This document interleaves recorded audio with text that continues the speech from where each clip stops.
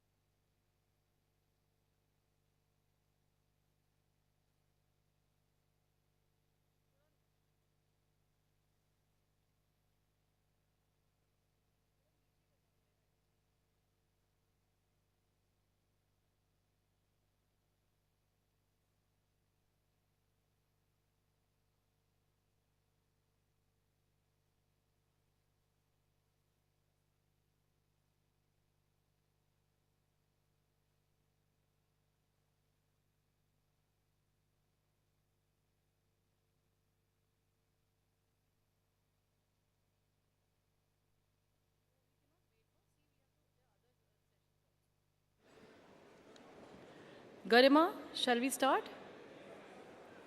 You have the moderator and the ready?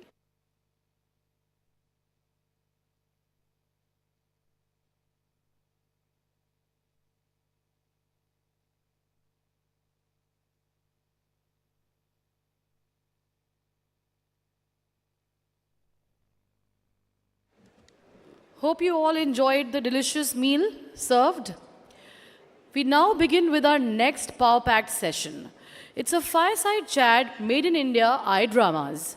Now we explore how Indian long form series are winning hearts and finding global audiences.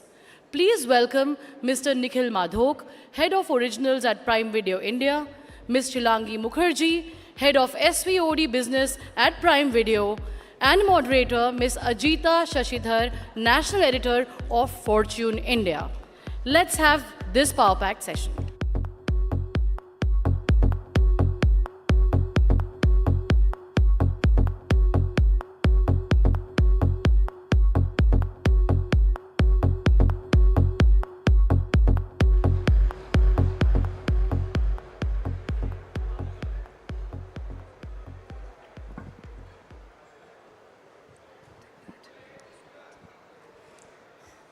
Good afternoon, everybody. I hope you had a lovely lunch, and I hope we can make this session interesting enough for you to stay awake. So here we go. So we're talking about Indian content resonating globally. And finally, we are seeing a lot of Indian content resonating, especially the iDramas resonating globally. And this is not just the diaspora audience, but also beyond that. So let's find out from Nikhil and Shilangi as to how they're making this happen in India. And how have the sensibilities changed when it comes to content making that would kind of resonate with the global audience? That is exactly what we are trying to find out today. Thank you, Nikhil. Thank you, Shilangi. Thank you. So it'll be interesting to hear from you because, I mean, I was just kind of doing a bit of research before I came here. In fact, a lot of your content has been making it to the top charts of Amazon Prime Video week after week. And many of them, like Be It a Family Man or Mirzapur, they have been, you've been doing multiple seasons. So if you could just take us through as to how different, how have the sensibilities of content making changed over the years? Do you actually think about content which would resonate to the global audience when you start making the content? Firstly, thank you for having us here, and good afternoon, everybody. So when we started about 9 years ago in the country, at that point in time, we were very clear that if we are making a subscription-worthy business for premium audiences, we want to create, cinematic, nuanced, and high-quality local content. And that's, at that time, it was a complete white space for us because long-form series telling was a space which was extremely new to the country. So we had to start the whole initiative ground up, including identifying makers, identifying writers, training them on how to write for long-form series. And the journey actually began with fairly experienced filmmakers who were taking their first steps into streaming. And this was this new exciting format, the ability to take stories, globally, experiment with different types of storytelling.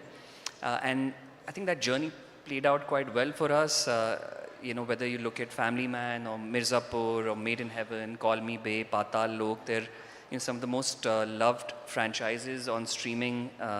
We've been fortunate to be the home for those. I think over a period of time, what's happened is because these franchises have become quite successful, almost 60% of all our originals have gone into a new season, which is a very, very healthy success rate. Now, to answer your question more directly in terms of what's changed now, is we are seeing a fresh bunch of new voices, new talent with whom we are beginning this journey again. So a lot of the experienced makers have done this once or twice and they've learned the art of storytelling on streaming, but now we're getting new people to do that.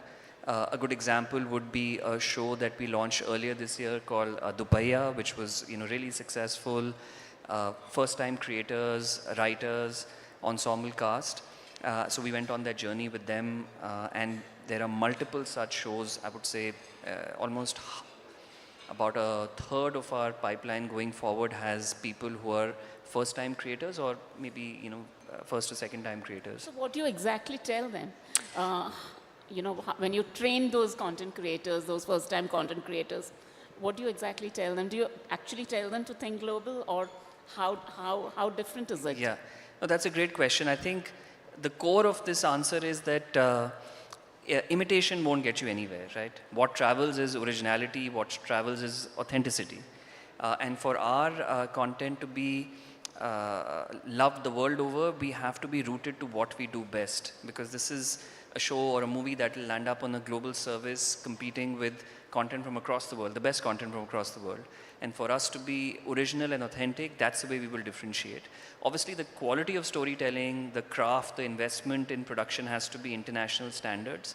But that rooted authenticity is extremely important. So we actively tell them to write for local, be as authentic to the world that they're creating, the characters that they're creating. And those characters, when they set up in the global world, look very different from anything else. Obviously, the emotions are universal, but the world that you're seeing as a consumer in any part of the world is what makes it distinctive.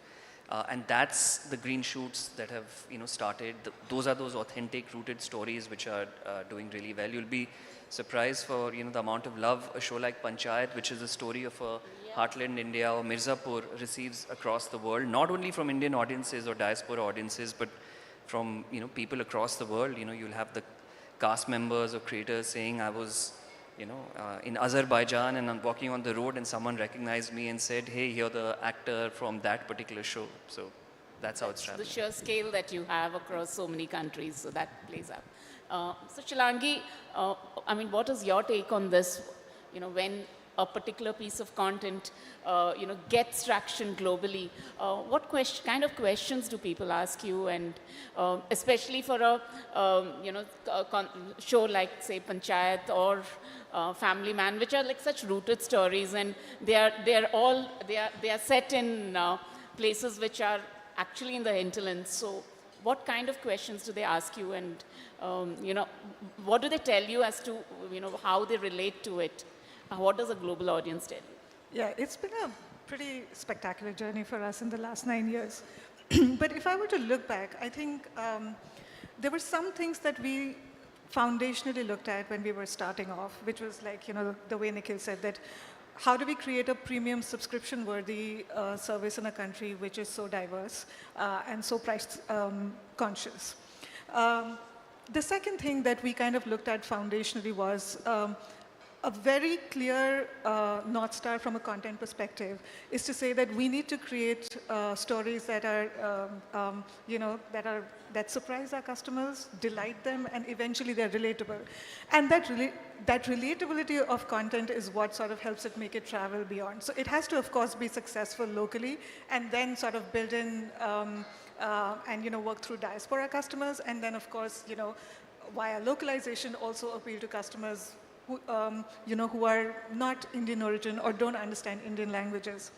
And the third thing we looked at was that a very clear understanding of course, India is diverse, but what makes it so diverse?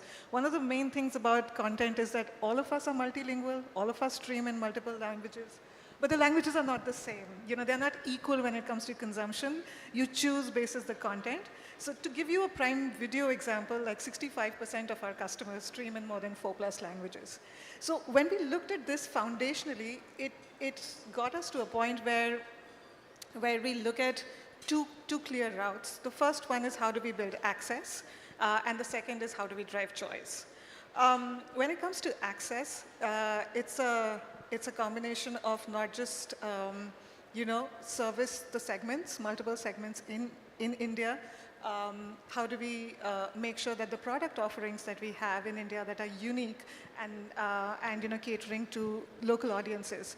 So Prime, as you know, globally is one Prime service, and Prime is a multi-benefit program. But in India, we have Prime Lite, which is a two benefit service where the video benefit is differentiated on grounds like the choice of devices, the quality of content, and such things. So some of these access led to India First Innovation. Prime Lite launched in India, Prime Video Shopping Edition launched in India, and all of these are now global India First Innovation that we are able to sort of export out. It's available, these product offerings are available globally, and that drives access. The other thing when it comes to sort of choice is that the Indian slate is pretty much the biggest slate outside of the US. So the content that we create, just the sheer quantum of content that we create is massive, and it's across languages. But then we sort of ground that on Amazon's principles of selection, convenience, and with selection comes the SWOT service, which Nikhil spoke about, and then over time we've been able to sort of ensure that we work with the ecosystem, we bring in our partners. The only way for the streaming industry to grow is to be inclusive, and this is something that we picked up early on. So we have 25+ channel subscribers, partners on the service. Our international partners are Apple TV Plus and Discovery Plus and BBC Player. And regionally, we have Hoichoi and Namaflix, Manorama Max, Chopal. So it's a very wide array of selection that we bring to our customers. And then we have the movie rentals business, where again we have the broadest and the biggest rental library. All of this put together What it does for us is that today 99% of pin codes stream Prime Video content across all of these businesses. 25% of our streamers in the last 1 year are absolutely new. And India continues to be one of the most popular sort of Prime Video locales. And our Prime customers stream the most globally. We're the top 3 most streamed. This sort of lends itself to a lot of talkability, a lot of chatter. And when our content travels outside India, like just to give you an example, last year, for straight 52 weeks, our titles stranded in the top 10. And this year, like Nikhil spoke of, from Patalok, we started the year with the season 2 of Patalok, to the success that we've seen with Dupaiya, Traitors, and now the chat show that we've launched. We've had a really fun year. We're not just the home of franchises that have run into multiple seasons, but what really energizes us that our newer IPs are now sort of, picking up steam. Whether it's Call Me Bae, we're in season 2 of development, or Dahar, or Traitors, or Dupaiya. It's been quite fantastic to see this content being successful locally and internationally. Nikhil, I would now come to you. So in India, you've recently started releasing films in theaters and then taking it to streaming. And if I'm not mistaken, that is a strategy you plan to take forward. We're going to see more films getting released in theaters and then on streaming. And I'm sure you'll be doing, you told me that you have released some of your films in theaters globally also. So does this theatrical plus streaming model really help the cause of making content a global phenomena? Yeah, so, while our core business is streaming, we really believe in the theatrical window. And depending on the kind of movie that we're producing, we take a joint call with our creators in terms of, hey, this is a movie we feel can go to theaters first because this is a community experience. And this is the kind of movie that we would like to release on streaming first. It's a collaborative joint call that we make. We've started this about 8-9 months ago, and one of the biggest pieces of feedback we've received from the creative fraternity is that at a time when there is a lot of uncertainty with respect to the box office, a lot of scripts which are very high quality, makers whose scripts and movies have been languishing because of lack of initiative to get them produced. They're finding this model extremely exciting because we're going there and backing them and saying, if you're a passionate maker and have a great story, then we are willing to partner with you and make sure that this movie gets made, whether it is for theatrical or for streaming. So I think that part has landed really well. The second part is that for these movies to when they release on Prime Video, to be released in more than 200 countries and territories worldwide on the same day ensures, fantastic global access and reach. And then typically what you'll see is, movie releases on a Friday on our service, and on Sunday or on Monday, somebody from the team, whether it's an actor or a writer or a director, will make this phone call and say, I haven't experienced this moment before in my life. This is just fantastic. And I think that joy that you receive, that from the creators who've put in their blood, sweat and toil, that makes it really worthwhile. That's actually the global moment for them on streaming, even more than theatrical. But in India, in particular, we've already released a few, and starting next year, between 3 to 4 movies, we intend to take to theaters first. A bunch of them are already under production. It's actually an initiative that internally at Prime Video we're very excited about. We speak about it sort of every day. And the response from the creative fraternity has been really, really heartwarming on this one. So 2 things I would like to hear from you is, you released Superboys of Malegaon, right? Have I got the name right? Right. Both in theaters in India and globally. That's right. So, is there anything that you would like to share with us when it comes to, what were the learnings, what was the experience? Sure. In fact, Superboys of Malegaon went to a lot of theaters as well. It was in the gala night at Toronto.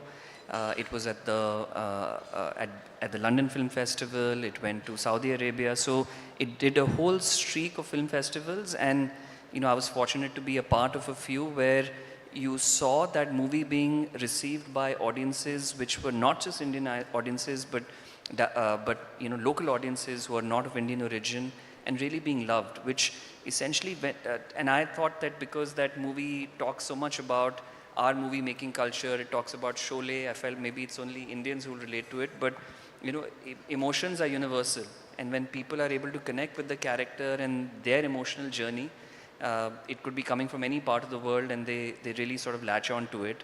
So I've seen people crying after those releases, standing ovations. So if you make a movie which you're passionate about from your heart, which is high quality craft, and you put your heart and soul in it, I think audiences across the world will embrace it. And we also do a lot from Prime Video side, as Shilangi said, to make sure these movies are accessible, whether it is subtitling in more than 15 languages, dubbing in multiple languages, to make sure people across the world get access. And similarly within India, because India is such a under-screened market when it comes to theatre screens, originally movies which were produced in a particular state used to get limited to that particular state only. But over a period of time, what we today call the pan-India movement, streaming, and Amazon in particular, Prime Video, has played such a crucial role in making sure that those movies are available to audiences across the country in a language that they can understand and access. And that's what has improved the blast radius for all these movies coming, which we've seen in the last few years. So it's both the moment happening locally and globally for these movies. So when you decide on a film, you won't be releasing all films on theater, right? It will be a mix of theater and streaming, and some of them would only be streaming, right? That's right.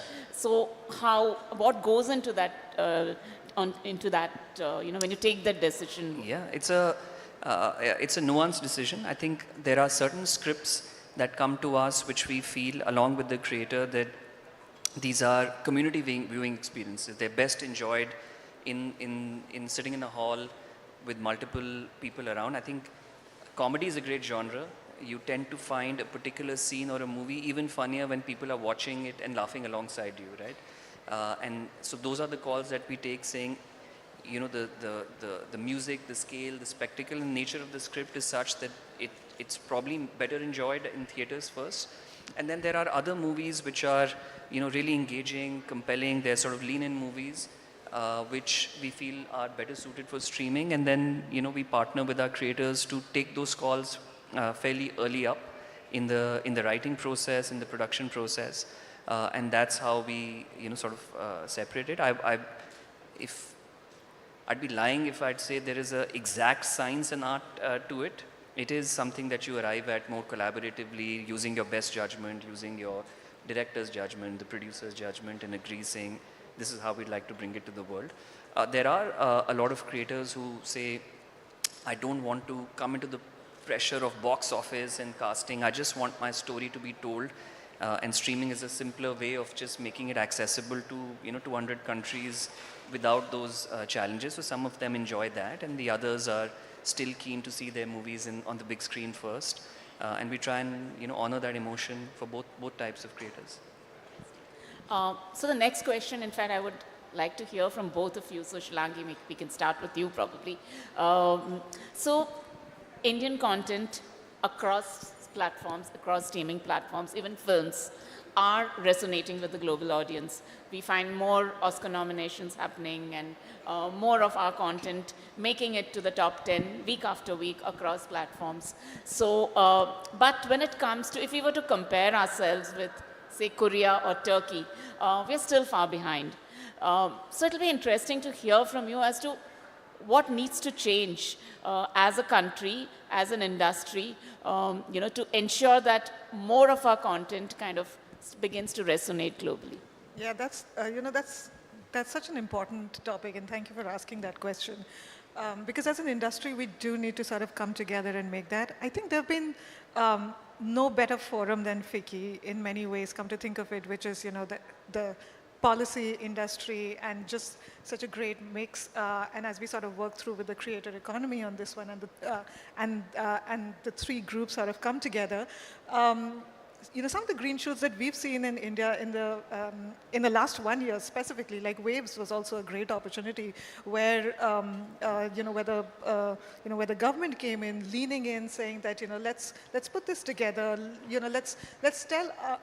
We're known for the best storytelling, but we've probably not done a great job of taking this as meaningfully as we'd like it to. To Nikhil's point about access and reach. I mean, historically, it was always about theatricals, but they're underscreened globally. So how do you make your content travel? So some of the things that have worked for us and something that we want to sort of work together as an industry is that localization of content, and doing that very, very intentionally, which is day and date, and not an afterthought, that we'll first make content in the original language and then we'll see if we can sort of dub and sub it in other languages. From the get-go, we sort of invest and go all in to say that we'll do day and date localization and release in 200 plus territories for Prime Video. That's probably one big reason why our content has traveled so much and why we've seen it get so much traction. The other thing that is working for us from an Asia perspective is that we also look at how Korean content is traveling in India, and how do we make sure that we localize it in Indian languages. So again, day and date localization of our Korean content in English and Hindi.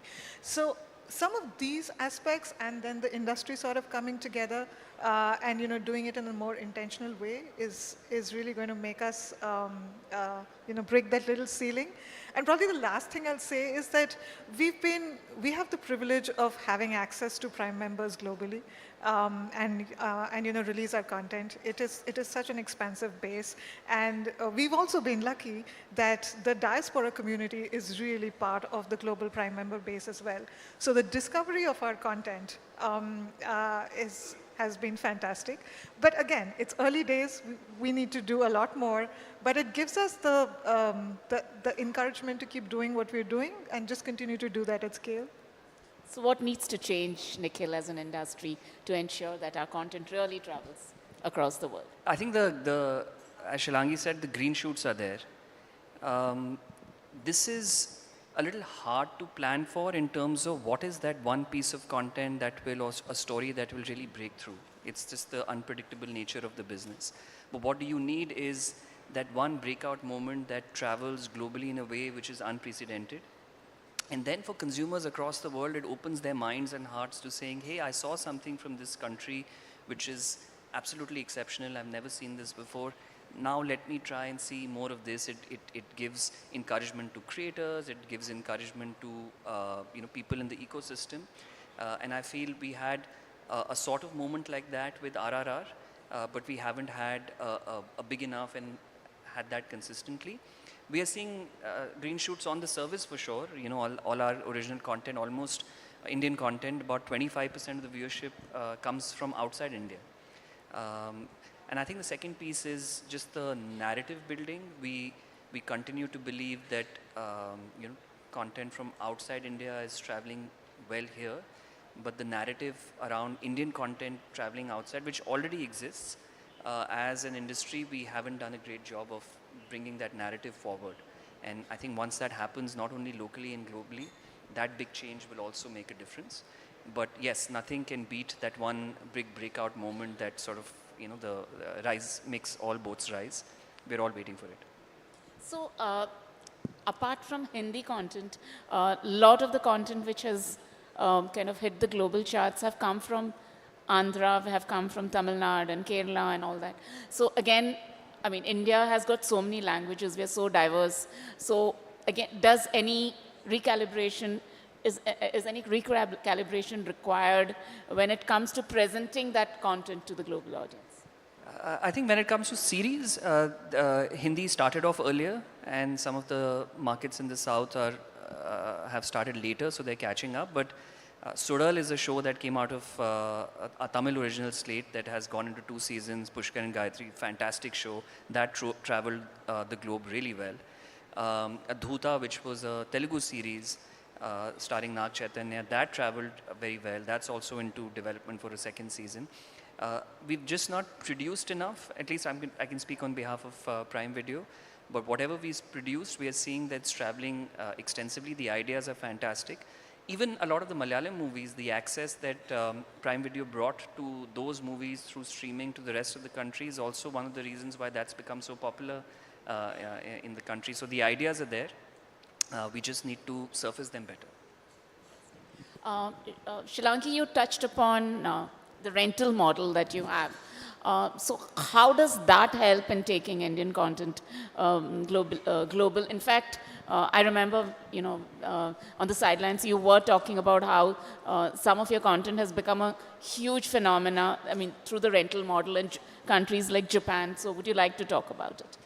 Yeah, there I think it works both ways. I think we first, because it's more of a category creation in India, I think the first one is that India as a country, we've benefited from our global catalog that we've been able to unlock for Indian audiences via movie rentals.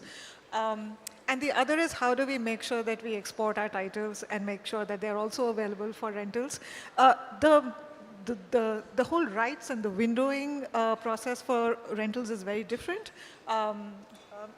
Unlike the SWOT business, where we sort of typically we acquire global rights. Rentals is not always like that. So it's more of an import rather than than an export.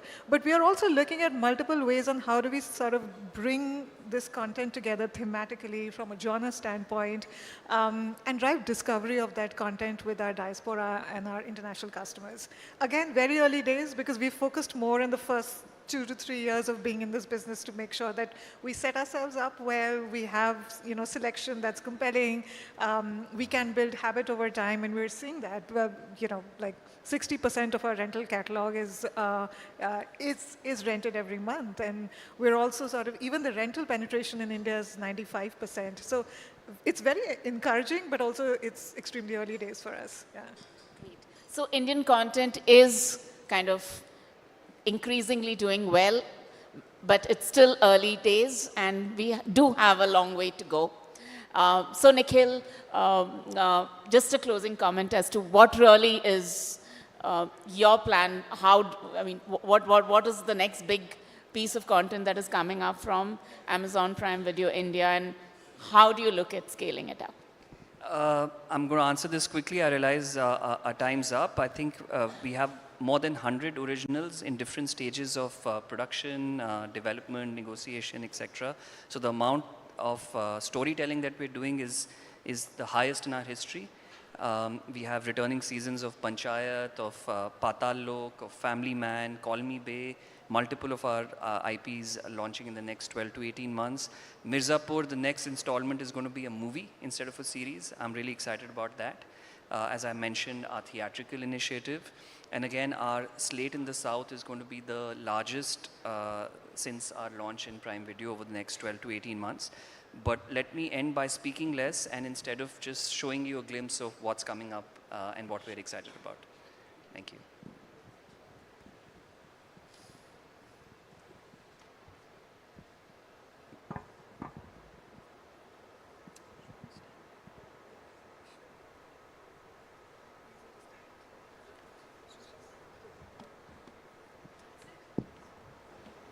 A heartfelt thank you to Mr. Nikhil Madhok, Ms. Shilangi Mukherjee, and our moderator, Ms. Ajita Shashidhar, for an insightful and inspiring session.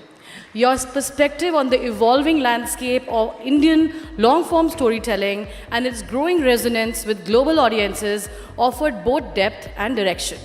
It was a privilege to hear about the vision and strategy driving India's creative excellence on the world stage. Thank you for sharing your time, expertise, and passion with us. Thank you.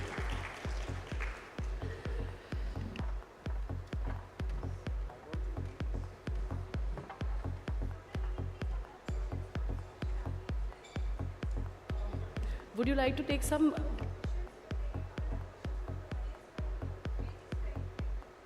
So there is a small AV also, which will be played by Amazon. It's a sizzle on their latest.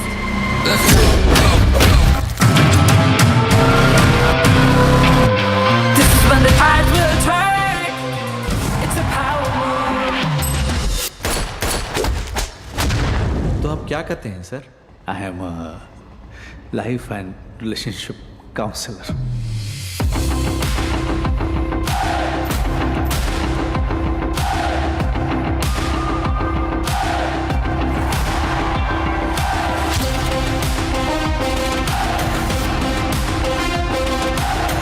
When the tides will turn, it's a power move. Ain't no way out once you're in. Let me break it down, laying it out. There's a plan, get you on the round. Nothing gonna deter us. Pulling new letters, we're turning those tides and we turning time forever, yeah. फौजी तैयार आ रहे हैं.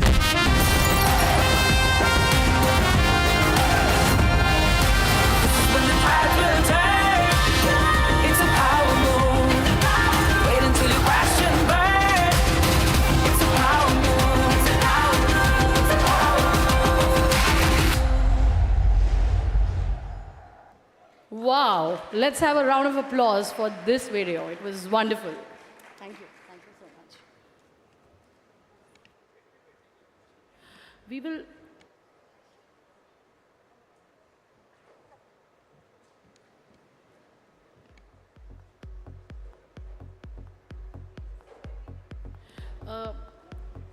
We have a MOU signing very soon. We are waiting for Secretary INB to come in.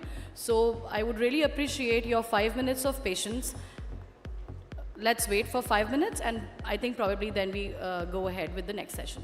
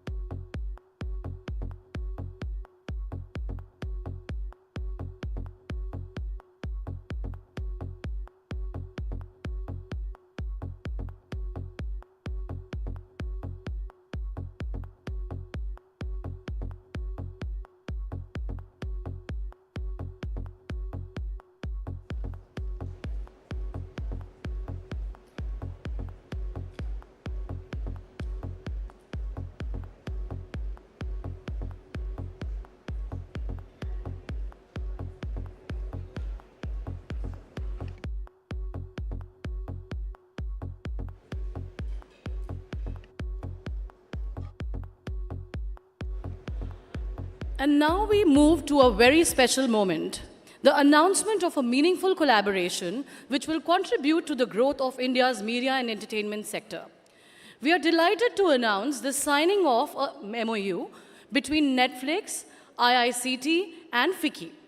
This MOU aims to support and strengthen India's animation visual effects, gaming, comics, and extended reality space, unlocking new opportunities for innovation, collaboration, and global leadership.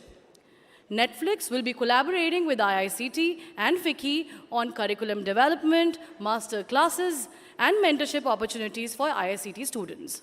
Netflix Fund for Creative Equity to offer scholarships to IICT students. May I please request the esteemed representatives from Netflix, Ficci, and IICT to join us on the stage for the MOU. No? Okay. So let's have Mr. Ankit Gokani, Director, Production, Content, Netflix India, Ms. Mahima Kaul, Director, Global Affairs, Netflix India, Dr. Vishwas Dioskar, CEO, IICT, Mr. Munjal Shroff, Chair, Ficci AVGZ XR Forum. Let's have a big round of applause as we have witnessed this important partnership take shape.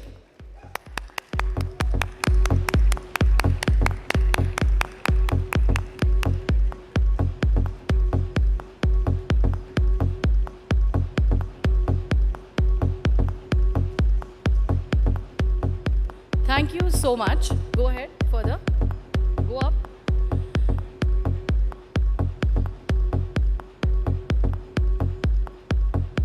Thank you to all the three organizations for this forward-looking collaboration. We look forward to seeing the impact of this MOU unfold across the creative and digital industries.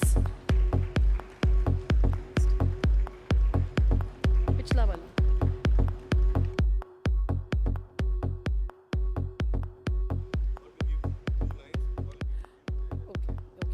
We shall have here Mahima Kaul here to say a few lines about this momentous occasion. Let's welcome with a round of applause. Out of syllabus, as they say, I want to say on behalf of Netflix that this is a really, really important partnership for us. We are so proud as Netflix to be participating in the growth of the media and entertainment industry in India, partnering with the institution which is so forward-looking, like the IICT, and to be able to leverage our expertise to help grow the curriculum, to help give access to more students, to participate in these courses, and to learn ourselves, because that's the most important thing. We have to keep growing as well along with you. So thank you so much for this opportunity. Thanks. Munjal, sir, please 2 lines of your wisdom, if we can have here. Yeah. First and foremost, huge thanks to Netflix, for supporting this wonderful initiative of IICT. IICT has been a dream of ours. It was championed by Ficci almost 20 years back. So now to see its fruition happening, and eventually the campus will be at the Film City campus in 10 acres of land. But I think more important than the infrastructure is these partnerships, because I think they really make it all possible. They make IICT that much more relevant, and allowing industry and academia to participate and contribute to the growth of the students and the young creators. So with that, thank you so much. It's been really, really a great dream coming together. Thanks. Vishwas? I would like to request Dr. Vishwas Dioskar, CEO, Indian Institute of Creative Technologies, to speak a few words. Thank you so much. Now, for a professor to speak of 2 lines is not possible. There's no possibility. But I'll keep myself absolutely clear. It's been a dream of Ficci, yes. Munjal is one of the guys who dreamt of it. And then we came in on the 24th of March this year. We came in here to set it up I joined as a CEO, and I have my colleague Ninad, who joined as a COO on the same day, 24th of March. 5 months. Equipment is through, building is ready, classrooms are on, and classes are on right now. That was a push from Jaju sir and push from the Minister INB, which really made us move very, very fast. But we want to take steps very cautiously now, and hence Netflix. Netflix is a great partner. I'm really happy today because the power, like what Munjal said, the power of the institution comes up with the alignment with the industry. This is an industry which needs an IIT for AVGCXR, and this is an IIT for AVGCXR. Once we build it up properly, in the 10-acre campus which we are talking about, it may be about a year and a half from now. But as of today, the temporary campus is open. It's there. Please come, visit. I come from a typical IIM background kind of a thinking where I would say that I want the labs, the edit labs, the theater, and the immersive lab open 24 hours. So please come, send your guys to come and work there. We have the best of equipment. Come, check it out for yourself. To see is to believe. Just come over. Thank you very much.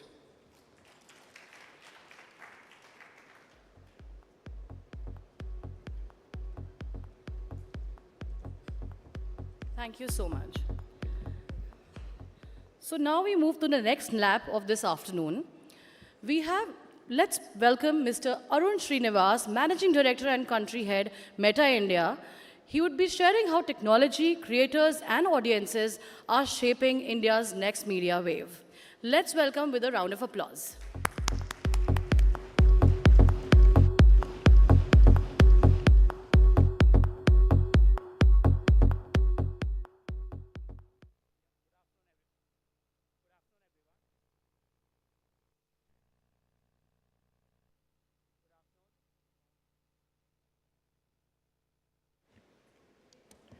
Yeah, can you hear me now? Yeah, awesome.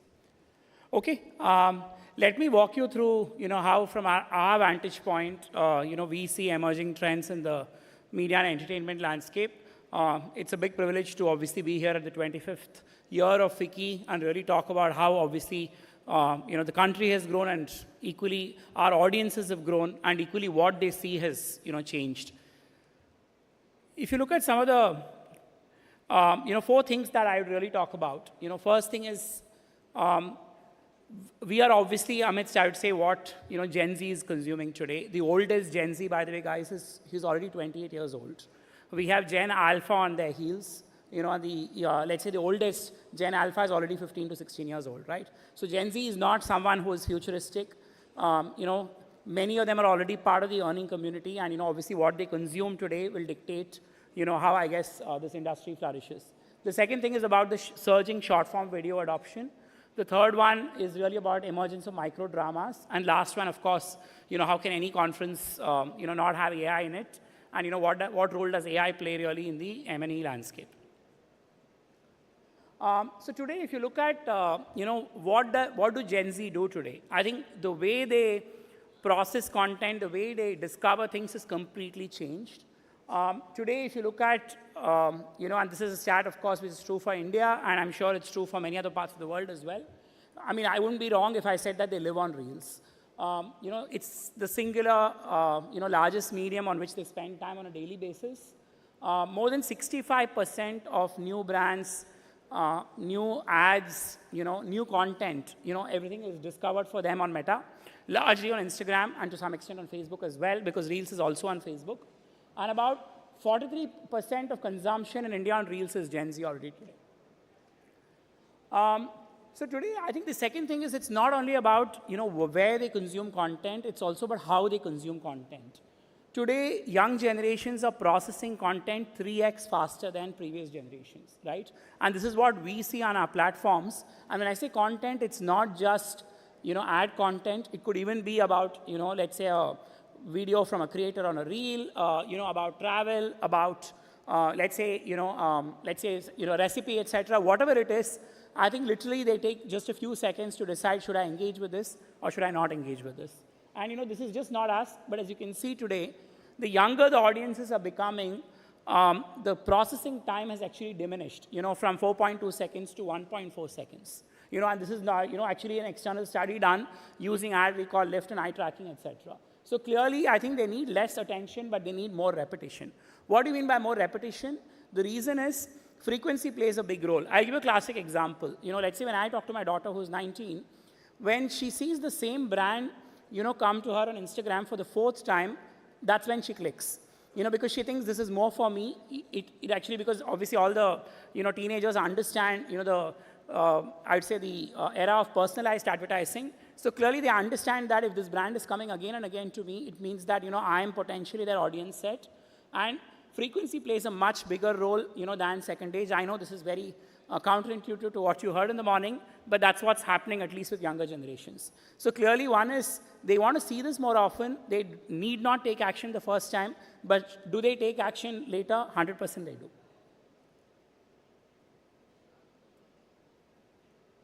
So today, the other thing which is happening is it's not only about the content, it's not about processing time, it's also the fact that we truly live in a multimedia world.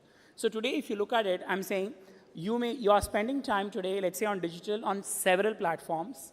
Then you obviously may, drive past and you might see some hoardings. You might obviously browse, the internet for news and stuff. So you are actually, the user actually is seeing content everywhere. So the idea is little pieces of content or little pieces of information actually staggered over several platforms clearly form an impression. So in some sense, it's a non-linear style, which they're used to. And equally micro moments, as I said, basis when you're free or, who talks to you when. So for example, if you're, let's say you're browsing between, let's say 7 and 10, for all you know, you should get a recipe or something to cook, it might be very timely. So how do you really find a way to really weave these micro moments together, as content so that you get more and more engagement? So the other one is today, if you look at where short-form video in the country is, this was a study done by Ipsos recently in April. 97% of Indians today watch short-form video daily, compared to 83% who watch television daily. The number of users on television is actually declining month on month. And we know this. It's no longer true that it's only an urban phenomenon of people in this room in Bombay, Delhi, Bangalore. Today, a lot of the rural households have a second phone. Effectively, there are 3 devices in the house. There's a television and 2 phones. So you actually see a lot of individual consumption patterns happening in small-town India and rural India as well. So clearly, you can see as, linear TV's time spent declines, clearly that's where short form is really taking off. And today, if you look at also, where content is and in terms of how it's being consumed, so social media obviously accounts for bulk of where people discover most new content about, and it's the single largest, I would say, content platform available today, above television and OTT apps, or equally newspaper, online news, and radio. Clearly, as this country, of course, grows in affluence, all these channels also will grow. But I think social media obviously has, I would say, has penetrated far deeper, and it's no longer restricted really to, large urban cities or agglomerations. So today, if you look at some of the stats now very specifically to Reels, which is obviously India's #1 short-form video platform, more than 4.5 billion Reels are reshared globally every day, and this number used to be 2 billion a year ago and 1 billion 2 years ago. So, it's obviously doubling, almost every year. And so, therefore, people not only consume content, they also want to make sure they share it with their, friends, family, or followers. More than 50% of the time that is spent on Instagram is on Reels. India, of course, as you heard Sandhya speak earlier, leads the, globe in terms of both content creation on Reels, content consumption on Reels, and creators putting videos as well on Reels. So if you look at, like what I just alluded to earlier, it's no longer, metro city phenomenon, etc. So you can see some of the numbers, they're pretty staggering. There's more than 70% growth in terms of consumption in less than 10 lakh plus towns, more than 40% growth in NCCS BC, and more than 30% in a large base already on Gen Z. So Gen Z, whether they're urban or rural today, is 100% consuming Reels. And equally, I mean, this coincides clearly with, I guess, how people see linear TV at least. So one of the things we have worked very hard, especially with the media and entertainment industry, is to now figure out how you can actually use Reels to amplify, let's say, new content, new films, etc. So there are multiple, opportunities here. So right from a trailer drop, we've seen that, for example, using a vertical format, many films, have actually leveraged this to even get to a reach of 300 or 400 million people in the first couple of days. Build awareness, through creators and messaging, etc. And of course, AR experiences as well. And obviously, it's not just about building awareness, because I think we have an end-to-end solution. They're also able to engage, mediums like WhatsApp to actually ticket these, and send them reminders as well, through partnerships with some of the large, ticketing platforms. and actually then even measure, reviews, reactions, and content. So you actually have an end-to-end system which, many movies and many studios have already leveraged. I think it started with Fighter, year and a half ago, and I think many movies across, not just Bollywood, but also, let's say, South Indian productions, etc., have started leveraging this. And equally, as I mentioned, some of this also you can actually get what the views are and keep measuring them, as you move forward. The other big trend, moving on from Reels, the second big trend is emergence of micro dramas. And now this is definitely newer to India, not so new to India, but newer to India, because obviously it originated in China first. What are micro dramas? These are typically 1 to 5 minute episode long, with entire shows which run into 50 to 100 episodes. And we see a lot of micro dramas emerging on Reels. A lot of Indian startups have actually started getting rights for Korean and Chinese shows, etc., and Japanese shows, and dubbing them in vernacular languages here. And clearly is meant for the mobile-first world. This is actually now completely taking over how content was consumed earlier. Think of the serials that we had on television, which were 25 to 30 minutes long. This is what's really like, let's say, a trend for the future. This started in China, as I mentioned, and you can see the staggering revenues, right? So in RMB, they've grown almost, close to 15 times between just, 4 million RMB to about 48, and, it's projected to get to more than 100. So clearly, that's what's happening in the Chinese market. And more importantly, India is expected to be a $10 billion short-form drama market by 2030. And a lot of the audiences are coming in from Tier 2 and Tier 3 cities. So whether you look at, see the growth in this chart itself, you're clearly seeing within 6 months, how short-form drama or micro dramas have really taken over, even large players here in terms of monthly watch hours, on platforms like ours. So clearly, if you look at it, there are more than 50 million downloads in the last 12 months. More than 50% of the revenue is coming from repeat users. And you have a host of homegrown players, right from Pocket and Cuckoo, or Elo, Pratilipi, etc., or equally even Amazon's MX Player and ZFi now slowly getting into the space. So clearly, we see this as a big trend, which is how, I guess, content will get consumed. Because, if you just marry this back to all the stats I showed you earlier, you're dealing with a generation whose processing time is very quick, who doesn't have patience, I would say, for long-form content in some sense. And therefore, clearly this, really is, ripe for the taking in terms of their appetite and, what they consume. The other thing which is also changing, in terms of content itself is AI. So today, as you know, Meta AI is available, as a button on everyone's Instagram and WhatsApp. India is actually one of the largest markets where this is used on a daily basis. And people actually are not just asking questions about weather and temperature. You saw, in fact, again in the deck, for those of you in the morning, it even generated a quote, about really, and, with a visual, in terms of what a caption, what it can do. So clearly, we are seeing a lot more content, and this space will only get richer with lots more video and imaginary content coming to life. So we see a lot of AI creators, AI, content, which could potentially emerge in this space as well. And clearly, if you look at it, I'm saying, it started with text. It's already in video. We see a lot of course, advertisers using it already. So globally, over 4 million advertisers used, completely generative AI creatives last quarter. And they actually got a higher ROI than human-created creatives. And these were both text and video. They generated close to 15 million pieces of ad content. And so that's a very large sample when you look at it, and they got more than double-digit better returns than human-created creatives. So clearly, I think this space will emerge with more and more technology, and with the next set of devices, etc., coming in, in terms of glasses and stuff, this will only get more and more immersive. So if you look at where we are on AI, I think, as I mentioned, one is, of course, AI in terms of generating, ads, etc. AI is also used in terms of serving ads, like I mentioned, in terms of the right audiences, the right assets going to the right people. And we've seen whether it's engagement time or return on advertising, each of this has improved with, the advent of AI. And Meta is obviously committed. We've invested over $64 billion over the last, in just last year, and more than hundreds of billions of dollars over the last 4 years, clearly in building up the AI engine. And today we have more than 1 billion people actually using Meta AI. And our vision, outside of superintelligence is to really, one is to give superintelligence to everybody, but more importantly in the short run, to really make sure Meta AI is the world's most used personal assistant for every citizen on this planet. The other thing I think, we believe that, is very key to how content evolves in the media landscape is creators. India, as I mentioned, is home to the largest ecosystem of creators. And we have a host of tools in terms of really making sure creators are able to put out their content there.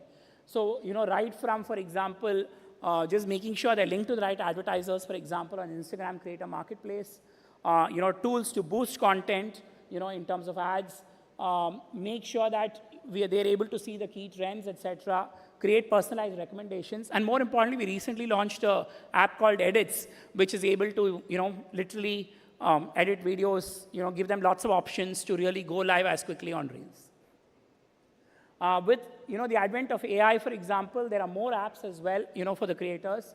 So whether it's Vibes, whether it's research, creativity, writing, etc. So there are a lot more capabilities, that will get unleashed for creators and equally for people who are interested in really exploring early onset of AI. So with this, I think these are some of the trends that we clearly see. So whether it's the large audience of Gen Z that we have in this country and what they're consuming in terms of attention span and content. The second one is the overall short-form video taking over literally long-form content and linear TV. The third one is really about AI, and what it can do. And, last but not least is, of course, the whole micro-drama phenomenon. So with all of this, I think let's build the future of connection together. Before I go, I want you all to see a glimpse of what the future looks like, which was a recent launch of Ray-Ban Meta glasses with a display, which in some sense replaces the phone. So can I have that video, please?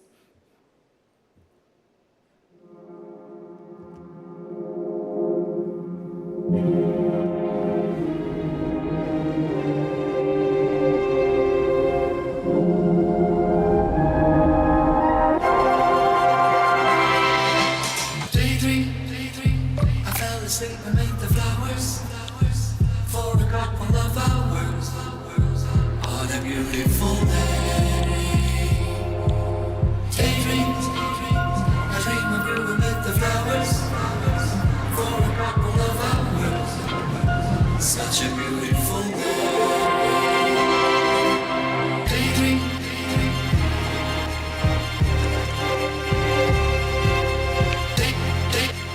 I fell asleep amid the flowers for a couple of hours on a beautiful day. Thank you.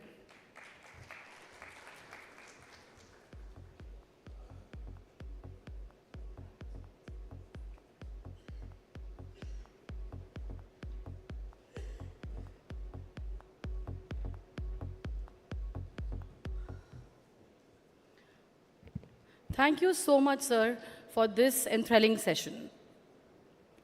We now move on to the next session of the day, the AI-powered media revolution. This session dives into how AI is reshaping creativity, production, and viewer engagement across platforms. Our moderator for this session is Ms. Abira Dhar, driving the future of media innovation. Ms. Shweta Bajpai, Group Director at Meta India, who brings insights on personalized content experiences and monetization. Mr. Bharat Ram, Chief Product Officer at JioStar, who will share how AI is powering new interactive formats at scale. And Mr. Siddharth Shekhar, Head of Industry Tech, Media and Telecom at Google India, offering a perspective on responsible AI discovery and measurement. Please join me in welcoming Abira and our distinguished panel on the stage.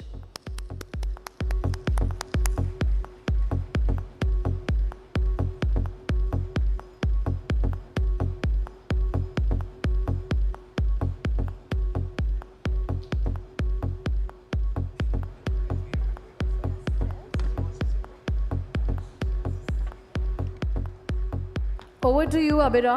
Thank you.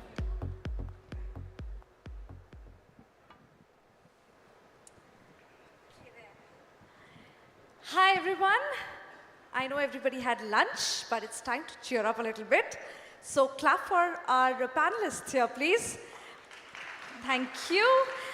I have to say I'm a little intimidated by you guys because these are the people who are running my life, literally on social media. Because social media knows how my mood is every day, thanks to you guys. But let's start with this. Okay, so we are here to talk about AI. We know how AI is ruling our life. But Siddharth, let's start with you. I don't want to waste any time here. You know, India speaks so many languages. Sometimes 2 languages in 1 sentence. We call it English, yes. So tell me, how is Google using that linguistic diversity, to train AI, and that can be used globally? Yeah, so I'll start by, I think, saying that Google's always been India first when it comes to launching its products. And from creating for non-buffering phones back in the day on YouTube to launching YouTube Shorts as the first in India as a test product, to now, last month we announced Google AI Mode in Hindi that was launched. And so what it does is, when we build for India, we're able to sort of take everything globally as well. And a lot of those learnings are coming into India as well, which is going in the AI models as well. So for example, I'll say, and this is something that we use internally to explain the complexity of Indian languages, because Indian languages, like you said, somewhere define our culture as well.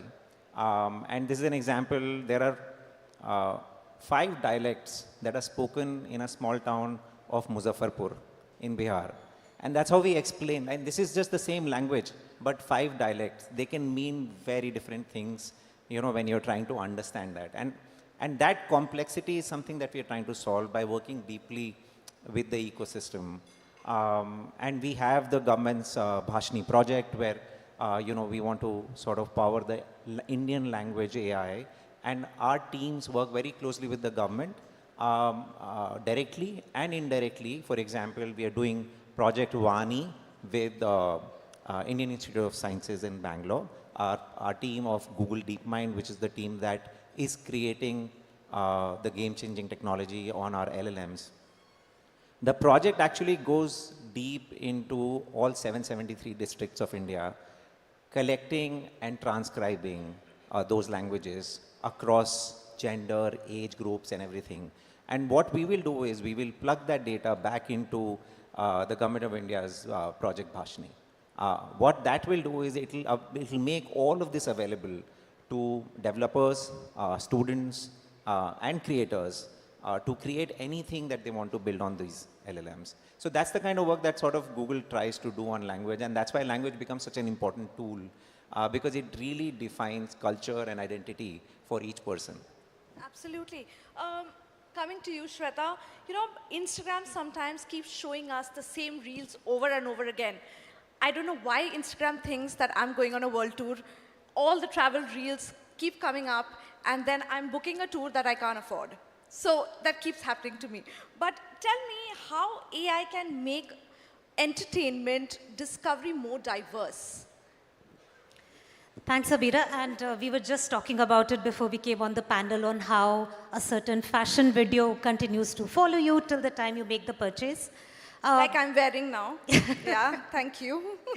So to your point, right, I think as individuals, we all have certain stated preferences, and then we have certain non-stated or unconscious preferences. Many times our stated preferences show up in people we follow, the content we like, the content we share. Sometimes our non-stated preferences is what is shared with us, or a reel where I actually stay on for more than a few seconds. So that's non-stated preference. Wow. The AI on the platform, and you already heard from Arun on how powerful it is, and it's already showing up in the amount of time people spend on our platform. I think the sharpness of the AI is it knows you extremely well as an individual, both in terms of stated as well as non-stated preference. So when it comes to discovery of entertainment, yes, you will be shown the last sixer Virat Kohli hit because you follow Virat Kohli. But at the same point in time, the system is smart enough to predict that you might also have a love for Shubman Gill, or you might also have a love for Smriti Mandhana, and start showing you those reels. And therefore, you start figuring out, maybe you have a preference that can go in and join the dots to what you will watch next. In terms of pure entertainment, right, and here I'll come to OTTs like JioStar, where there is a long tail of content that's sitting on the platform. So you have big titles. So for example, Big Boss, which let's say is top of the eyeballs, but you also have a long tail, right? Things that are more niche and nuanced that are sitting on the platform too. So for example, you can have a Sharp Objects, which is also sitting on JioStar, that probably appeals to a very small subsegment of audiences versus a Big Boss, which is very massy. Now, as a normal audience, I will be shown Big Boss, no special surprises there. It's a big release for the platform. But at the same point in time, through features like catalog ads, which is a hero feature that we have on the platform, it is able to figure out what your preference is as an individual audience and only show you that part of the catalog that best appeals to you. So for you who is far more urban, English speaking, far more, open to Western ideas, maybe a Sharp Objects will appeal far better than something like a Big Boss. So that is how entertainment discovery, through understanding personal preferences, can become more diverse rather than the same boring what everyone in India is watching at the same point in time. Which is a little scary because I feel Meta knows me better than I know myself. We pride ourselves on that. Okay, Bharat, coming to you, Jio has built a lot of its AI solutions here in India. Can you tell me, which means that actually you don't have to go out there sourcing for it from outside because everything is here in India.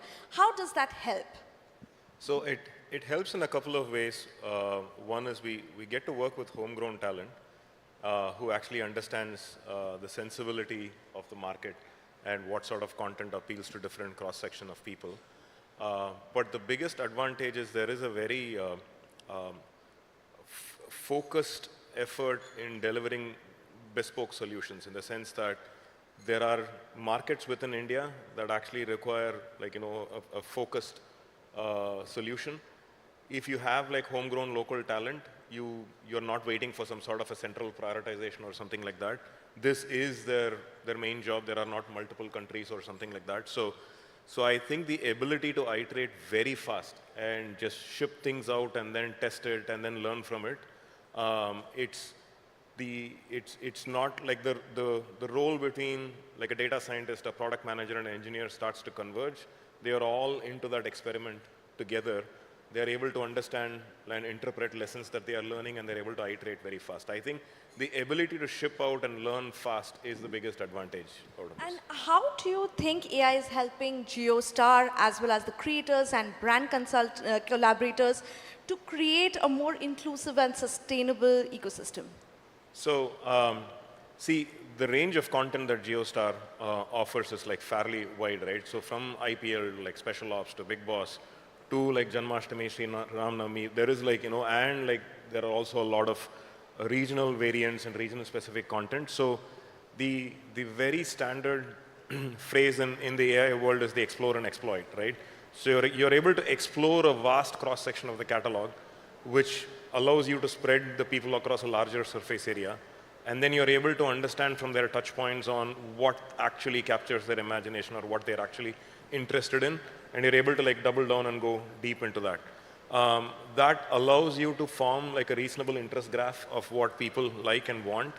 And when you marry that to what brands want, which is essentially, see, there are a lot of ways in which, if let's say you're a brand advertiser, you're just not throwing money off the wall and hope it sticks. You actually look for very key metrics, such as what was the brand recall, 20 days after they saw the ad and all those things. We're able to better predict if a person is interested in a particular brand and show them the right ad at the right time in a way that allows them a lot of attention time on the brand ad, which directly corresponds to they're able to recall the brand after a few days really well. And that's what advertisers care for and look for. Everything sounds like I'm in trouble because if my daughter is watching something and the chocolate ad comes out, that's it, I'm done. So yeah, everything sounds like I'm in trouble. But yeah, Shweta, let me tell you this. So this sari that I'm wearing, I bought it from Instagram, thanks to you. And then I went and bought Mosig's blouses, thanks to you. But here it is. This is from a very small brand in Kolkata that I got the sari from. That's what you guys are doing. You are getting these small businesses a platform to collaborate with people and get audience all over the country. But tell me this, you get them that one chance. After that, what happens? They go viral once, they connect once, and then what happens? How do you help them later? Yeah, so firstly, beautiful sari. So I should compliment you on your choice. And stepping back, what you said is absolutely right. We believe our platforms serve a very important purpose because they're almost the equalizer in terms of giving screen space to a small entrepreneur, a small creator. You don't really need a big investment to get started. You don't need a huge hoarding. You don't need to buy a big TV slot. You can actually go in and create your small shop on Instagram, start interacting with people on messaging, and that's it. Your business is set up. Having said that, I think the point you raise is absolutely right, and I'll borrow from what Bharat said because he was also speaking about value to the advertiser. So according to us, for an entrepreneur, when it comes to building a long-term sustainable business, it's primarily three things that play a role. If I'm building my business on a platform, is the platform sticky? Is it a platform where people will come time and again to come and consume my services? The second thing is brand love. So going away from that one viral post, can I actually create consistent brand love for my followers as well as people who might be interested in my product? And the third is transparency on metrics, which is super important. If I'm putting 100 rupees out there, am I just generating likes and shares, or am I actually delivering value, right? So that I can see my business graph moving. And I think for us, those three questions are tackled very differently. So the first one, the platform stickiness, it'll really surprise you, but on Instagram, 50% of the content that you see, more than 50%, is actually AI recommended. It's not just people you follow, but exactly the point I made in the earlier question. It's making a graph of what your stated or non-stated needs or preferences are and showing you content that you might like. Not always that the content you likely to follow. So basically, we cannot escape AI. It's just in our life. You cannot. And beautifully, what also happens, Abira, is this also creates platform stickiness. Time spent on Instagram and Facebook has actually gone up by 7% and 6% respectively in the last 6 months. And I'm talking from a very large base. So the fact that you are not seeing photos of your friends' cats and dogs only is creating more platform stickiness. The second point on brand love, one of the things that we believe is amazing about how our platform works is it really rewards creative diversity. Which means, let's say you're a creator, Abira, and let's say you're a sari creator, I'm just guessing. Thank you. Then there are multiple different ways you can showcase the same product. It can be a get ready with me, it can be a redux, it can also be a polling ad, it can be an interactive ad. You can also do an AR, VR, by the way, and you can also have a messaging communication where you get people to talk and ask you questions on the sari styles. The more diversity you create in your creator resume, and it's the same for a business, by the way, between feed, reels, messaging, the different surfaces they explore, the more likely they are to combat creative fatigue, the more likely their ads will deliver, and the better return on ad spend you will get. In fact, and this is a published study, advertisers have actually seen a 22% improvement in ROAS just on the back of this higher platform stickiness and battling creative fatigue. The last one is transparency in metrics, right? So putting money and actually knowing whether my index is moving. I think, again, one of the things that we believe is the biggest advantage digital or social has, and I think my panelists will agree, because if you put a rupee out there, you actually know where that money is getting spent. Is it getting spent on just balancing out CPMs, or is it actually being spent in going after the most valuable audience and getting them to buy your product or a service? Since we are in an M&E forum, I also wanted to talk about what movie studios or OTTs actually find very useful about social media. Is if, let's say, you're a small producer, you have a large library and you don't have a lot of money to spend, it's possible for you to create a digital catalog. And with very little money, you can actually get your ads to surface, which will only show contextual titles to people who might be interested in consuming it. So to your point, it's not one viral video. It's actually a combination of whether the platform has the stickiness, is able to create brand love, and is able to do all of that while keeping metrics very transparent for a creator or an entrepreneur. Just thinking about this, that if a brand is, of course, doing well, but they're fraud, then what happens? How do you all get to know how AI detects it? So there are two ways, Abira, that we are tackling it. All of the AI created posts, for example, are labeled as created by AI. You will already see it on Instagram. We also work on a report first kind of philosophy, which means if you're a user, and our benefit is we have very many users on our platform. So usually you will see a post that is offensive or it's not serving the right purpose, or let's say you click and you do not see the products as advertised on the Instagram post, most users will actually report it as spam. In fact, one of the issue that we deal with is many advertisers who have real products will come and complain that their competitor is actually talking about their websites being fake, because the amount of reporting we get on social media due to the time spent is actually very, very deep and active. So one of the things that we really depend upon is if there is reporting by the community, we take action almost immediately. We also have an ad review system internally. As I was saying, AI content gets tagged accordingly. So those are the two ways in which we are combating the deep fake issue. That's amazing. Okay, Siddharth, you know, you just spoke about how you guys are collaborating with the government and working.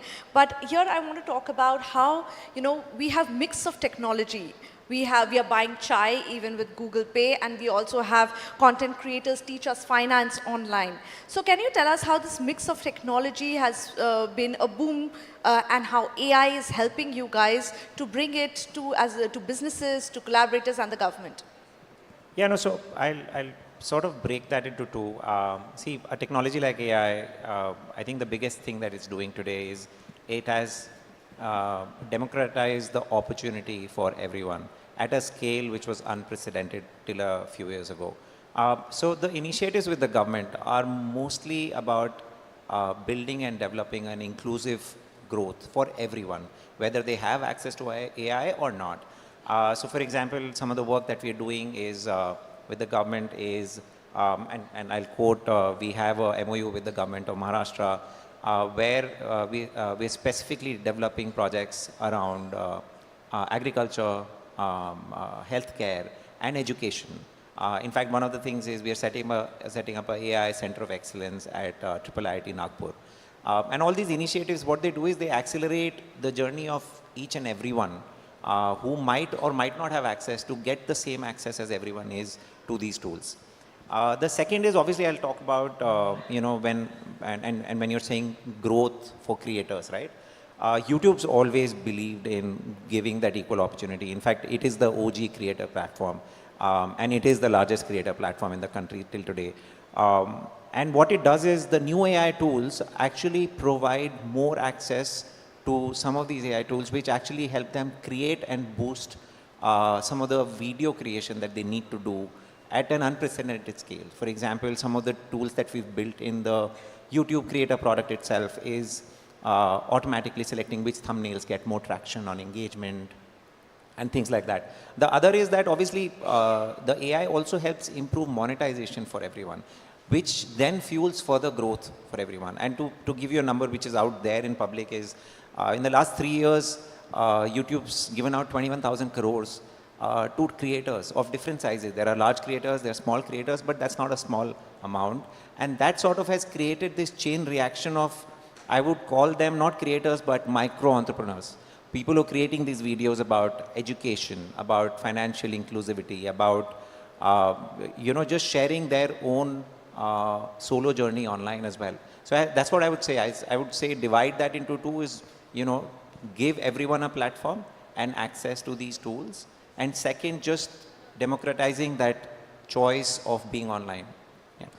Also, what are the biggest opportunities you see for AI in India, and what are the challenges that you have faced, you know? So from an opportunity point of view, I think the one we spoke, I'd say it's not a challenge, but language, I think, is the largest opportunity that we have, especially as you go across the country. There are so many languages, and if technology can solve for that, especially if AI can solve for that, I think that'll be a really big win, especially in a country that still browses. I think 65% of the country still browses in English or Hindi, right? So how do we sort of leverage that sort of as an opportunity? The second is supercharging India's core. And core, I would say, is one is obviously there is financial inclusion.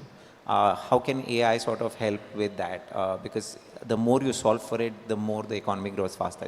It's a very simple correlation that exists. The other is, digital commerce, where we are seeing immense leaps and bounds, where small sellers from tier 2, tier 3 towns are not able to access all sorts of platforms online, including ours, including Meta, including Jio's Hotstar as well, right? They have access to these digital platforms. They can showcase their local products immediately online, and anyone in the country can sort of buy them. And third is obviously, agriculture. It's a big, big one. And AI, we are doing a lot of work on solving for our farmers and giving the latest technology around agriculture to state governments, to local bodies who can help sort of use this technology and really power some of the growth that's coming from agriculture. I think challenges, I would say, data quality and bias exists. So that's something that we are trying to solve for. And like I said, I think building some of the basics, like through Project Vani, I said, will help solve for those, where we get more and more input and data to refine our platform specifically in India. And the second is around the compute infrastructure. I think that's a challenge, but I think it's being addressed. There are a lot of initiatives. We are also partnering with the government, but there are lots of initiatives from the government which have accelerated this journey in the last 2 years. So I think that's, I would say these challenges are also an opportunity to differentiate the products that we have in the country for our sort of users. And one thing that everybody wants to know is AI and deepfake. So how is Google addressing the rise of AI deepfake, involving especially public figures? Yeah, so see, this issue has existed not just when AI came in. This has existed for many, many years. And like I said, I think YouTube as a platform has existed for many years now in India. We've faced these challenges. Now, this is a two-way challenge now. One is, how do you solve it through technology? So technology has existed on YouTube for many years. We call it internally Content ID, where we can track copyrighted material and immediately have it removed through our systems. The second is in 23, when everyone was announcing more fancier AI products, we came up with something called Synth ID. Now, what that does is it's a core technology built into all our LLM products, where anything that's created through your AI, which is text, image, video, it's labeled as synthetic, right? So the Synth ID, that's how we use the word. Now, these are two ways you can actually detect what is AI generated and what is not copyrighted, or what is copyrighted material that is being sort of spread around. So that's technology to deal with it. The other is we have to constantly evolve our policies. And that's where a lot of our effort goes. I think we come up with new policies to make sure that a lot of the misinformation, a lot of the fakes actually stay off the platform. And that's something that we take very seriously, and which is also, backed by human intervention at the back end. So there are a lot of human reviews that happen, which are immediately sort of escalated and taken down. So that's how we are managing with technology, having the right policies, and obviously having a human intervention as for very, very urgent and serious cases. Yes. Brilliant. Shweta, coming to you, we have all heard about AR, VR, generative AI, but what is that one new format you think will actually stick in the Indian market? Yeah, so according to me, Abira, it will not be one format. It will be all three, because each one of them serves a very different purpose. Coming to how this plays out for the media and entertainment industry, augmented reality basically allows the audience, let's say I'm a theater goer, and I really want to understand what a thriller movie is about. So about 1.5, 2 years back, there was a movie called Fighter. It was basically kind of like Top Gun, focused on air fighters, and there was a lot of dogfight that it focused on, and that was the primary selling point. Now, if you were just doing a trailer or a teaser, it's very hard for you to know what this movie is about. And therefore, in that case, the studio actually went with a AR effect on Instagram, where you were able to become the wingman to Hrithik Roshan, for example, and fly your plane along with him in a dogfight. So it allows you to kind of experience what this movie is about, becomes a very unique selling point if you think about it. we are actually seeing it play out in sports in a big way. So in the last NBA tournament that happened in 2024, we were able to take our Ray-Ban Meta glasses, which you just saw in the session before, and combine that with the experience of watching a live NBA game. So for you to be able to comment, for you to be able to take snaps of your favorite stars, actually interact with as a fan during the game itself, all of that done during an NBA game. A Gen AI, I think, is the one that ties all of this together. The way it's being used in media and entertainment is very interesting. We're actually seeing players like Amazon Prime Video with their last Panchayat release. They were able to create almost like a virtual election because that series was about election. So if you were to stand in election, who would you vote? And somebody will actually come in, speak about you, and actually pitch to you. We've seen something similar play out for Mirzapur. So there's so many interesting things you can do as media and entertainment, taking Gen AI, taking your character arcs and almost wed it together. But I still think we are scratching the surface on that because there's a lot more that we can do. Almost whole scripts or stories can be generated by AI if you were to think about it. But there is a lot more room that Gen AI can actually play for media and entertainment. Well, Bharat, taking from there, Shweta was saying, like, it is just not about watching content, it's about participating. And how is AI helping GeoStar to do that and make a difference and be, stand out? Yeah, I think fandom is a very important concept for the future. If you see, like there are boys or cricket fans on the street wearing a Dhoni 10 CSK jersey or 7 jersey, or Swifties kind of expressing their fandom. So whatever happens in the physical world usually kind of moves to the virtual world. So there are many ways in which people want to express their fandom towards a particular team or a person and all those things, and they want to move from being a recipient of the content to being part of the content with the stars that they love and care about. So I think the world is moving in that direction, and we have lots of plans to actually move the world, accelerate that movement as well, because there are a lot of IPs that are in Geo Hotstar which can actually aid that movement. So we are seriously working on that. So I think that's where a lot of the future is going to be. I think that is the future. Okay, we have a last question here. Do you think AI will ever understand emotions? Like, this is something that goes on everybody's mind. Do you think the way a filmmaker or a journalist thinks, AI can think like that, or it will always lack that human instinct? Let's start with you, Siddhartha. I mean, I'd never say never because you know how the technology is evolving. But I would You're say... scaring me. Don't say that. I mean, where we are today, see, AI is, and I tell it to most of our clients as well, is, see, AI is not the strategy, it's the how today.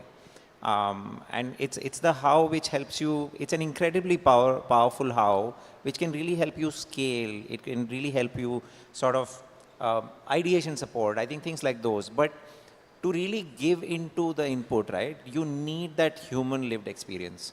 Without that, the tool is sort of pointless. It can create many iterations of the same idea, and you can pick the best one.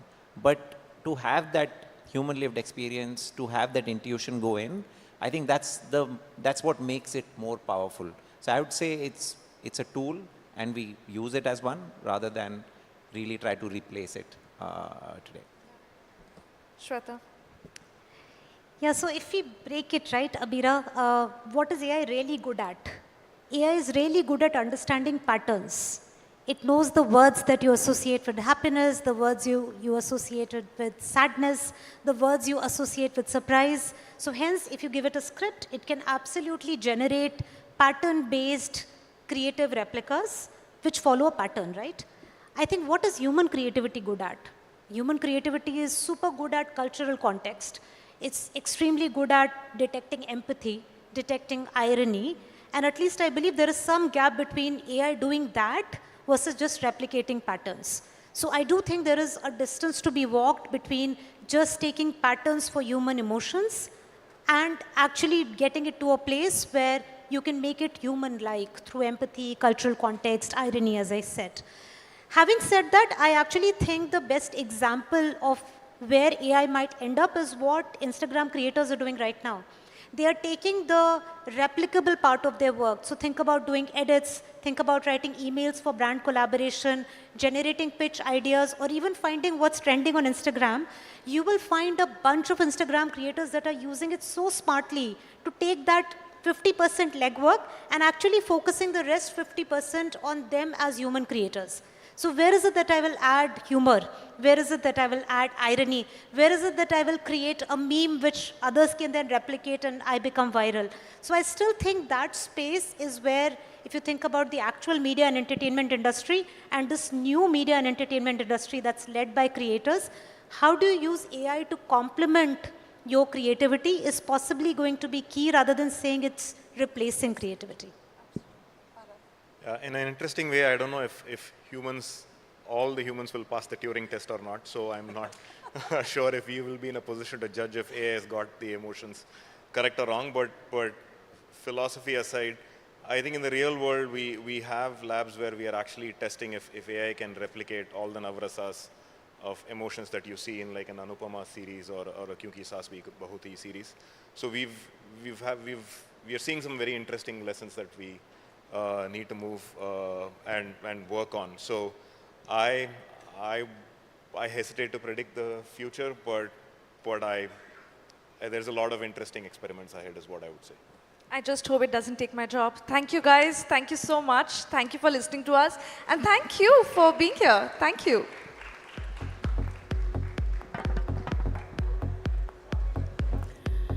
A big thank you to our distinguished panelists for your perspective on how AI is transforming content creation from personalization to monetization to interactive formats and responsible innovation. The discussion truly captured the pulse of a rapidly evolving landscape. Thank you for sharing your time, your expertise, and vision with us.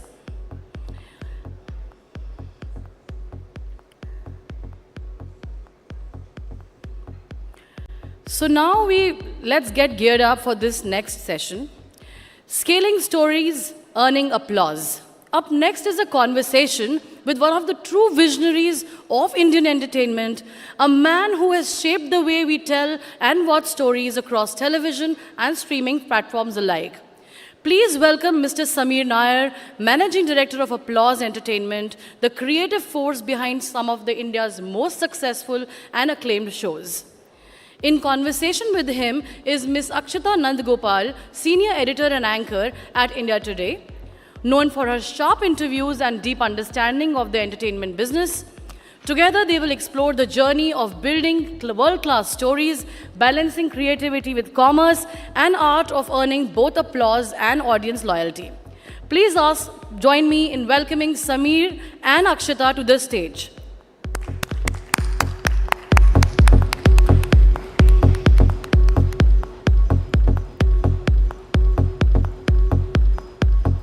Over to you, Akshita.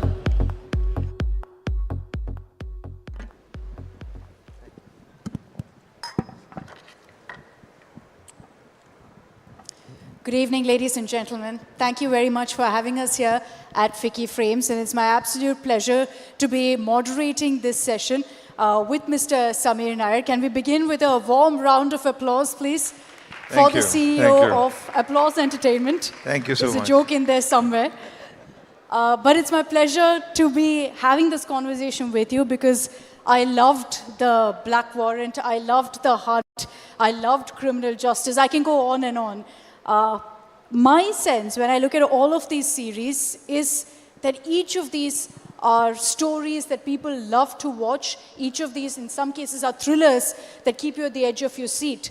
Has Applause Entertainment, and have you, Mr. Samir Nair, therefore cracked the OTT code? What's the secret sauce? No, I don't think. Anyway, hello everyone. Thank you so much.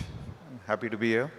No, I don't think we've cracked the OTT code or anything like that. Storytelling is a really difficult sort of enterprise, and it's oftentimes for all the hard work you put into it, and then finally you show it to an audience and they go, eh. So, that's really how life is. What we try and do is that we try and tell interesting stories. We try and think about the kind of stories we want to do. So like I'm personally a big favorite of contemporary history.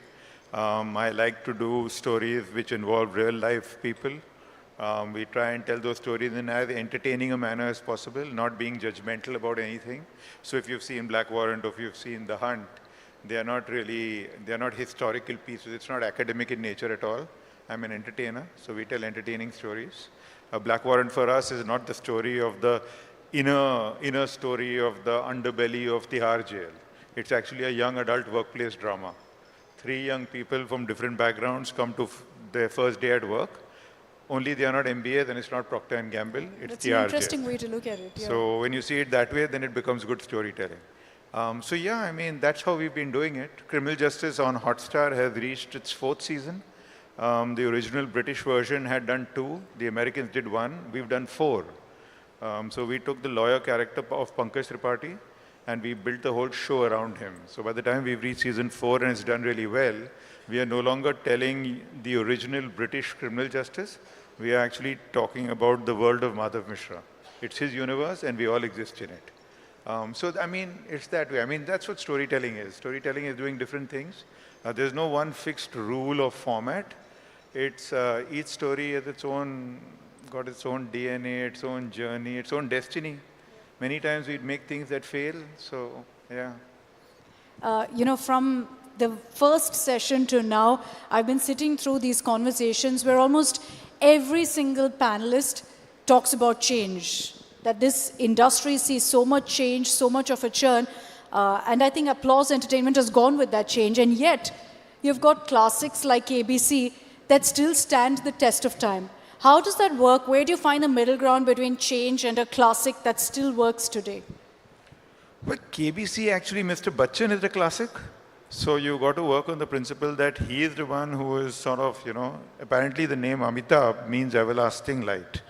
So very fitting. It sort of fits the bill. And so it's actually KBC in large part has got to do with a great format, a great host who obviously is holding it all together. And it's changed hands. It used to be with us at Star first, then it went to Sony. I think various teams have changed on it. Various producers have changed on it.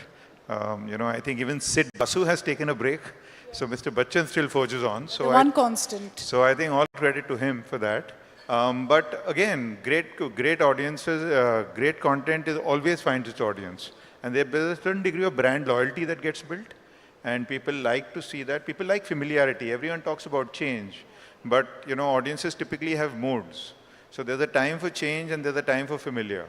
There's sometimes when you want to just be sort of comfortable and relaxed in doing what you're doing. And you don't really want to get into a murder mystery at 11 in the night. Not always. Sometimes you do. So I think it's that way. I mean, a lot of other shows, KBC is going on, Big Boss is going on. I think there are many others, right? That it's a comfort watch. It's a comfort watch. Yeah, people like it. Yeah, a lot of us do that, which is rewatching a lot of the classics that we've seen before, knowing that that's something that's predictable. We know what we're expecting there, and yet you love to watch it. That's why you always rewatch comedies. You know what the joke is, but you want to see it again. And laugh again. Yeah. As if it's a fresh piece. We're standing on a stage today where we're celebrating a silver jubilee, 25 years of Ficci Frames. You've been through that journey, Mr. Nair also. Take us through what kind of changes you've seen. If I were to compare what the first edition looked like to now, to the 25th year, what are the changes we're actually looking at? Well, the first edition also had a large hall. So that's been constant now. It's always been, Ficci has always been a big event. And it's always brought the whole industry together. But I mean, just to sort of pull back and look back 25 years. So if I go back 20 years would be 2005. So in 2005, TV ruled supreme. And, all of this, what is so obvious today, were very distant storm warnings. In 2005, there was no Facebook, there was no Twitter, there was no YouTube. The iPhone hadn't happened yet. None of that had happened. So for us, I suppose for the entire industry, media and entertainment industry, print, TV, all included, this was all some distant kind of dark clouds on the horizon. You dial forward 10 years, by 2015, all of this had become like barbarians at the gate, really sort of threatening to break down the citadel and do all of that. And now 10 more years later, 2025, we find ourselves as traditional media and entertainment almost existing as a very minor player or increasingly minor player in this trifecta of Netflix and that on one side, YouTube and that kind on one side, all of social media on the other. And now we are seeing AI arriving into our life. So I mean, it's a pretty, and this has all happened in 25 years, right? So I mean, I remember when we first did KBC and we did the first soaps, Kyunki and Kahani, and we did lots of work with JD here, and we've done really fun things. So it was that time, and it still feels just like yesterday. But I think the world has changed a lot. The world has truly changed a lot, and I think Ficci has kept up with the times, and I think we all are. You know, for you to say minor player, that's a big deal because you don't see any of them having that conversation. You know, everyone's talking about how we're ahead of the curve, which was my first question to you, and you said not really. Everyone says we're ahead of the curve. We know what change is coming. Do you, Mr. Nair? Well, actually, I Or think... did you see this coming at least? No, I think everyone saw it coming. And when I say minor player, what I mean is that in the conventional sense of what we've regarded media and entertainment to be. But most players have pivoted. Almost everyone does streaming. They also have TV. You know, everyone is doing everything. Everyone is sort of, flowing with the crowd, making the changes, doing all of that. I think everyone has a fair idea of where the market is. It's just that, some like just simple things, like anecdotally speaking, in the year 2000 or 2005, say, we would be selling ad spots in hundreds of thousands of dollars. Today, I think ad spots are sold for pennies, right? So we were selling linear advertising for hundreds of thousands of dollars. Now they're selling digital impressions for pennies. These are just changes that have happened. And all of these changes have created their own set of challenges. You know, how content was consumed was very time-bound, linear television. Now it's become anytime, anywhere, right? You can resume watching everything. Everything exists next to each other. You don't really need to have a Hindi channel and a Tamil channel and a Malayalam channel. It can all be at the one place. So, I mean, there have been lots of revolutionary changes that have happened, but a lot of this is all connected to the world of distribution, to the world of technology. But I think people are still consuming content. People are still wanting to be entertained. People are still watching movies. People still want to laugh and cry and, get scared and, do all of that. So I think, as everything changes, I think content also changes, but audiences also change, but people want to hear stories. Let's talk about Applause Entertainment as well and what you've got coming up. Because if you look at what I referred to in the beginning, whether it's Black Warrant or The Hunt or Criminal Justice, I see a common thread here, which is one that you have picked up from stories of real life. In some cases, of course, you've gone ahead and used some sense of creativity. Also, in some cases, you've stuck to what happened. Is that essentially what Applause Entertainment believes is working right now? Thrillers, an element of suspense, along with a dash of history, perhaps? Again, you shouldn't sort of put things into boxes, and we shouldn't make formulas. There is no formula. I personally think contemporary history is a very nice mining ground for ideas and for stories. I think we should tell more of that. I think we should tell more business biopics, if you will. I mean, we have done the very successful Scam franchise, but I think we should also do the Business Baron franchise, which is, just celebrating what we've achieved as compared to, the scandal of it all. Is that coming up then? Yes, it is. We recently acquired the rights to the Archer books, Jeffrey Archer books. I think he himself, he's like an Indian Manmohan Desai, so he really tells these very nice, rich, complicated tales. So yeah, there's no formula. I think the real idea is to sort of tell stories, oftentimes, of what people may have heard of, may not know everything about, may have some sense of things, and then to really breathe life into these things. Because I think that's what storytelling is. That, when you read a book, when you read a piece of history, they're just dates and events. What we do is then we really breathe life into those dates and events, and into conversations and into people and all of that. One of the biggest things that we've just completed now is we've done a series on Gandhi. This is based on Ramchandra Guha's books. We hope to do it as 3 seasons. We've just finished season 1. So season 1 for us is, it's not about Mahatma Gandhi, it's about Mohandas Karamchand Gandhi. It's about Mohan, Before actually. he became the Mahatma. Before he became the Mahatma, and again, it's a young adult drama.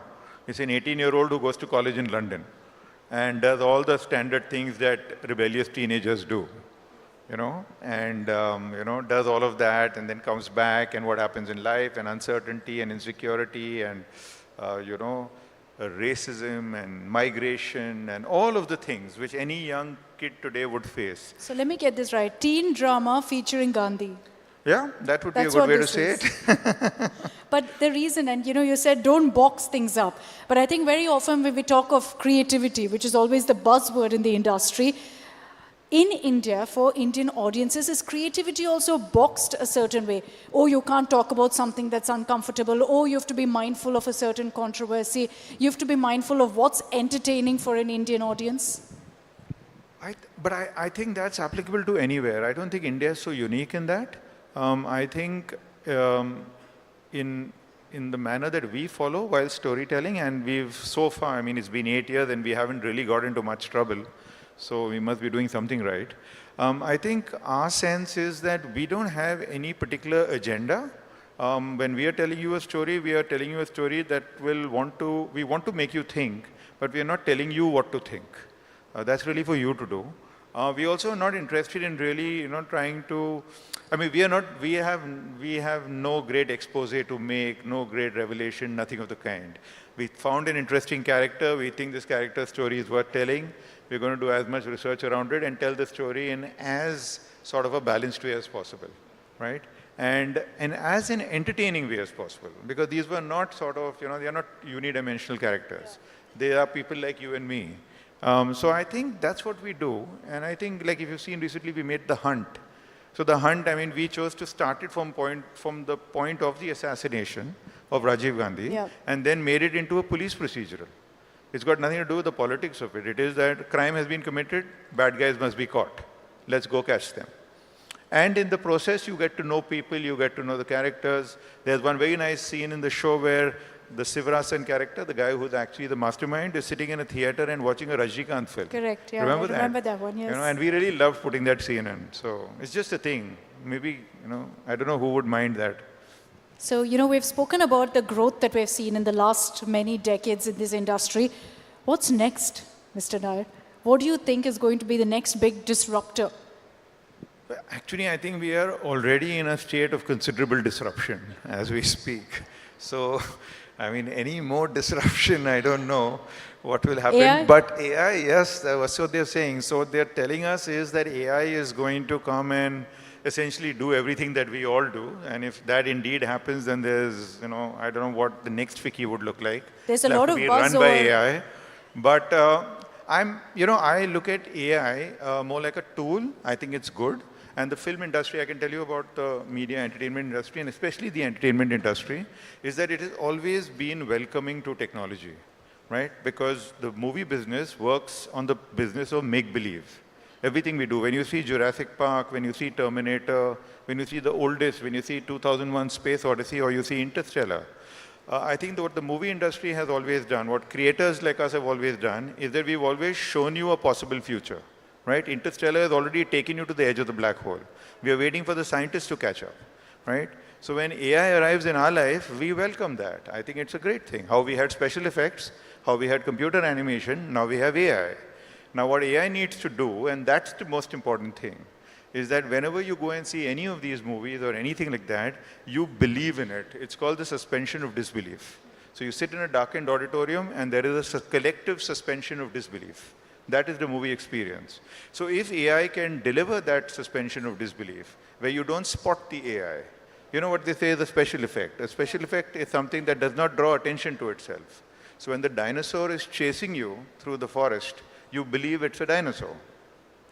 So if AI is able to deliver that, it will be a wonderful tool to use. I think it will revolutionize filmmaking, it will revolutionize the way we are doing things, it will make things easier, maybe cheaper, maybe smarter.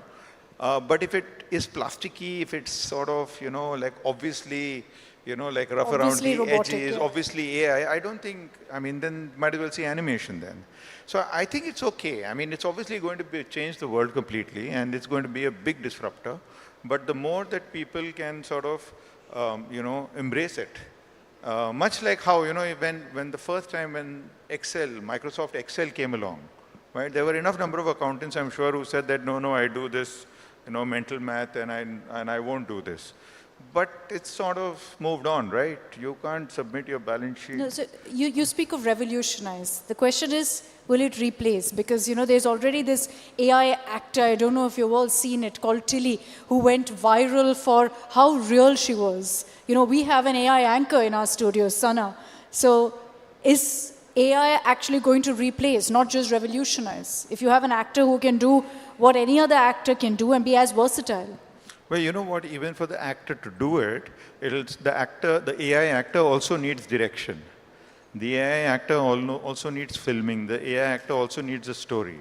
So we are talking about a point in time, or at least a point in time that you're talking about replacing, where AI is doing everything from end to end, where no human is involved in it, which is also possibly it is a possibility. All I think is that all of us then will have to sit here and watch something that's been made by an AI that has no obvious human experience apart from whatever it's collected off the net. Because at the end of the day, AI is also operating from scraping off the net and sort of taking our own collective imaginations and experiences and putting it together and doing that, which is what we do in any case. So I mean, in all honesty, we talk so much about AI. We are AI. We are also looking at our own experiences and creating new things out of that. So, I mean, this is a tool. This is a machine tool. We must use it well. We must use it well. It's like getting what do you call them? The big earth movers. Yeah. They help dig earth. You used to do it with a shovel before, and before that with sticks, right? Earth mover is not going to make a building on its own. This is development as we always see it. Yeah. We've run out of time, but I do want to ask you, Mr. Nair, what do we look forward to from Applause Entertainment in the coming 1 year? What are the projects really that we should watch out for, that you're very excited personally about? Well, there'll be another season of Black Warrant, so we're excited about that. We will do more criminal justices. We do a lot of these things. There'll be another scam. We are working on the whole Archer catalog. A big Tamil movie of ours is releasing in Diwali, Bison, which is directed by Mari Selvaraj. So that's going to happen. A new show of ours just released on Netflix last week called The Game. It's a Tamil show about a young woman in a gaming industry. It's really nice. You must see it. In another few days, a show of ours launches on Jio Hotstar called Search, which is with Konkona Sen as a detective investigating a murder of a girl. Again, very slickly, very well made. Gandhi will come. So yeah, I mean, and there's lots of other things happening. I mean, we do a lot of work actually. Imtiaz Ali's movie is coming up. We are doing something with Kabir Khan. So yeah, I mean, different things. That's a long list and a long watch list now that I'll have to add on. Thank you so much, Mr. Samir Nair, for joining us here at Ficci Frames. A big round of applause, please, for Mr. Nair. Thank you so much, Samir and Akshita, for that insightful and inspiring session. It's always a privilege to hear someone who has not only witnessed but also shaped the evolution of storytelling in India. So let's move forward. We now have a stage showcase by Shri Bakul Atwagamkar, Tourist Officer, Tourism Corporation of Gujarat Limited. Shri Bakulji, if we can have you on the stage.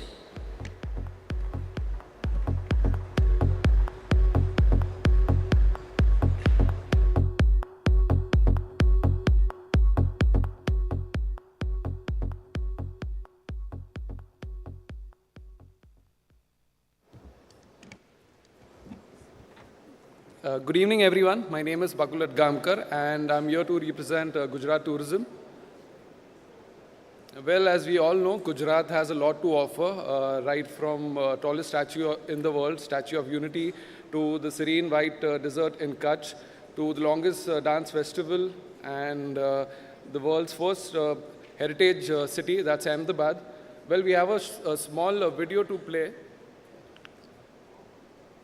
just to showcase all the destinations in Gujarat.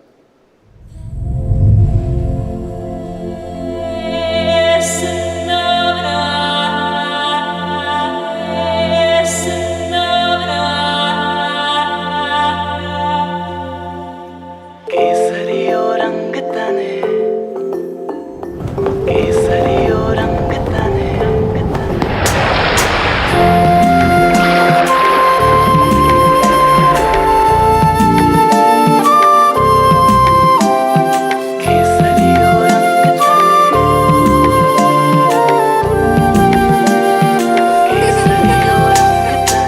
केसरियो रंग तने लाग्यो ला गरबा केसरियो रंग तने लाग्यो रे लोल केसरियो रंग तने लाग्यो ला गरबा केसरियो रंग तने लाग्यो रे लोल केसरियो रंग तने लाग्यो ला गरबा केसरियो रंग तने लाग्यो रे लोल केसरियो रंग तने लाग्यो ला गरबा केसरियो रंग तने लाग्यो रे लोल कोना कोना माथे घुमियो ला गरबा कोना कोना माथे घुमियो रे लोल केसरियो रंग तने लाग्यो ला गरबा केसरियो रंग तने लाग्यो रे लोल केसरियो रंग तने लाग्यो ला गरबा केसरियो रंग तने लाग्यो रे लोल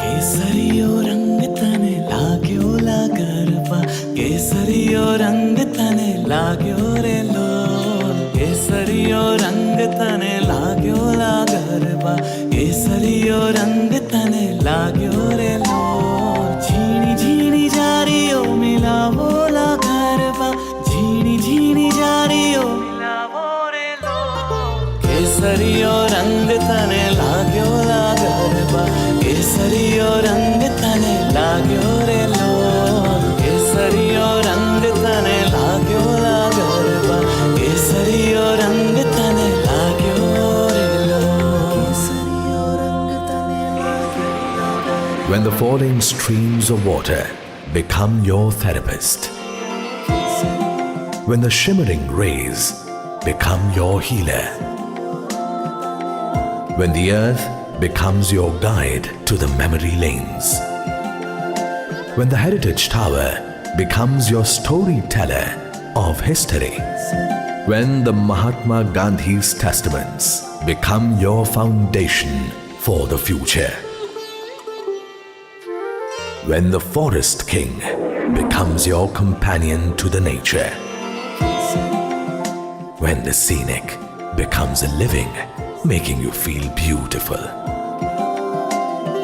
Certainly, you are in the destination that is full of life.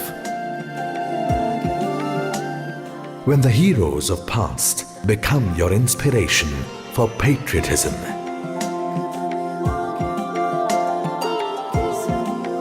when the authentic palette becomes your partner for merriment, when the abundance of talent becomes your growth legacy,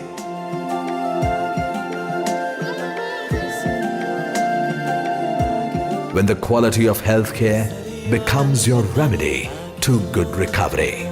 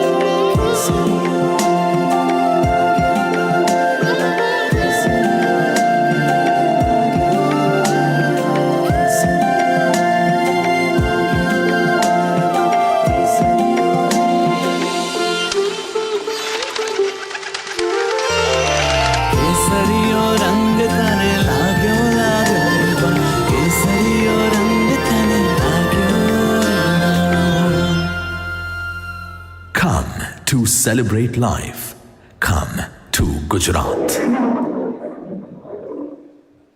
I hope you all like the video, and we have a stall outside. So in case if anyone wants to know anything, inquire about anything, we are more than happy to help you. Last year we had Gujarat State had hosted Film Fair. This year also we are hosting on the 11th. So we have a small video we'd like to present.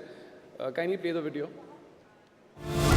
Lights, camera, action. Star-studded Filmfare Awards is back again in vibrant Gujarat.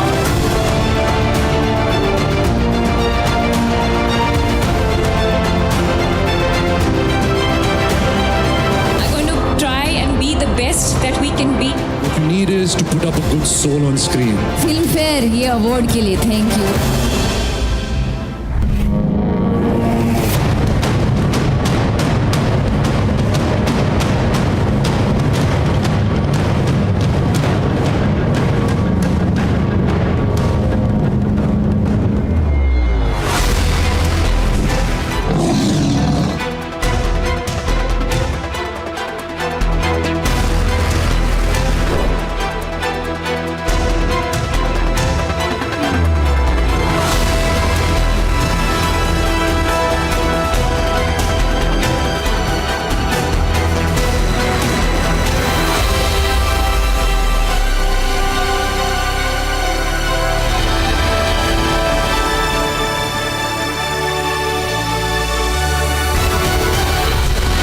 Filmfare and Gujarat, a blockbuster reunion.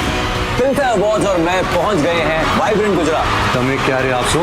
Bollywood's best meets tourism's best at Gujarat. Book your tickets on District app. Thank you guys, thank you.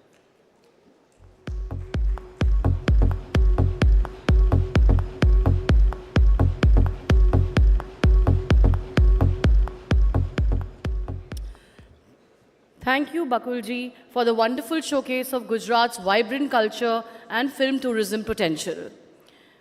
The next panel discussion is called the Connectivity Catalyst, impact that new age networks have had on M&E. Our next session focuses on foundation that powers India's media revolution connectivity. We begin with this session with a keynote address by Shri Gaurav Dwivedi, CEO of Prasar Bharati, who will set the context on how connectivity and policy are shaping the future of India's media ecosystem. Following the keynote, we have an engaging discussion moderated by Ms. Shibani Gharat, Senior Anchor and Associate Executive Producer at CNBC TV 18, who brings both insight and energy to the conversation. Joining her on the panel are the distinguished leaders, Shri Shashi Shekhar Vempati, co-founder of Deep Tech for Bharat Foundation and former CEO of Prasar Bharati, Mr. Premal Gandhi, Senior Director at Hughes Communication India, Mr. Sanjay Thakur, Senior Vice President at Reliance Jio Infocom Limited, Mr. Brajendra Bhuvan Urmalia, Vice President of Maritime Business at Nelco Limited, and Mr. Suhail Zaidi, Director General of MAIT. Please join me in welcoming and Ms. Shivani Garat and our esteemed panelists to this stage. I think we'll have Shri Gaurav Dwivedi first for the keynote. Let's welcome him with a round of applause.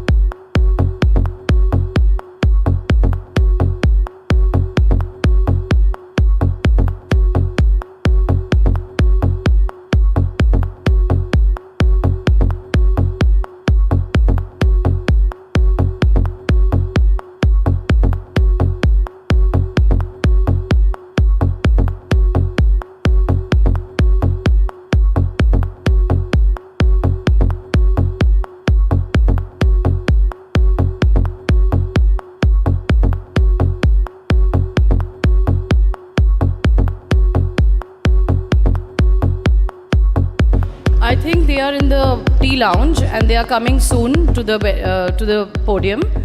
Let's have some patience. I'm sorry for this introduction. I'll introduce them again once they are there.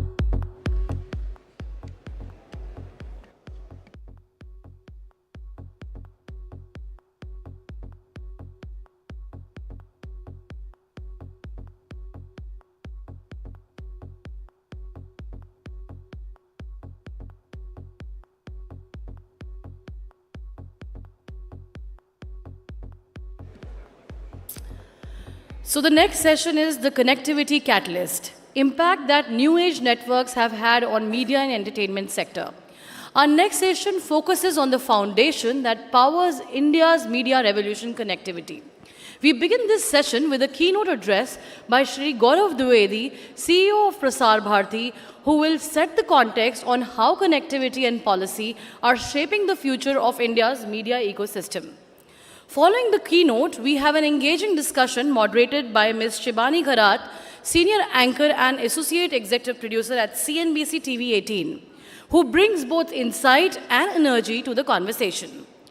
Joining her on the panel are distinguished industry leaders, Shri Shashi Shekhar Vempati, co-founder of Deep Tech for Bharat Foundation and former CEO of Prasar Bharati, Mr. Premal Gandhi, Senior Director at Hughes Communication India, Mr. Sanjay Thakur, Senior VP at Reliance Jio Infocom Limited, Mr. Brajendra Bhuvan Urmalia, Vice President of Maritime Business at Nelco Limited, and Mr. Suhail Zaidi, Director General of MAIT. Please join me in welcoming Shri Gaurav Dwivedi and our extreme panelists going forward for this enthralling session. Gaurav sir, please come on the stage. Please welcome with a round of applause.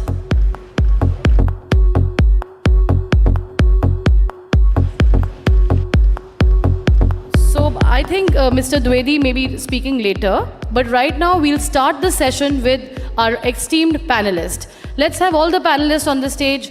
Please welcome them with a round of applause.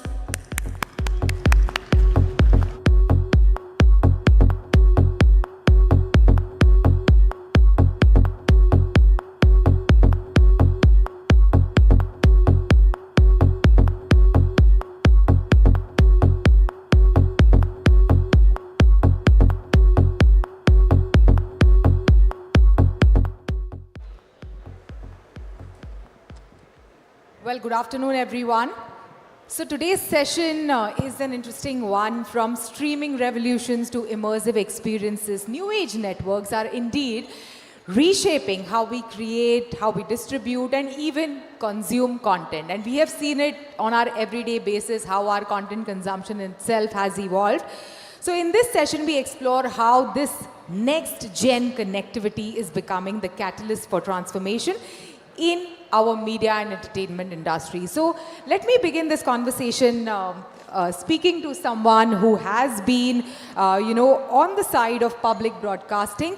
Shashi, let's begin this conversation with you. During your tenure at Prasar Bharati, how did the evolution of connectivity like 4G, like digital platforms reshape public broadcasting in India? Thanks, Shivani. Great to be here at the Ficci Frames Silver Jubilee. Actually, don't want to steal Gaurav's thunder because he's going to talk a lot about how the public broadcaster is evolving. But I'll give a bit of the historical background. Right? Historically, if you look at Doordarshan and All India Radio, they've traditionally evolved as broadcasters. Starting with the medium wave, the short wave, then of course the FM era. And on the television side, for a long time, you had the rooftop antennas that all of us grew up with. And then Doordarshan took a leapfrog, so to speak, around 2003, 2004, with the launch of direct-to-home satellite, India's first free-to-air, DTH platform called DD Free Dish. At that time, it was called DD Direct Plus. Later on, the name changed to DD Free Dish. So one of the pivotal moments in my tenure, in the mid of last decade, was the growth of DD Free Dish as a free-to-air DTH platform. And this phenomenon happened alongside, the evolution of 4G, the evolution of digital. So one of the key things that we saw at that point in time was that TV was reaching the remote corners of India through DD Free Dish. It was, resulting in this free-to-air revolution of sorts. It was getting measured because BARC just got created, so BARC was measuring these rural households. So you had the feedback loop happening. But what was very interesting for us, because unlike the previous era, where people had to write in postcards to give feedback, we were in the social media era. So to us, the digital revolution was not just about, OTT or, what is happening currently, but it was about making traditional broadcasting more responsive, where it was a one-way communication historically, it became a two-way conversation with the audience. So that was a big critical change. Yeah, that was a critical change to make it more responsive, much like what we see on social media platforms today. But having said that, over to you, Premal. If I may also understand, now in the era of OTT, what role do networks play in enabling last mile connectivity in a country like ours? So networks obviously play a very critical role, because if you really see, we are at a cusp right now where content is already democratized, the distribution is democratized. But I think the final nail which is really required is how do you really democratize digital data, covering the entire length and breadth of the country. While in urban centers, in metros, fiber connectivity, all kinds of connectivities are there. But it's really, to increase the pie of this entire business, what is really needed is how do you really reach out, to that next level of audience which is there. Don't get me wrong. I mean, I think we've taken steps, we've grown leaps and bounds. My colleague here at Jio, for example, with the 4G, 5G, all kinds of technology adoption, we are possibly covering nearly 90-95% of all villages in India. But having said that, it's still, the quality of, the connectivity which is required, to have this kind of streaming content. The price, that is something which is basically, one of the most important factor as far as Indian, consumption is concerned. I think those are some of the areas which we really need to work on. I think the government has definitely done a lot of things with the BharatNet project, for example, with over 2 lakh villages getting connected.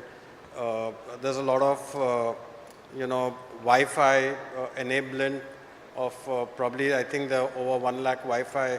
But, a lot more needs to be done, to get this thing going. Yeah, and also now we have Shri Gaurav Dwivedi joining us. So if I may ask you, of course, Shashi spoke about the evolution of public broadcasting in India and how, the whole evolution and the key moment in that evolution was how like a feedback, a quick feedback from the audience and the consumers was enabled, and that was, like a big milestone for the public broadcaster as compared to sending letters in the, in the olden days.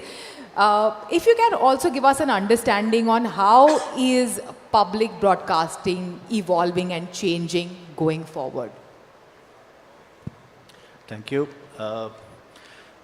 I think the most important aspect to be understood from the public service broadcasting perspective as opposed to commercial broadcasting is that there is a certain sense of responsibility, a legal, a statutory mandate that the public service broadcaster carries. And this mandate in case of Prasar Bharati is specifically laid out as to inform, to educate and to entertain. I mean, these are the three keywords that we operate by. Now, when we are looking at the evolution of the public service broadcasting, going from Akashvani to Doordarshan to Free Dish and beyond, and now the Waves OTT, I think the first and the most important thing is that we have to break free of all access barriers. If you have any access barrier of any sort, whether it is technology, whether it is pricing, whether it is subscription, then it runs exactly contrary to the theory and the practice of public service broadcasting. So what we believe and what we've always practiced, what we are practicing now as well, is that we should take content to the last possible audience within the country, and now using technology even beyond the borders of India, to anybody who wants to watch that content. We also understand that any one organization whether it is Prasar Bharati or any other network, is possibly not going to be able to serve the content demands of a large and diverse audience like India by itself. So the idea behind establishing a free dish kind of a network was that it is not only Prasar Bharati channels which are going to the audiences, but we also provide the platform to all the private channels who want to come in. And the benefit that came to us in terms of additional revenues, I think, was only incidental. The more important part there is that it helped the entire industry to grow. When Free Dish was established in the early 2000s, hardly any set-top box systems existed. Most of us, in fact, had to access channels through the local cable wala. And we know how that system was at that point of time before the reforms kicked in. So therefore, our attempt is always to find ways of bringing meaningful content to the audience in the most barrier-free manner possible, and to work with the rest of the industry to ensure the same thing so that the industry grows and everybody benefits. We benefit, the other networks benefit, and the audience benefits. Yeah, and last mile outreach and last mile connectivity is something which, almost the entire industry discusses, and public broadcaster has been doing it for so many years now. Having said that, what are some of the things that, you can learn as a public broadcaster from, like a commercial entity and outfit, and what can they learn from you guys? As, the entire industry is going through so much of transformation with AI, with social media and the kind of reach and new networks, and 5G and 6G coming in. Okay, so there is this element of technology, and there I think at any point of time there is always something new which is happening. And when the exhibition outside, we've seen so many different companies put up their products and solutions, and we've heard other broadcasting partners talk about what they've been doing. So I think on the technology front, obviously there's always a lot to be learned from the academic sector as well as the private broadcasting networks. The biggest debate at this point of time, I think, is broadcasting versus streaming. Which way is the industry going to progress, and what does it hold in store for all of us? And I would say that while there are trends in terms of moving towards streaming, but at the same time, broadcasting still is very, very firmly entrenched in the country. There are, of course, some kinds of content and several kinds of content which are appointment viewing by themselves. You have sports, you have news, and you have current affairs and all, which by definition are appointment viewing. So while streaming has become stronger in the last few years, but broadcasting is firmly entrenched, and I don't think it's going anywhere, at least in the short to medium term. What is also important to realize is the price sensitivity of the Indian consumer. And for the Indian consumer, whether it works better to go in for a broadcast-led content consumption, or whether it is the data-based streaming content consumption, I think we are all trying to find the right answer at this point of time. So instead of taking a heavy bet on either side, I think most of us are at this point of time trying to make presence established across both, and to find out whatever is the magic formula, what is the best ratio between broadcasting and streaming. Once we are able to crack that, I think the other things will be easier to crack. Some households even have both broadcasting and just and streaming together. Most do. Yeah. There are very, very few cord cutters compared to the total audience size in India. Okay. Sanjay, over to you. Jio has been at the forefront of India's digital transformation, getting, for example, IPL, for example, a property like that to multiple, multiple corners of the country as well. So how is, Jio network strategy, so to speak, supported, this exponential rise of OTT consumption in the country? So, can you hear me? Yeah. So Geo network is obviously the largest network in the country today and is carrying the highest traffic in the world today. Now, how Geo network has played a pivotal role in changing how even media and content are being absorbed by everybody in India. So the first aspect of Geo network obviously is coverage. That means we try to reach every nook and corner of India. So currently Geo covers more than 630,000 villages in the country. So the focus is not only on urban, the focus is on pan-India now, and has been.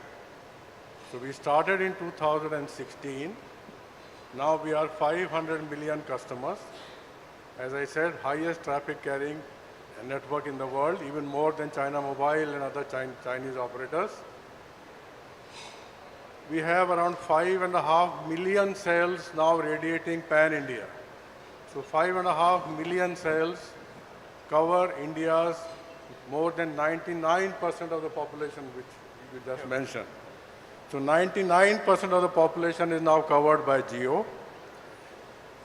Regarding the strategy has been coverage, connectivity, capacity, where we need. And we have seen an exponential growth in traffic now.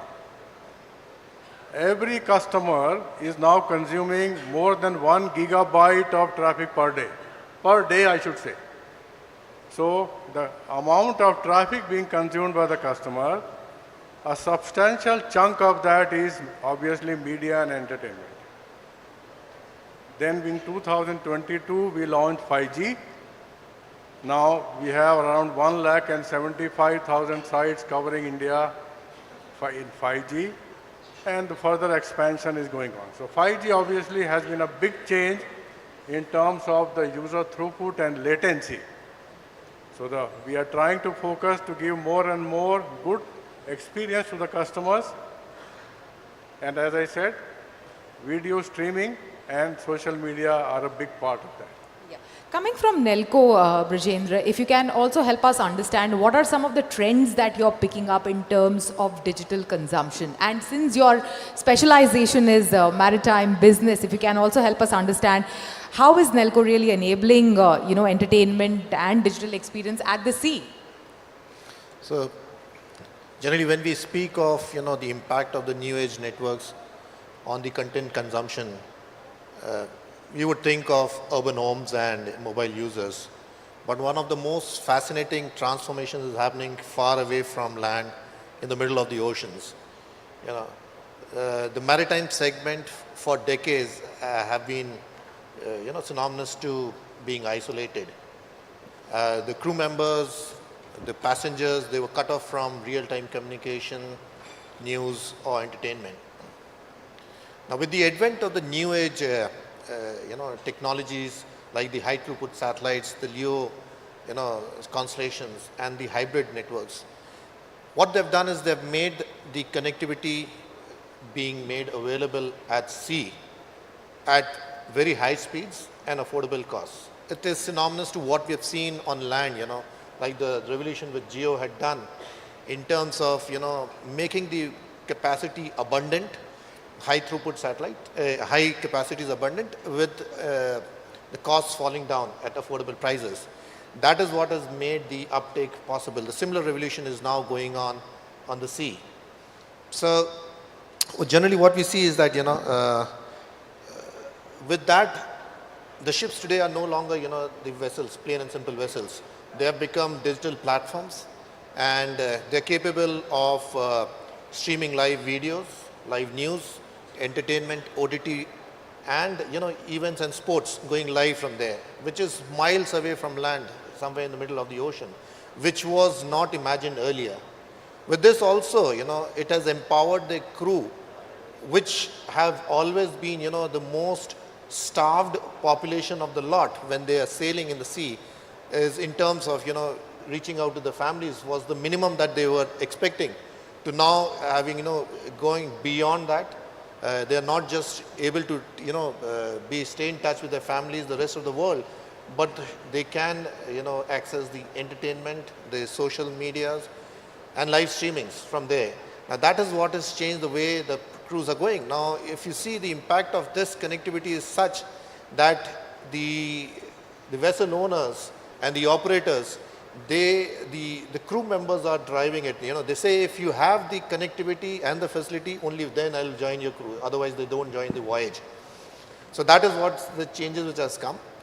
And when we see, Nelco being a part of the Tata Group, we bring the high throughput satellites and, hybrid networks along with LEO connectivity to the vessels in the Indian Ocean region.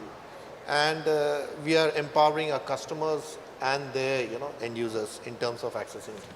So whether it's connectivity on land or at the sea, it requires tremendous amount of infrastructure as well. And coming from that perspective, Suhail from Manufacturers Association of Information Technology, if you can help us understand in what way is MATE helping bridge that infrastructure gap so that the content delivery and creation can flourish across Bharat.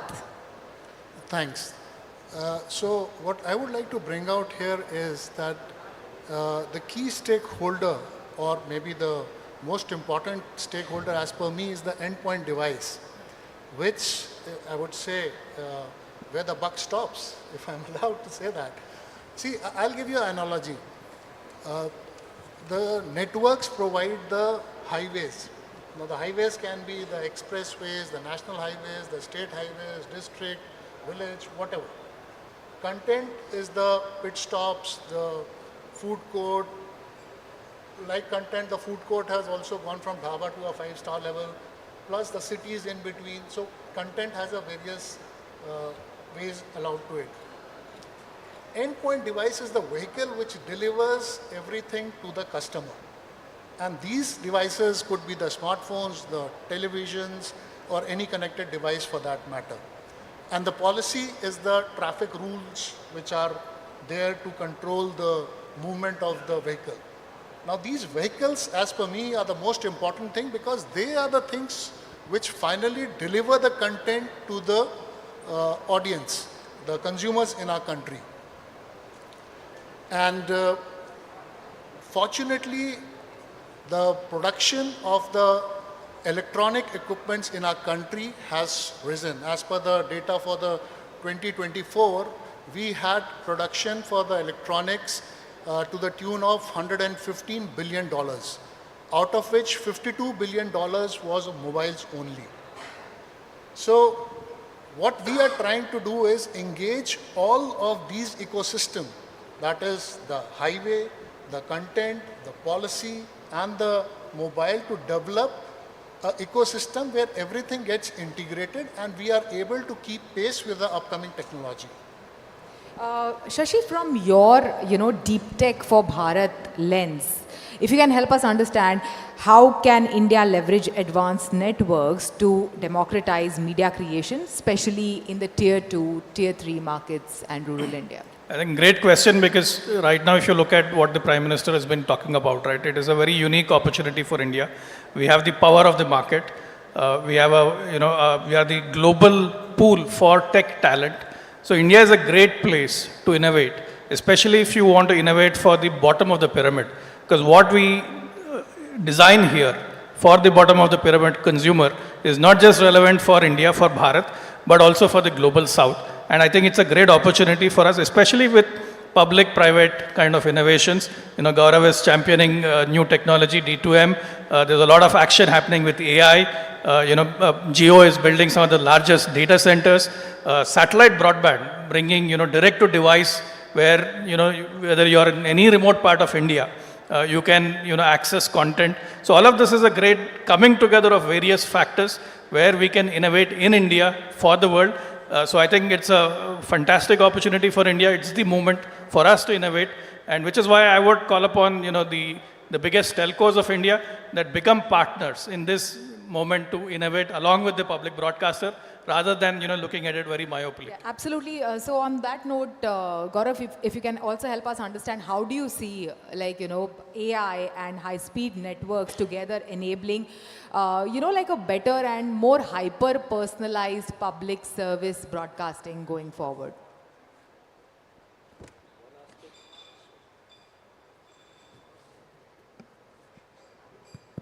Yeah, one aspect of AI is in terms of personalization of the content that is delivered.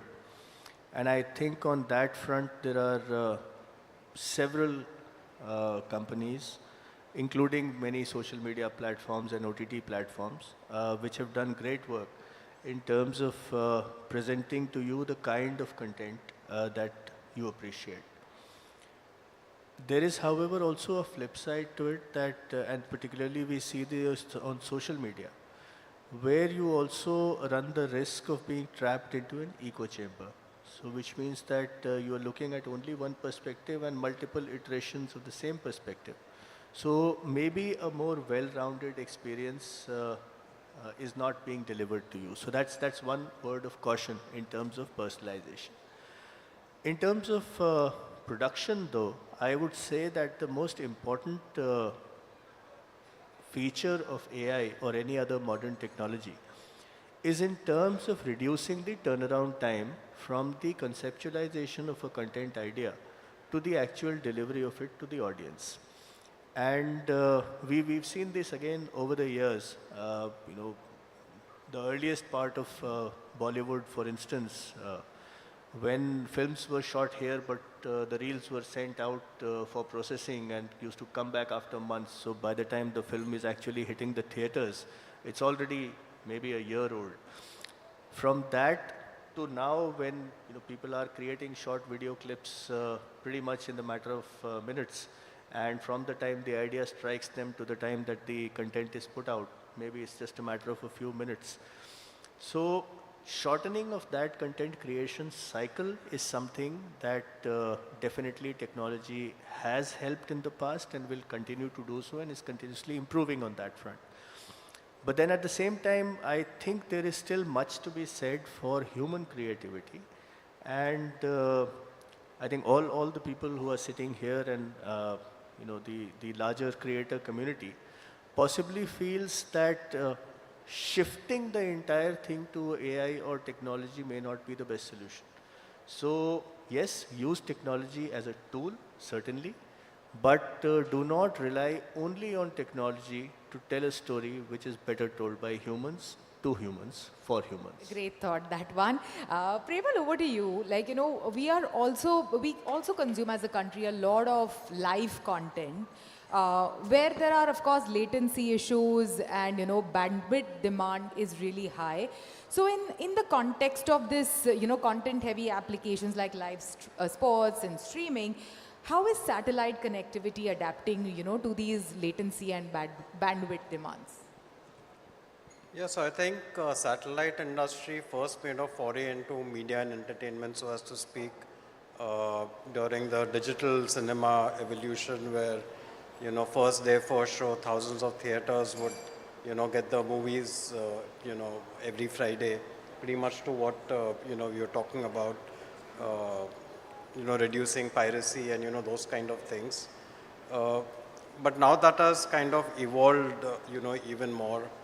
And I think going forward, it's really going to be about a lot of content which is going to come over low Earth orbit satellites, which are in the 500 to 1,000 kilometer, distance from Earth, where the latencies are dropped quite substantially. I think it's still in the beginning stages right now. You all would have heard about, Starlink and OneWeb and Kuiper and, those kind of projects which are off the ground. And it's really the next gen of these kind of satellite technologies. I think give it another couple of years, where that's what's really going to be the technology disruptor. And that's when really, you won't have a concept of a dark area anywhere across the country, because everything is going to be accessible. Now, with this being a global kind of constellations, the capacities that you're talking about is literally in like terabytes, huge amount of capacities which are going to get built up. And especially with low latencies and the kind of capacities, the costs are likely to come down. And to add to all this thing, maybe some of you all already know, I think he mentioned it as well, of direct to device, kind of communication, which has just kind of started off in the US. And that's something which is going to revolutionize possibly in another 2 or 3 years' time, where any of our normal phones now will be able to access, high-speed content, live content, any kind of that kind of a content, without kind of worrying too much on which media am I going to use. So that's when truly the democratization of data is going to happen, where the consumer will have a choice as to, for what kind of content, what kind of media to be used. And I think all that is it's just a matter of 2 or 3 years. Another disruptor that has been widely discussed amongst, the tech circles globally is AR, VR. So having said that, Sanjay, my question to you is, how is Jio preparing for some of these emerging trends like cloud gaming, AR, VR, streaming, and so on? So just on a lighter note before we come to the topic, Probably hold it a little closer. Yeah. On a lighter note, before we start the discussion, you must have heard the term latency very often, latency. That latency has to be reduced. Now, what is latency actually? Latency is the time when I send a packet and by the time I get the reply. So I send a packet from Mumbai to Delhi, and in what time I'll get the reply for that packet? The human eye blinks in 100 milliseconds. When the human eye is blinking, I take 100 milliseconds. My packet from Mumbai to Delhi comes back in 10 milliseconds. So the latency requirements of the network are less than the time taken by the human eye to blink. That is one thing. Second point, I tell my children that whatever we see in Marvel movies, some of it is going to be realized very soon in the next 10 years. For example, holographic communication will come now. So we will have holographic communication maybe in 6G. So our network evolves every 10 years. So every 10 years we have a new generation. Currently we are running on 5G. 2030 we will come to 6G. And in 6G, one of the objectives is holographic communication and multi-sensory telepresence. Also, immersive communication, like you mentioned, XR. So XR means extended reality, augmented reality, and virtual reality all added together. Now it demands higher throughput and higher latency. I'll tell you one very interesting remembrance I have. In 2004, when we launched Edge in GSM, the throughput available for the customers was a few hundred kbps that was shared among all users. Today we are talking about gigabits per second. Soon we will be talking about terabits per second, beyond 2030. So to answer the question, we are expecting now 1 billion smartphones by 2026. The number of smartphones in India likely to touch 1 billion. Now this 1 billion smartphones will consume data. XR definitely is going to come. Now XR requires higher throughputs and we are preparing for that. And we are preparing by augmenting the capacity, coverage where required, because we know that the XR user will need around 15 to 20 Mbps. If you see the resolution, we also see a cycle. If the network is good, the content is richer. If the content is richer, the device is to be upgraded. The device gets upgraded, the content becomes personalized. The content becomes personalized, the data consumption increases, and the network has to grow further. So this continuous cycle of evolution we all have seen in the last 15 years. And 100% sure the same will continue for the next 40 years. Awesome. So continuous cycle of evolution we have seen in the last 15 years. And also you mentioned another point on how immersive content is soon to become mainstream. Having said that, my question to you, Suhail, is, how is the Indian hardware and network device manufacturers aligning to some of these shifts? See, we firmly believe that the future of the media and entertainment industry will be written on how well the content, the network, the device, and the policy evolve, not in silos, but with a certain synergy. Unless that happens, there will be a gap somewhere in between.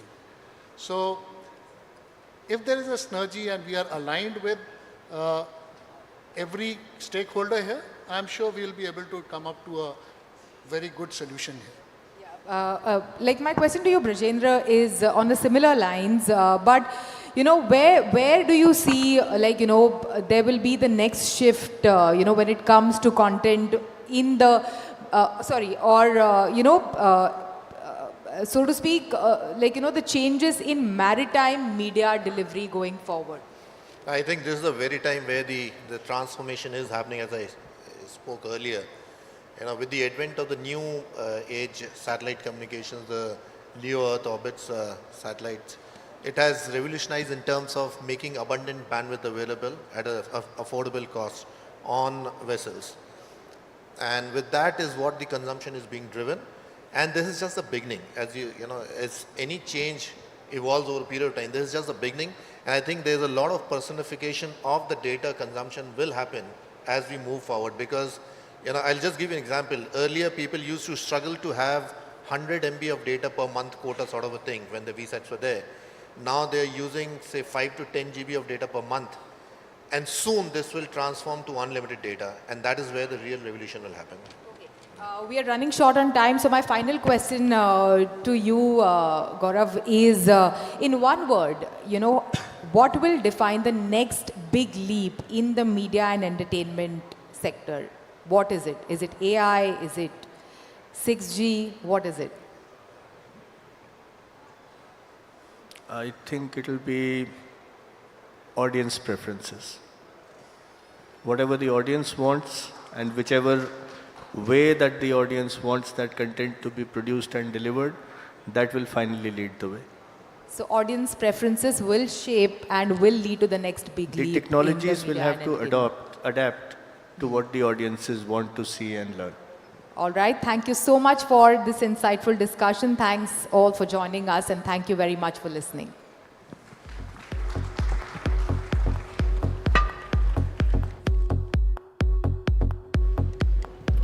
Thank you so much for this interesting session.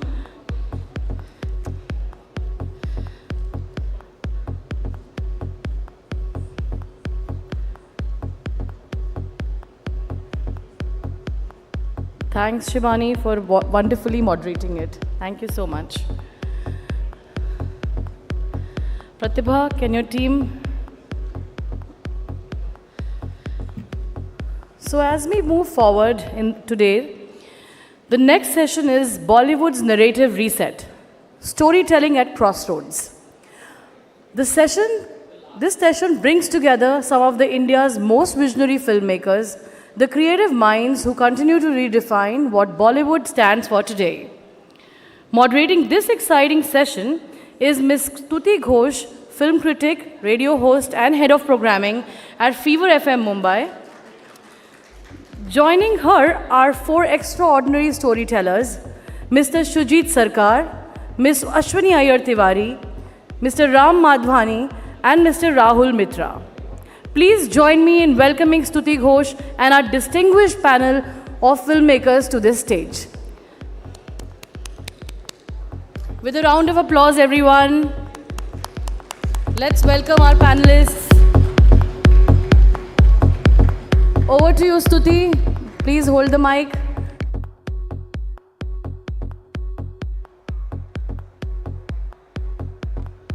Hello, good evening, ladies and gentlemen. We'll just take a couple of minutes to settle down. I'm waiting for my panelists to please come up on stage. Ram Madhwani ji, please proceed.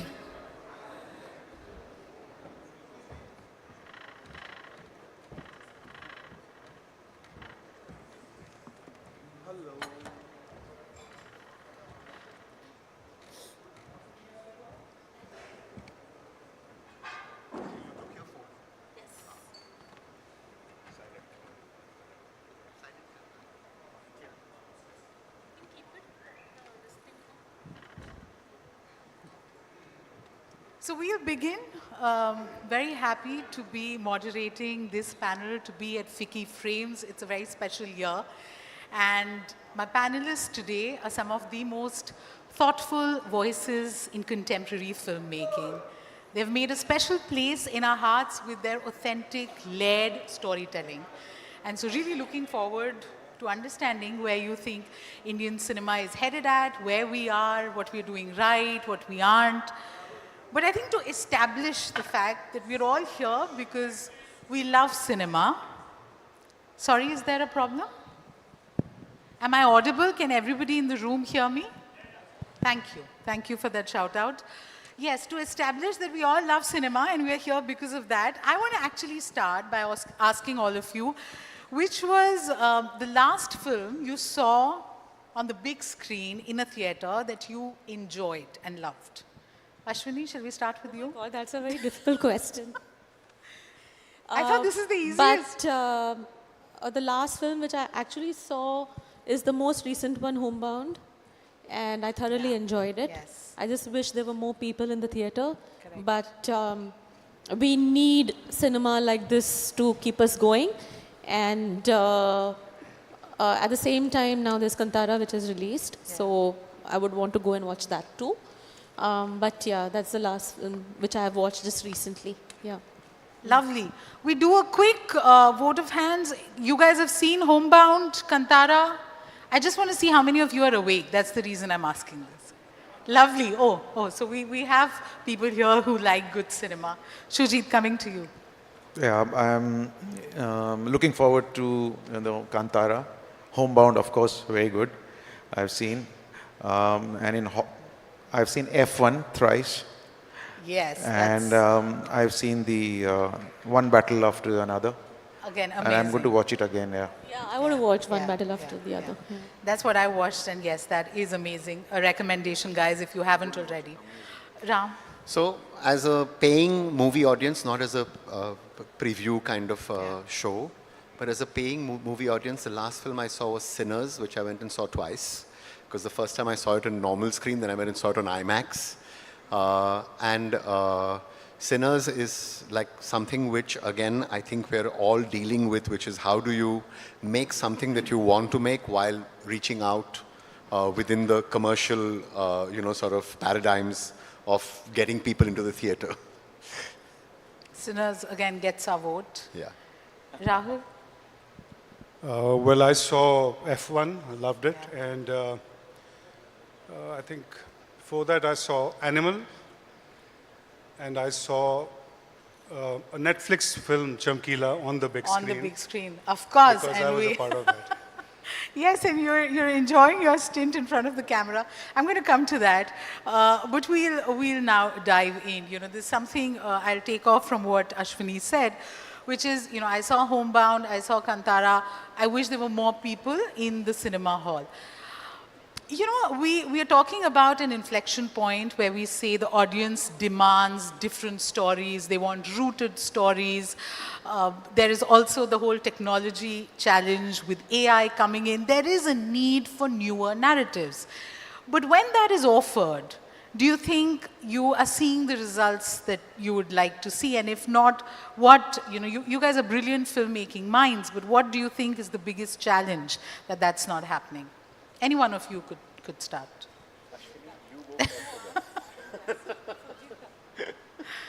Shujit, I think everybody wants you to speak first. I don't know how to put this out. I mean, there are many kinds of films. I mean, one we call that independent films. And then are populist films with populist actors. So both of them work differently, I feel, So it's say, for example, Homebound. Let's take an example that she said. What a brilliant film. It has done so well. Some great filmmakers, backed by such a big production house. So what I've seen, my experience of this is that these kind of films, if these kind of films had, you have to take it to the audience.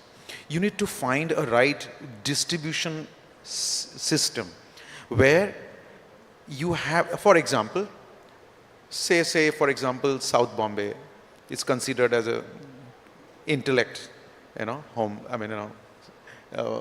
part of Mumbai. So, for example, let me tell you another example is in Delhi. When I was growing up, there was this theatre named Shakuntalam. And all the world-class films, including Indian films also, even the Indian filmmakers from Ray and Mrinal Sen and Tapan Sinha and Mr. Benegal, all films were shown there.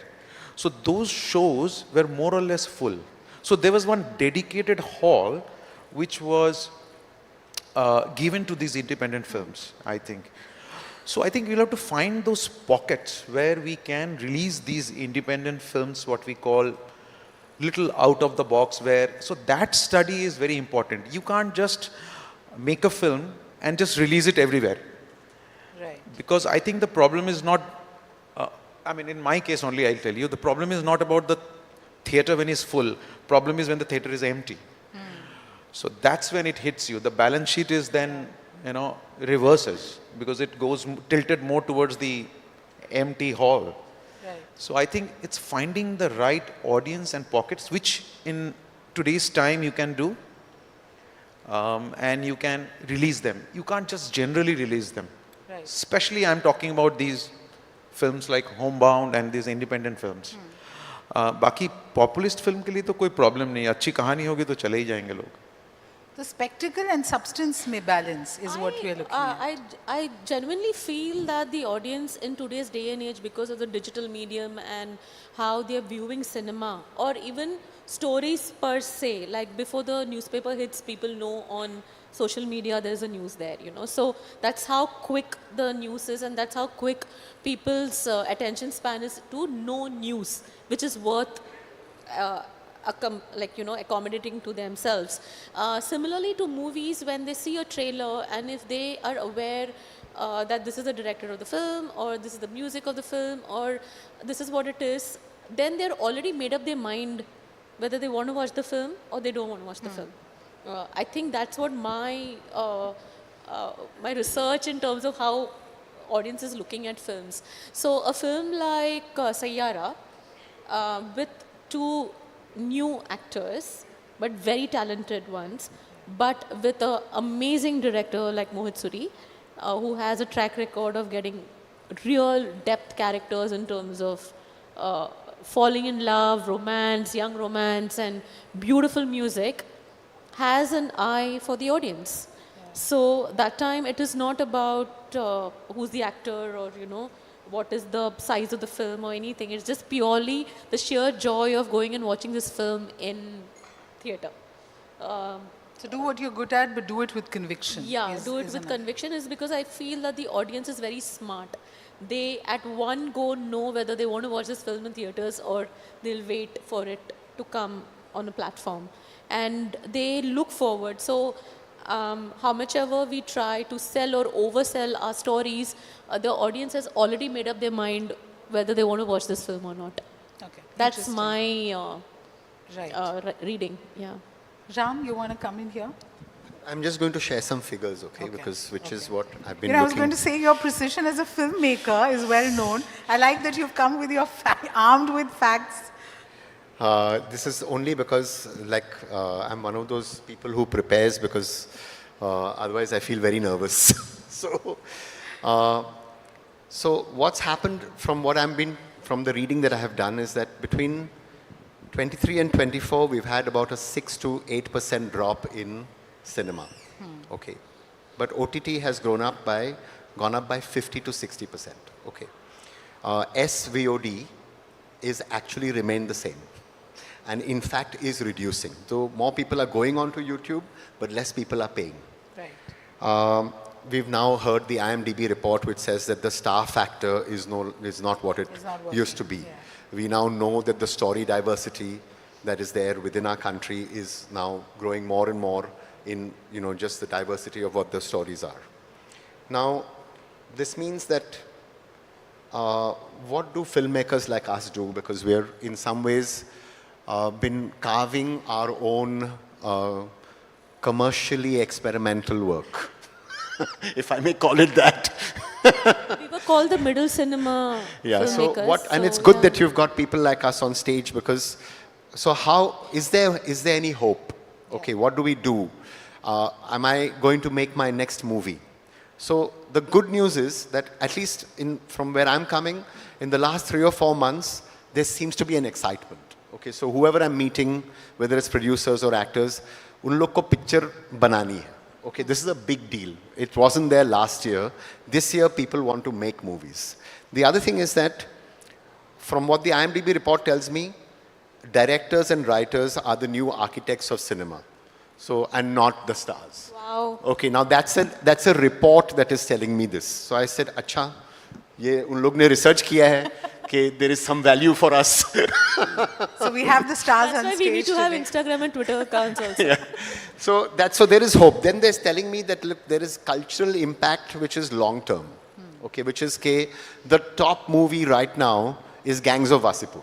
Okay, and therefore, or it's something which has been re-released in theaters. So that means there is some long legs which are happening over here. Now, if this conversation, which is something that I'm hearing, starts becoming part of public knowledge, okay, then what happens is there is hope.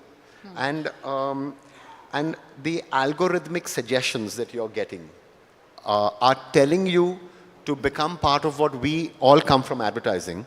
And we were making ads which were part of what they said was water cooler conversation. Yeah. Okay, कि तुम्हारी ad जो है ना hit होनी चाहिए. कि आप जब पानी और coffee जब पीते हैं तब वो public बात करती है कि नहीं.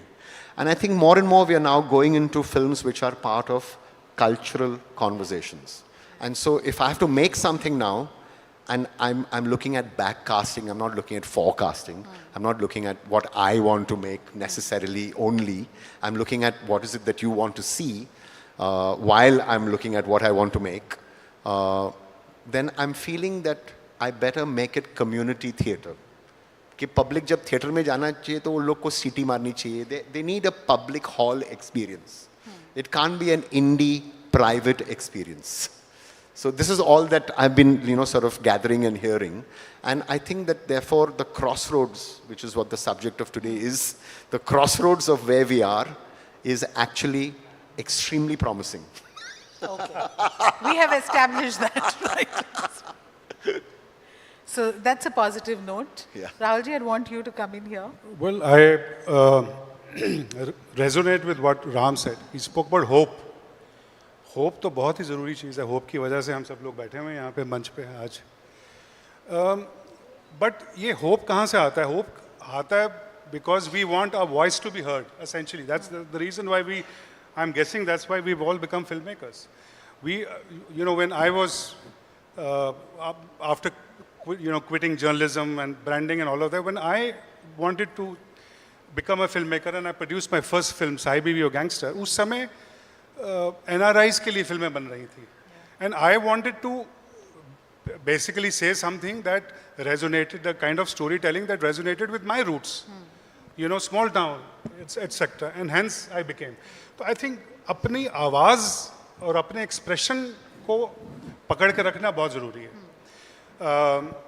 I also resonate with what Ashwini said, that see, end of the day, जो ऑडियंस है वो बहुत ज़्यादा समझदार है. वो सूंघ लेती है कि अच्छी फिल्म कौन सी है, बुरी कौन सी है, या अच्छी बुरी रहने दो, उनके जहन में अच्छा और बुरा क्या है. And I think that is the reason when they watch the first teaser or the trailer, and hence the communication is very important, I feel. That whatever that you feel that आप क्या बोलना चाह रहे हो, वो at least it should be communicated, and if it is communicated well, you will get your audience. Shuji spoke about finding, customization to that level where you find a particular theater for a particular audience. I think वो मेरे लिए थोड़ी दिक्कत की चीज़ है, because मैं इतनी customization नहीं कर सकता. End of the day, I want to say something, and I want the whole world to listen to it. I mean, I'm greedy. Yeah. So now I don't know whether I will be able to succeed or not, but I will try my best as a filmmaker that the characterization is rooted, that the narrative, कुछ चीज़ें जो हैं, ये तो experts यहाँ बैठे हुए हैं, they also happen to be one of my favorite filmmakers, all three of them. But what I'm saying is, and hence the narrative and the characterization and the triumph of the human spirit and all of that is very important. And the South films doing so well, the changing palette of the audience. Also, the genesis lies in the changing behavioral patterns in the pandemic. We all know that. Right. So these are the challenges, but end of the day, a film essentially, or whatever that you come out with, has to be from that conviction that ये मेरी आवाज़ है और मैं ये I am there to entertain. Because end of the day, हम कोई पढ़ाई लिखाई करने तो आए नहीं हैं. Because we also want to engage and we also want to entertain. And people are ready to be entertained. I don't think that they want any homework to be given to them. So if we are entertaining them, they'll come out and watch our films. You know, with the OTT boom, we had these conversations where so many people said, you know, now we have another home for the kind of stories we want to do. The talent said we are getting the work that we've craved for. We are discovering new talent. I want to know if this whole new brave world of OTT, which was being promised to us as this alternate space where the different stories, the different narratives will find home, has also become a sort of pressure for filmmakers, because now it's the algorithm that you have to follow. Is there again an expectation, and is it a bubble that again you want to break free from? Because just as somebody who reviews films, watches films every week, I feel like the big screen has become a space for the spectacle cinema, the loud, you know, the kind which we love, but for everything subtle and more content driven, they're being relegated to the OTT space where it'll probably find the right audience. Is that something that now you guys do consciously when you make something, when you believe in a theme? Do you feel कि इसको अब release नहीं करेंगे big screen पे, ये OTT पे जाएगा? Is that even a conversation or a thought? See, we would definitely, when a story is decided and we want to see how we are approaching a story which comes to us, or we have an idea, because we have choices right now, we definitely do screen. I do screen whether this is a film which I would want to make it for a platform, or this is a cinematic approach as a theater, theatrical approaches, because I feel happy that at least you have the choice right now. And because the choice is that I may have a beautiful idea, and that idea would be suitable for an audience who can come onto a platform at their will. So I don't have to force them to come to the theater. But there would be a film which would be a spectacle, or something which is maybe so beautiful that I want it to be as a theater release, is because it is a community viewing and it needs that kind of first half and second half and the break in between. And that time I know that I would want my audience to come there and watch that film in a theater and spend that kind of time. We also need to remember that gone are the days where there was only one form of entertainment. Now there are multiple forms of entertainment, right from getting the youngsters to get out of their homes because they're playing games there. And that is also a form of entertainment. We have sports, which is a huge form of entertainment. And so you're competing with a lot of other things for attention. And thanks to our country, who is like kind of like really getting into the whole idea of sports and sports viewing, and you know, so much is happening. It was just not cricket.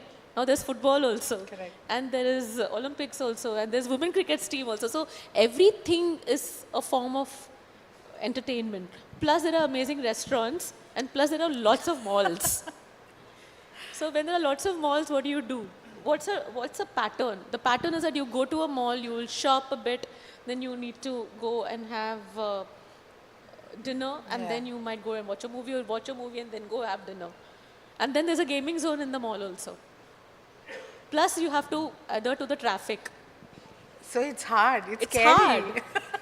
Plus you have work. So imagine and the decision makers, for me, I do feel, I may be completely wrong in my assessment, but I do feel that the younger audience are the decision makers of the house. Like they will quickly tell us, jana hai ki nahi jana hai. Ye isko baad mein dekh lo.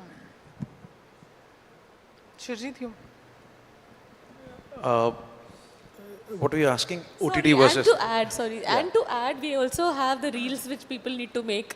And that also I was going to come to that. And the form of entertainment, plus the food reels which people see, plus the memes which people... So basically there's so much to see. I'll make a mental note to come back to reels, but Shurjeet, over to you. I think if you particularly talk about cinema, I think it's a very subjective thing.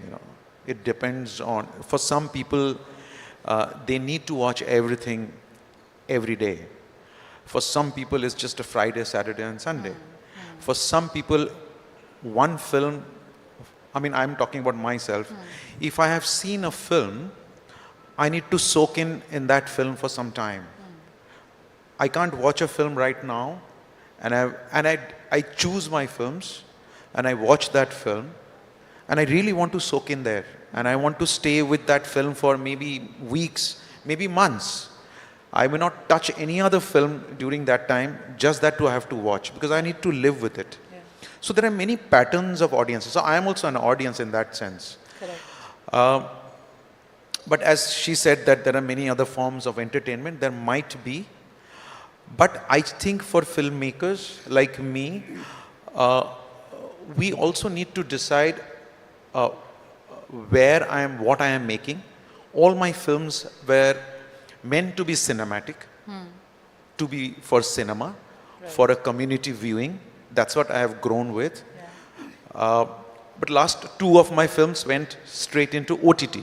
But then when it went straight into OTT, Sardar Udham and Gulabo Sitabo, what I saw a difference that it reached so many people. Correct. Through OTT, which was not in the case when it was just releasing otherwise in the theater. Right? So I got that exposure. Right. To that. So when I'm making a film, I first, as I said, I'm then making a film. I don't decide where I am going to put it out. So far I have not been able to. But if this choice comes, I mean, in future that, I have to take a decision that where it might go, I have experienced both now. So it'll all depend where I am. But every film has got, mostly people make for a cinematic experience. So that experience is, I think, must for a filmmaker to experience. If not, then definitely OTT is there to fall back. But for an industry that celebrates success, you all have managed to hold on to your authentic voice. Is that a challenge? Is that your stubborn conviction that you don't want to change, or it is never threatened? It's never threatened with the medium. So I'll give you some examples on this. I mean, I've been lucky that, some of my films where I started with an independent thought, but some really good populist actors agreed to work on it. Yeah. Then I molded myself into a little populist zone somewhere in the crossroad, what you call. So that happened with Piku and everything else. But I started as an independent film because I've grown up watching them. Yeah. Now, what happens is that challenge is always there in every film that you make. It's not that I've made Piku and then I didn't have a trouble making October. I had. So you make October, then you again face a trouble making Sardar. So that choice and difficulty is always there to make. Nothing decides. Your film this Friday does not decide that the next Friday what's you're going to be. Yeah. It's going to be a difficult choice anyway. Ram, with your emotional intelligence that comes through with the projects that you make, you also, are so methodical and so sorted with how you plan things.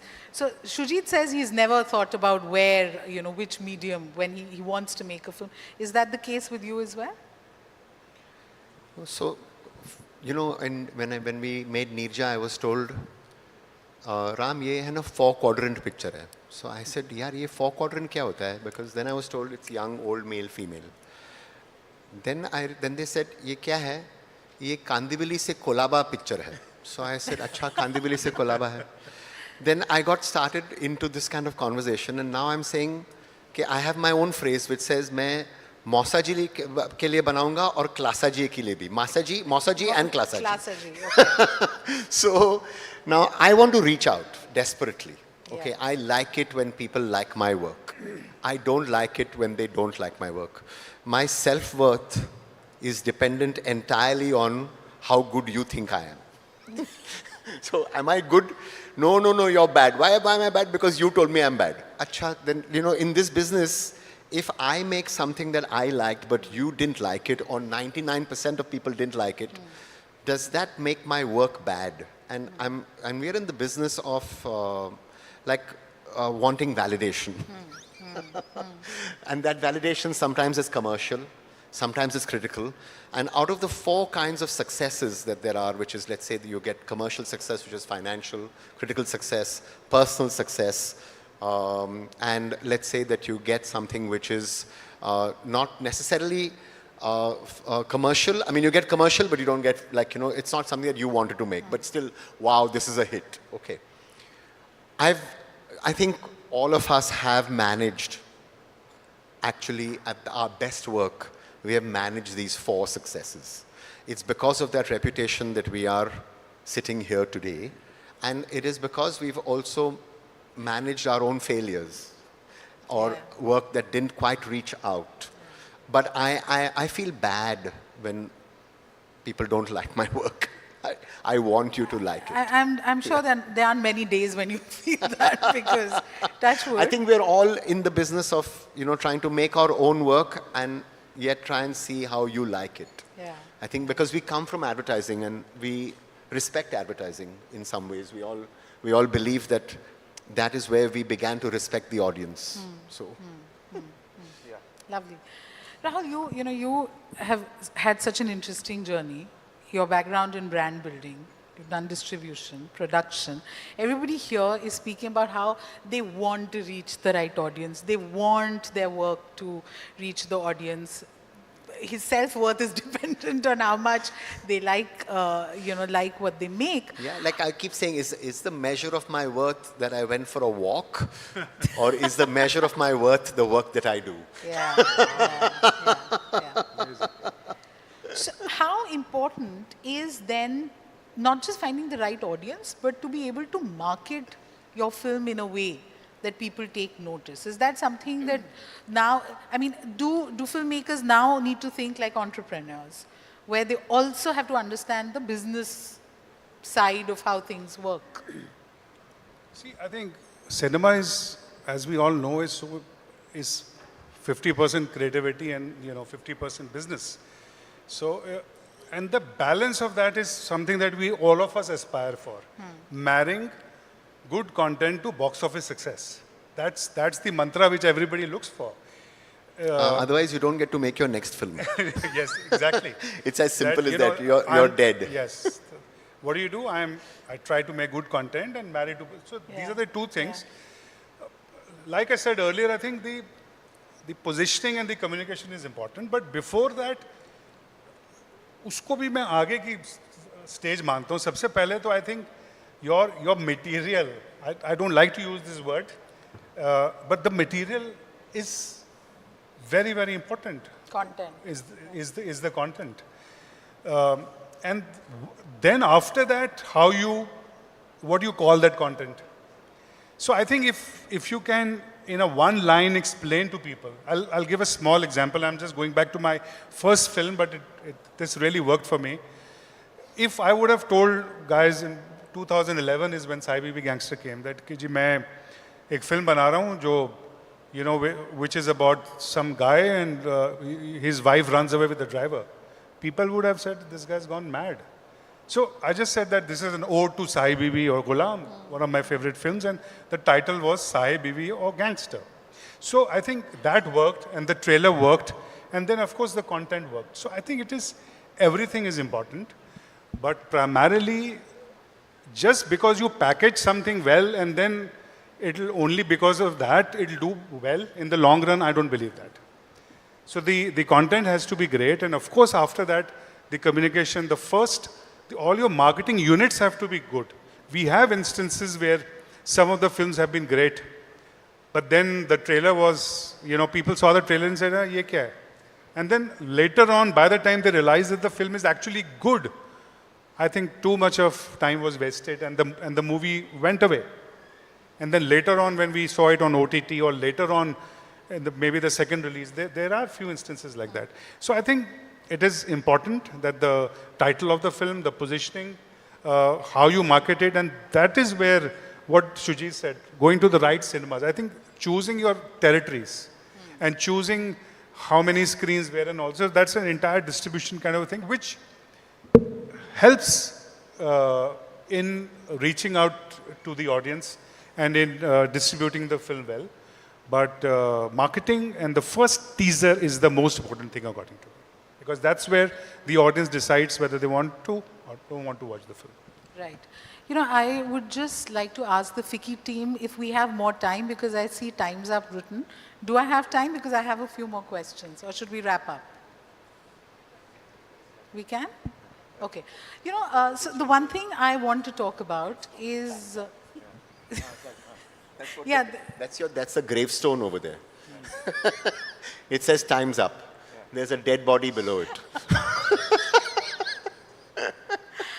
You know, you're all here with creative pursuits. I want to understand, how much does the word AI scare you? Is it something that aids you in your creative process? Is this something that you will fight and resist? Where do you guys stand? I'm going to go and say first, I've just done a virtual reality experience on AI, which is a 5-minute short film on Bhagavad Gita, which was done on AI because in this attention deficit economy, what better way but for you to immerse yourself in a VR experience. And at Ram Madhwani Films and Equinox, we are embracing it, okay? Because, and I'm finding it useful.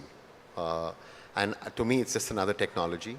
And at some point, I'm hoping that we'll get an AI sentient being on stage with us, who will be then talking about how is it that you humans, and therefore, and then we'll become, instead of racists, we'll become speciesist, that we don't like the species. I think there's a short film idea right there. But, yeah, there's a film there.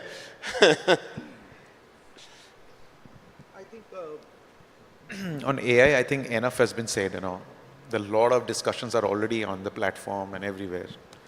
So I have nothing to add there. We have no choice but to live nothing with to it. add there. I mean, it's as whatever he said, it's he's embracing it. So we all, seeing where we can option. find. The internet was the first time when we said, oh, what is the internet? Now 25 years later, whatever, everybody's saying, oh, what is AI? Yeah, I think it's a matter of getting used to it. So. To move with the times and stay updated. Yeah, I think coexistence will be an important part of AI and AI. I'm also AI. So AI and AI has to coexist. But the one thing which I do know is that technology has always been a part of our lives from the longest time, whether it started. In fact, the root word of the word technology is from techne, which means art. It's a Greek word. Techne means art. Yeah. So we better embrace it. Yeah, so it is about how, it's not about it's there now, what's going to happen. It's about how we embrace it, coexist with it, and how do we know how to use it. The most important thing is to how to use it in the right way for us to coexist with it. Yeah. So if I can use AI to help me visualize something which I cannot go and shoot at that point of time. There was a time when we used to illustrate that. Yeah. Right? We used to storyboard it. We used to storyboard it because we needed to show that this is how it can happen. But now, instead of storyboarding, which we do the same thing, but instead of drawing, we do it in AI. But in doing it in AI also, you need illustrators and artists to put the right command and to understand shade and light and to understand how things will move, to understand camera work. They're called prompt engineers. Prompt engineers, right? To have the right prompt. To have the right prompt. So if it is about how to use it in the right way. But the one thing which I'm not sure, and I think Sujita and I had this discussion when we were in Australia, in Sydney, Melbourne, sorry, was that as a filmmaker, as a storyteller, I have a voice. I forget everything else, but when the character and the director is standing in front, it is like me talking to you, and there is something called an emotion, there's something called taking out an emotion. That it's like looking at a photograph and feeling whether there is a photograph of rain and imagining the fragrance of rain. Will AI be able to do that is my big question mark.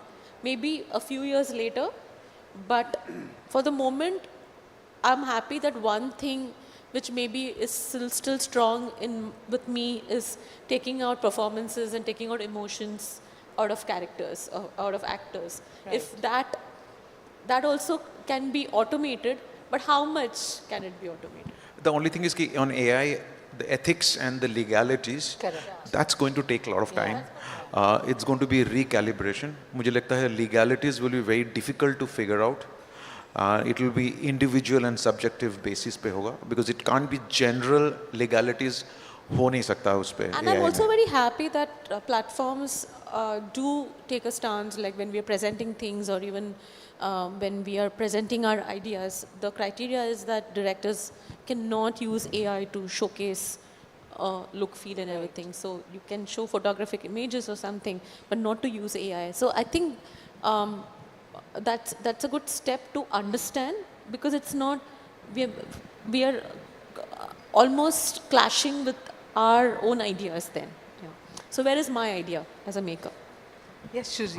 Yeah, just one thing I wanted to tell, you know, I just remembered, I was talking 3-4 days back, because this is a good platform, Ficci, and we are talking about how to get the audience in and make them watch films.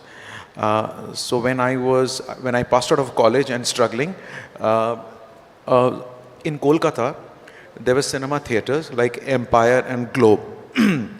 So in the lobby, they had a bar.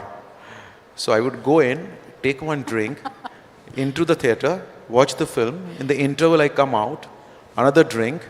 I go see the second half, come back, another drink, and discussing the film, we go back home. So I think in Ficci, I tell them, please get a bar in the film lobby. I think a lot of See, people... so this is... AI can't do that. Only Shujit can come up I was with going that. to say that that's what AI can't do. I'm just going to take a minute, you know, because you have been like, I've met you on so many occasions. Like the one thing which you were asking Ram and Sujit, is like, you know, what excites you most because we have been thriving for so many years, is that even if I talk to you, and the first thing is like your smile and your thing, कि यार तेरी film आ रही है, मैं ज़रूर देखूँगी. You know, that's what keeps us going in the sense that we all have a unique voice. So we may go wrong, we may be right, but we still have a unique voice. And each of the directors who are there have a unique voice, and they come with that voice. So next time you hear, okay, Ash, tu kya bana rahi hai? And when I say, okay, fine, there's a film coming up, you're at least looking forward to it. And that is a validation I think we all seek for. Yeah. Absolutely. Yeah. On that note, time's up. We'll end this session. You guys have been a lovely audience. And thanks to Shujit, we actually end on a high note. On a high note. No, thank you, Suti. Thank you, everybody. And thank you for all your interest and questions. Absolutely wonderful being. Yeah. Thank you. Thank you so much, all the panelists. This session truly has been a masterclass on filmmaking and knowing your audience, reminding us all the power of stories to reflect, reshape, redefine our world, and also how AI will bring a difference to storytelling.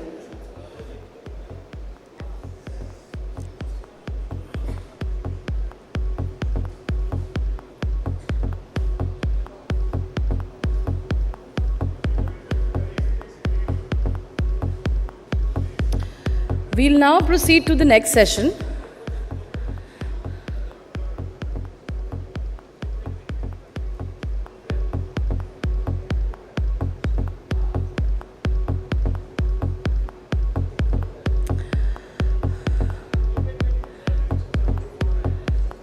So, sir, we'll now proceed to the next session. The next panel discussion is on regulating the orange economy, past, present, and future. Our next conversation sits at the intersection of creativity, technology, and policy. Okay, the PAPs are taking all the pictures. So.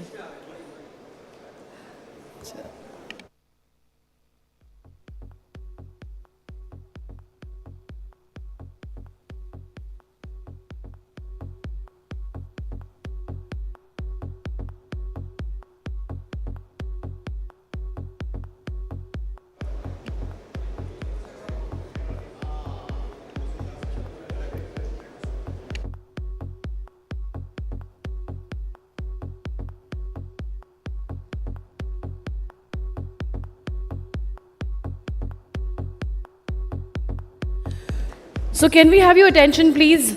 Our next conversation sits at the intersection of creativity, technology, and policy. To set the stage, we begin with a special address by Mr. Gaurav Banerjee, Managing Director and CEO of Sony Pictures Network India, a respected industry leader who brings a balanced view of how policy and creativity work together. Following that, the discussion will be moderated by Mr. Vivan Charan, Senior Partner and Coan Advisory. Joining him on the panel are Mr. Avinash Pandey, Secretary General of IBDF, representing the Broadcasters Collective Voice, Mr. Krishnan Kutti, Head of Entertainment South at GeoStar, offering a regional and network perspective, Mr. Anil Malhotra, Head Public and Regulatory Affairs at Zee, bringing valuable insights on policy implementation, and Mr. Yatin Gupta, Senior Vice President at GTPL Hathway, highlighting the distribution and consumer access angle. Please join me in welcoming Mr. Gaurav Banerjee for a keynote.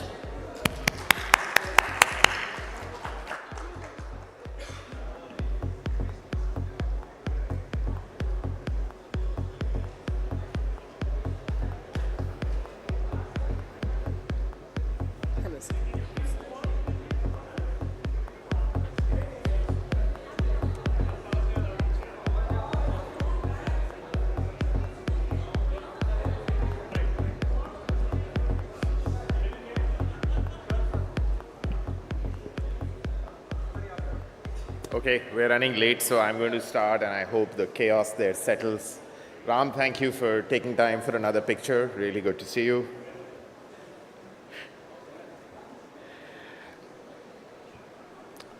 It's my incredible privilege to be here today, and a big thank you to Ficci Frames for having me here to deliver this address.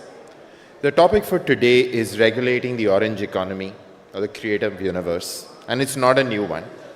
But it's certainly far more central today than it has ever been before. In a world where globalization seems to be slipping, cross-border access is increasingly constrained by geopolitical currents, supply chains are fragile, and regulations go beyond any one company or person's control. This is truly a difficult and challenging time. India's media and entertainment sector today is almost worth 30 billion. It's contributing around 0.7% of our GDP, and it's projected to grow at 7 to 8% annually. But nearly all of this is just domestic demand. So the question before us today is, what is it that it will take to grow this astronomically? Where and how will the next big leap come from? So two simple provocations here from me to frame this conversation for today. What is it that is stopping us from birthing an at-scale content behemoth, the Airtel or IPL of the entertainment world? Something for the world, something truly global in its quality and scale, but birthed in India, anchored in our stories. And second, how do we build an institutional framework that scales private investments into content in an unprecedented way, in the same way that has happened in other Indian industries like pharma or the IT services boom that we saw a couple of decades ago? What will it take to truly create a huge volley of content investments that can fuel creativity in every major Indian language? So simply put, how is it that we can create a Silicon Valley of creativity in India?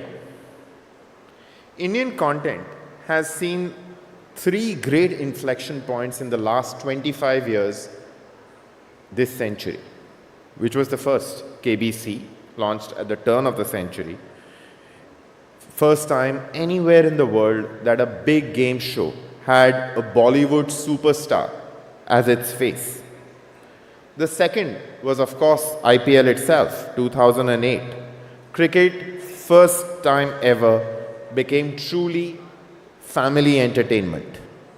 And third is the wave of pan-India television and films, anchored in shows like Satyamev Jayate and Anupama, and films like Bahubali.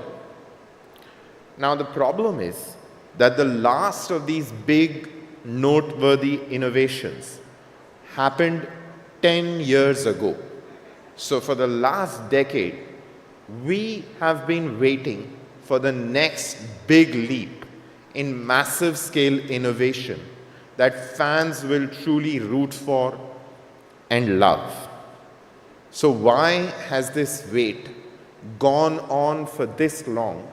And what is it that we can do sitting here in this room as we lead different companies to stop this, to bring in more change and at a rate faster than ever before? The first big part, I feel, for us is we need to be aggregating human capital. In his new book, The New Geography of Jobs, Enrico Moretti argues that how prosperous a region is increasingly today determined by innovation-driven industries and human capital. Regions that can attract and retain skilled workers, research activity, and high-tech or knowledge-based firms become prosperous hubs like the Silicon Valley. Now, the closest Indian model that I can think of, where truly human capital has been aggregated and a center of excellence has got created, is the Indian Premier League.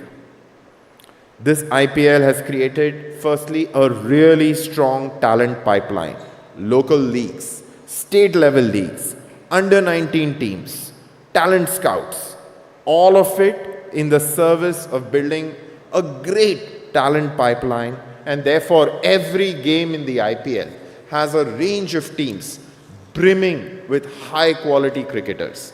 Every season has at least 6 new names that a cricket fanatic like me has never heard of before. Now, this is years-round engagement. Global talent scouts going to far and away places, looking for extraordinary talent, and then tons of money being thrown in to make them better, to get them to be truly world-class. This is the kind of ecosystem we need that will reach the most rooted, most authentic storytellers and enable them to craft stories which are good enough for the world. As a nation of 1.4 billion people, possessing the world's deepest, most vibrant and diverse cultural reservoir, our films, our music, and our digital creators should be watched, shared, and celebrated globally. We need to create an ecosystem today that identifies and nurtures this talent. And that's where India's answer to Squid Game or the next Lagan that is built here and goes and gets an Oscar nomination will get created. We don't have to wait decades for the next Lagan or for the next Bahubali. It should be happening every year. That's the scale of people, that's the scale of talent that this country possesses. And if we build the right ecosystems of talent, we can get this done. And there are now within our own country some incredible examples of this. The Malayalam film industry, certainly what they have created in the last half decade is one such. Just this last weekend, I had the privilege of watching Loka Chapter 1. No film has enthralled me as much as this film did after Bahubali. And it's not just about me and my creative pursuits. I am told that a movie that cost less than 30 crores has already done today a box office of over 300 crores. That is the kind of audience, that's the kind of commercial success that's possible. And Loka is not alone. It just comes on the back of string of great films. You know, you've had Avesham, before that you had 2018, you've had Manjumal Boys. Every year there are at least 2-3 such films that have been building up for a very long time. And Loka is just one more chapter in the evolution of a great ecosystem that has got built. And now the question is, how many more such can we build over the next few years? And therefore, a few steps we could be taking now to build this and grow this faster. First, we need to build creative institutions and centers of excellence that nurture talent. This means building institutions, recruitment pipelines, scouting organizations that bring the best of the best.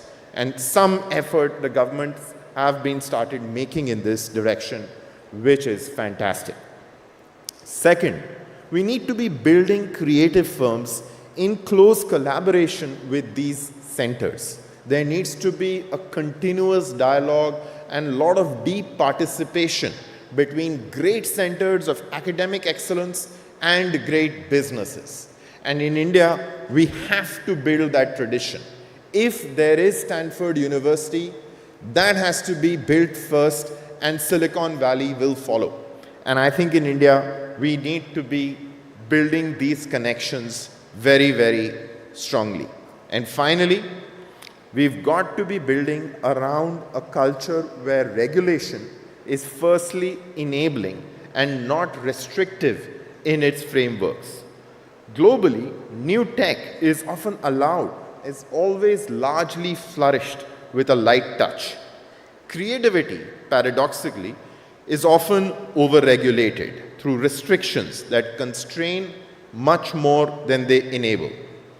Yet creativity is human capital at its purest. To unlock it, we must reimagine regulation itself, make it much more lighter, much more enabling, and truly future-ready.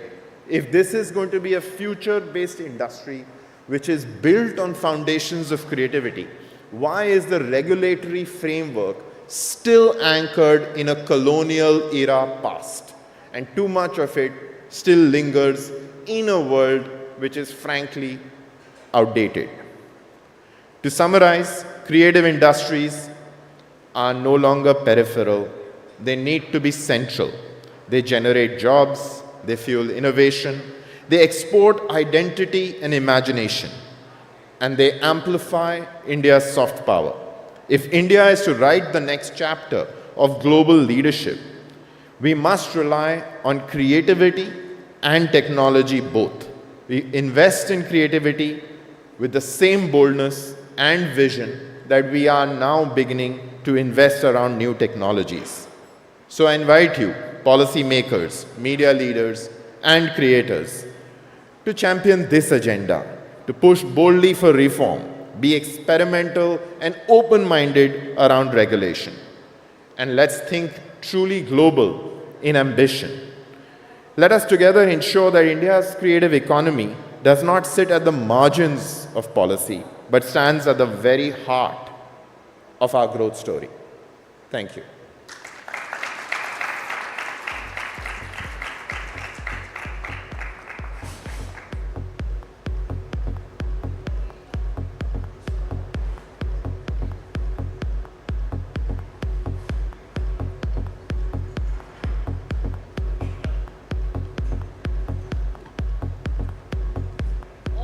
All the panelists, please proceed towards the stage. Vivan, please, over to you.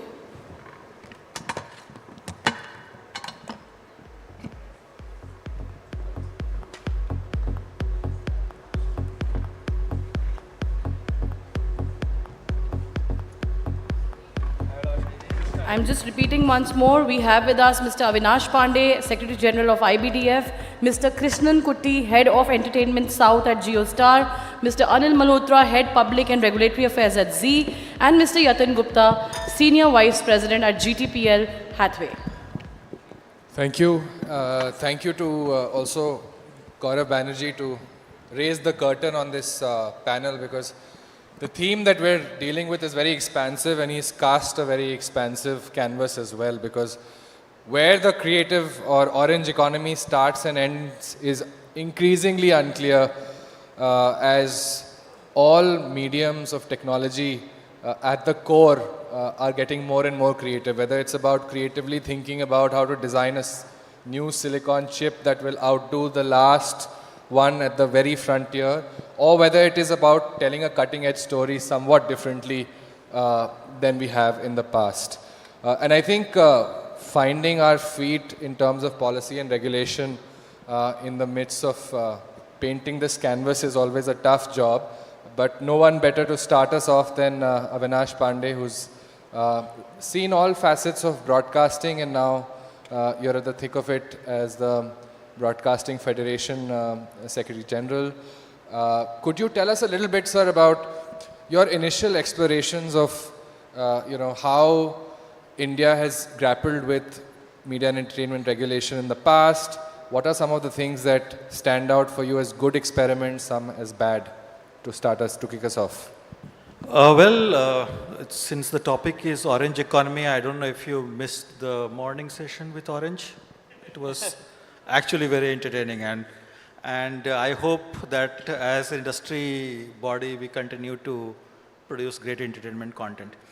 If I look back, Ficci Frames started somewhere around 2002 or 2001. Since then, it has seen the passage of India through a great content creations, and as Gaurav Banerjee rightly pointed out, that probably the last innovation happened 10 years ago. And that's really bad. We need to look at as to what good things has happened, and what if we continue with that, then what could have happened. For example, in 1996, the then government gave filmmaking an industry status. It is in 2004 and 5, if I'm not wrong, somewhere 2005, that the government started deregulating the distribution platform by asking them to go digital, right? So that reduced the bandwidth problem for the broadcaster. Then it also allowed us to do self-regulation of the content. After that, nothing much has happened. Now the government is regulating pricing of the channel that which you sell at, how you package it, how you distribute it. I think this will all, the benefit that we got in the first decade, or maybe a decade and a half, at the beginning when the government actually helped the industry to grow, the more and more regulation, which also Gaurav pointed out, is stifling the growth of the industry, and we must address that. Krishnan, if we can turn it over to you, much of the deregulation emphasis is going to be linked inevitably to how we think about business models. You're a business head for South India, for the country's largest streaming platform. So clearly there's stuff that you feel is yet to be done. What are the business pressures that emanate from regulation that you think you could do without?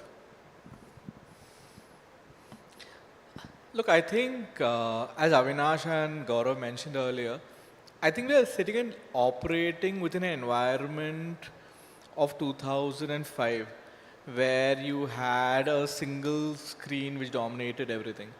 I think right now all screens are competing with each other, and I think the rules which kind of restrict the television screen often don't restrict other screens.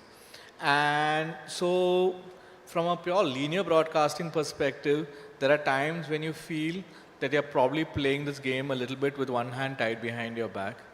I think there are, a lot of things which we as broadcasters need to do better to make our content more engaging to consumers, to make to get advertisers on board.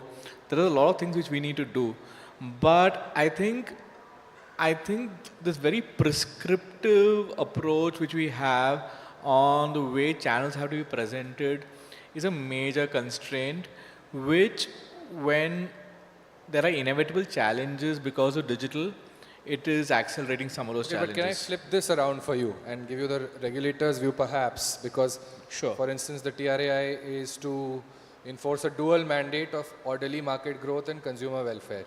And so they will say that it is in the interest of both these factors and not necessarily your sole business interests that the regulatory framework has been devised. How would you respond? I think we've had an environment whenever you have free market pricing, whenever you had free market pricing, when you're not scared or fearful about what the next regulatory intervention is, competition will typically bring prices down lower rather than higher. And that is something which will happen. I think certainly, I hope my regulatory colleagues won't disagree with my view. I think the points around orderly growth perhaps are not being met. I think we are a business which needs some level of aid so that we continue to be a growing industry which continues to invest, because it's not only about a broadcaster. A broadcaster supports an entire ecosystem of production partners, craftsmen, and that entire ecosystem is potentially being put under some risk unless we have a more enabling regulatory environment. Anilji, to turn it over to you, no one better than you to think through some of these distribution regulations, which is really what we're talking about. We're not talking so far about content regulations per se. We are talking about regulations that impinge distributors, distribution, and therefore content owners and monetization. But, you know, how do you look at this entire chakra view that we find ourselves in, which started with this whole construct that, you know, there has to be equity, and there are 3,000 distributors or 5,000, I don't know how many there were at the time when this whole thing started. Now there are much fewer, of course. How do we kind of get out of this, this conundrum? So the question is, Vivan, that how does this whole thing start? When we said in the morning, orange economy, past, present and future. So one thing is very clear. Technology always precedes the regulations. Regulations only come after the technology has come. If you look at our sector, cable television started in 1985, government regulated it 10 years later, 1995, Iraq war post office registration for cable operators and MSOs came. 2005, they thought, okay, oh, there is a broadcasting also, so let us put up downlinking guidelines also. 2012, technology evolved, they said put digitization on, and TO3 came 7-8 years later. So always, once a technology has been developed, its impacts have been seen, regulations come. Problem today is that the legacy technologies are being controlled, regulated. But newer technologies which came 5 years back, your broadband started, the whole OTT regulation, OTT dominance and other technologies of social media, reels, etc. have started coming in our lives. Impacts are seen now. Regulations will come. And if government in its wisdom decides not to regulate the new technologies, they should deregulate the old legacy technologies or platforms, otherwise they will die down. I'm sure this audience is not the first to hear that this should be done. What is the response that you get when you raise, or have you as a collective ever raised this prospect of deregulation along with the distributors to the regulator? So I think regulator is right now discussing two aspects. To give forbearance to every technology, whether it is linear, digital, or come out with feather touch regulations, the light touch regulations, what we are talking about. They are still deliberating. There are talks of controlling social media, then there are talks of not controlling it. So regulator is right now, I think, going through a consultation process in their wisdom. Despite when at your home, you see on a television screen content flowing out of a YouTube or an OTT or a linear platform, you can't differentiate from where this content is coming as a normal citizen until unless you know what service you have chosen from, what service you have chosen from which platform. A normal person cannot differentiate on the screen from where the content is flowing. So this is a paradox which government has to resolve. When we go and meet them, they are talking of feather touch regulations. They are also talking about forbearance to our sector, which is the legacy linear sector. They have not taken so far that decision. Like I said, they take time to regulate. If it has to be done, a deregulation has to be done, it will take its own time. Yatinji, you know, one of the, I think we have to sort of unpack at some stage on this panel the difference between content and carriage and how we take this regulatory view towards both, because I think somewhere this question of parity, it doesn't quite transcend both these facets equally. But we can come back to that. What I want to keep you to right now for your opening intervention is, one of the things that obviously the industry, the distribution industry that you represent here today is obviously thinking about is survival. And just like legacy content like on television and with the broadcasters, the arguments that are being heard now increasingly are survival arguments. They're no longer what Gaurav was saying about, world-beating sort of. We're not saying that our television channels will transcend the world. We're not saying that our distributors will become, global distributors in any way. The Comcasts and all are not going to arise from this distribution ecosystem. So it's very much a survival conversation. And what I want to ask you is, in this kind of an environment of scarcity, in a sense, how do you innovate your way out of this? What are the pathways and what are the policy supports, policy measures that can support you? Thank you for asking that. So I'll take it from what Anilji mentioned. When the regulations evolved over a period of time, 2004 is when TRAI was brought in, and TRAI was typically a telecom regulator. He was given the additional responsibility of broadcasting with the intention that over the next few years, a broadcast regulator would come in, who would be a specialized body for broadcasting, not just an add-on. That unfortunately has not happened, because of which probably there is a lesser focus on broadcasting than on telecom. So telecom has evolved. You've seen what has happened over a period of the last 2 decades. We've gone from paying 64 rupees per minute as outgoing call to paying nothing today. Similarly, there has not been enough that the regulator has done over the last couple of decades on this. Now coming to what is currently affecting and what can be done for survival and growth. The first and foremost, again, I'll take a lead from what Anilji mentioned. There are multiple platforms today. There are platforms which are running unregulated, while the linear television industry is completely regulated. From the distributor side, we are even more regulated than what a broadcaster is. While we are two stakeholders in the same ecosystem, broadcaster still has the control of what he wants to price his channel at, how he wants to monetize it. While on the platform side, the revenues for a distribution platform operator have completely been regulated down to the extent of dictating that this is what you can charge at a maximum for carriage, this is what you can charge at a minimum. That's it. So we don't have the leeway to actually innovate to that extent. Having said that, there is enough scope.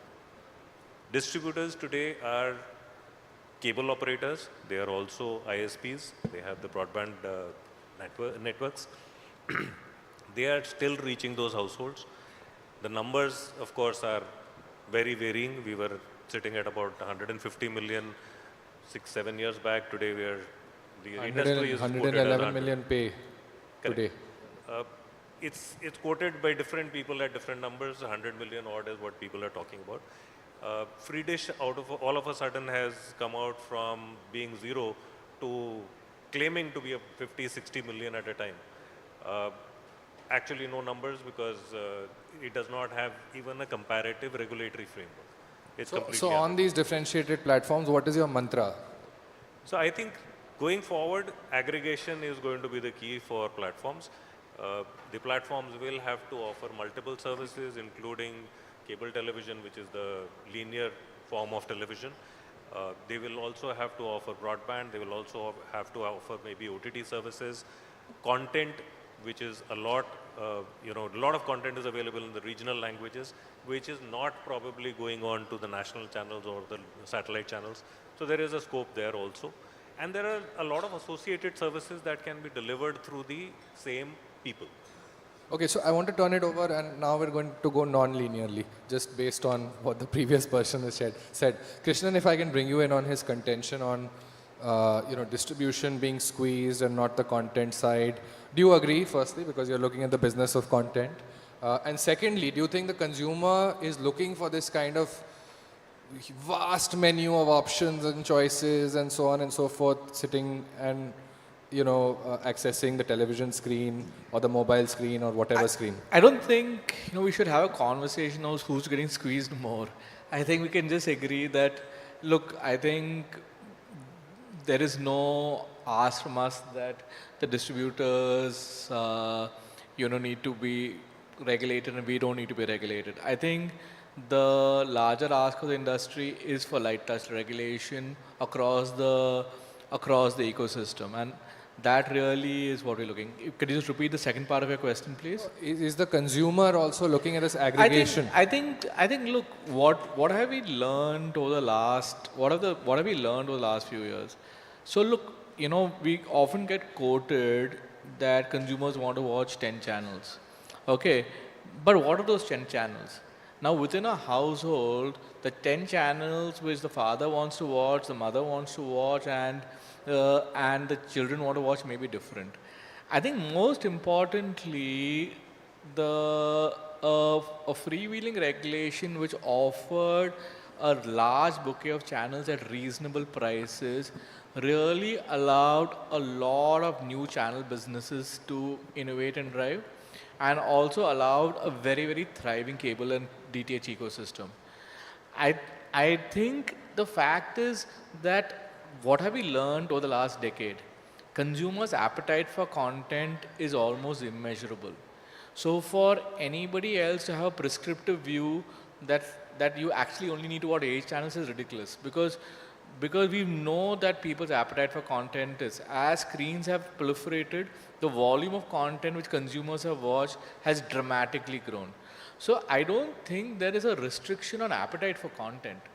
So I don't know whether any worldview should set out by saying on average people watch 9 channels. I think it is not the most appropriate signal in terms of making some of these policy decisions. Anil ji, you want to add to that? Also, I have a follow-up question, which is that why is it so difficult still to choose channels? So, Vivan, first of all, taking a word from where Yatin left. If you can raise the mic. I think what is important as a mantra for regulatory and policy affairs, there should be uniformity and parity between the platforms. You can't simply ignore the fact that when Cable Act was being amended, it was a criminal offense under the Section 4 of Cable Act to send any unencrypted signal. And 500 meters away from the parliament where the act was enacted, Doordarshan was beaming all the channels unencrypted. Now that has created a huge disparity to the platforms. That one platform has no regulation, no pricing, and it competes with the platform in an unfair manner, charging a carriage fee for that purpose. They charge upward of 20 crore rupees, where the platform are restricted that they can't charge carriage more than 50 lakh rupees, 60, now 60. So this disparity is creating not only an imbalance, but confusion. So you don't want to regulate the digital platforms, don't regulate. But allow linear platforms also a forbearance or a level playing field at least, so that they can compete. I think that's one thing which government and the regulator has to understand and act swiftly. They can't wait for 5 more years to decide what to do, whether to still keep OTT in free domain and keep on regulating linear. It will kill linear. Just adding to that. Please go ahead. Sorry, I'm just interrupting you. So you look at the numbers today. We talked about 100 million odd cable homes, cable and DTH homes, but that are on linear television, which will translate to around 500 million viewers. There are 600 million viewers on YouTube every month. There are people who are subscribing to pay OTT platforms, which are close to about 120 million upwards as far as one of the figures that I read. That again multiplies based on the number of subscriptions that you've got. You've got fast television today, free ad-supported television, which is available through connected TVs and applications. Estimates of connected TVs is about 45 to 50 million today. So, and you're talking about an industry which has been around for 35 years, being at 100 million, an industry which has been around for 2 years, being at 50 million already. And you're not willing to regulate the new industry because it is too new. Either, like Anilji said, either you remove regulations from all aspects or you bring some amount of regulatory reforms. Yeah, so Avinash as the consensus So, builder. no, so what I'm saying is that we all get together here in Ficci Frames every year and talk the same topic, forbearance. At least 10 years I have heard. Nothing much has changed, rather the more regulations have come. You know, I am going to ask you audience question. There were a lot of people interested in movie. When I was student, I used to bunk my classes and watch a movie of James Bond to Amitabh Bachchan in 5 rupees. Single theater, right? Today, you have a different pricing for a single screen to multiplex to one movie to another movie. And that's what has led to the growth of the Bollywood, because they could tell different stories differently. Today, as a broadcaster, if anybody goes and acquire an IPL or an Asia Cup or a KBC format or etc., you have to sell at the same price that you are selling a local football match. Is it viable? I mean, it's basic common sense. We are talking about, I'm earnestly believing that the regulator actually feel the same thing that all of us in the industry feel. The industry has to grow. But what we are doing is exactly the opposite. This is what is killing the industry. No regulator. I was in a function which is partly funded by Government of India. The Malaysian and Indonesian regulators were there along with our regulators, and they were surprised. You guys regulate pricing? No one does it. No industry it happens. Why as an industry body we have not been able to convince that, you know, forbearance, you in the name of consumer protection want to protect the lowest cable operator? Fine. You can give subsidy like you are giving subsidy of ration. But that's not ration for entertainment, you know. It's a free market. It's a private capital. Okay, Avinash, but a follow-up question to that is that, again, I'm playing the devil's advocate here. That the regulator may say, oh, but you know, you say you're feeling the pinch of these economic regulations, but you're so large. And there are few large operators and everyone else is small, and look at them, they're giving free to air and surviving, and you know, everyone should be able to pursue creativity in the same way. What would be your response to that? See, you used a word organized growth, something like that. Orderly. Orderly growth. That's a typical Soviet era line, you know. That, you know, I want you to grow, but I want to control how you grow. That's not the way world works. Our technology companies have done wonders, and somebody pointed out, I think Anil pointed out, you know, they grew until the government realized, oh, there is an industry, we need to regulate. And NASSCOM came and told the government, let's stay aside because otherwise we'll not grow. Same thing happened with us. We had a flourishing cable business. Government says, oh, I need to regulate cable. Then they realize, oh, there is a broadcasting, we need to regulate that. And what has happened after that is a long story. What we are saying that, look, let the market forces play. It is not your job to make sure a shoe company survives or not. Or this particular hotel survives or not. Close by one hotel, big hotel, 5-star hotel closed down. Government did not come to save that hotel. Why they are interested in saving any cable operator or any TV channel? Now I'm talking about a small TV channel. I spent my entire life in news industry. A small news channel which does not have a regular revenue basis, the government through its own DTH operation is asking 15 crore, 20 crore to pay. Are you protecting small operators? No. That's the fact. Absolutely. If we can turn it over back to you, Yatin, because a lot of this, again, just like small and large, the arguments that float around the regulators' corridors are also about the small and large and the distribution landscape. And I think it's fair to say that, and we were talking about this earlier, with things like digital and artificial intelligence now, a lot of people will have to reinvent how they think about their work, you know, how these distributors are going to pivot from the traditional distribution to, like you said, ISPs and triple play and so on and so forth, is one aspect of it. But how does that reskilling, retooling, upgradation happen at a small institutional level?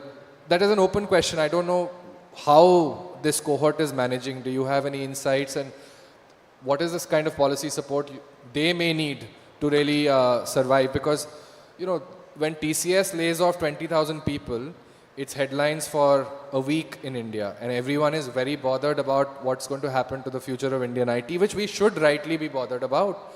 But there are as many people, if not more, in the distribution and broadcast ecosystem as there are in the IT ecosystem. And most of them, as you said, are middle-aged and perhaps unwilling to really do something transformational.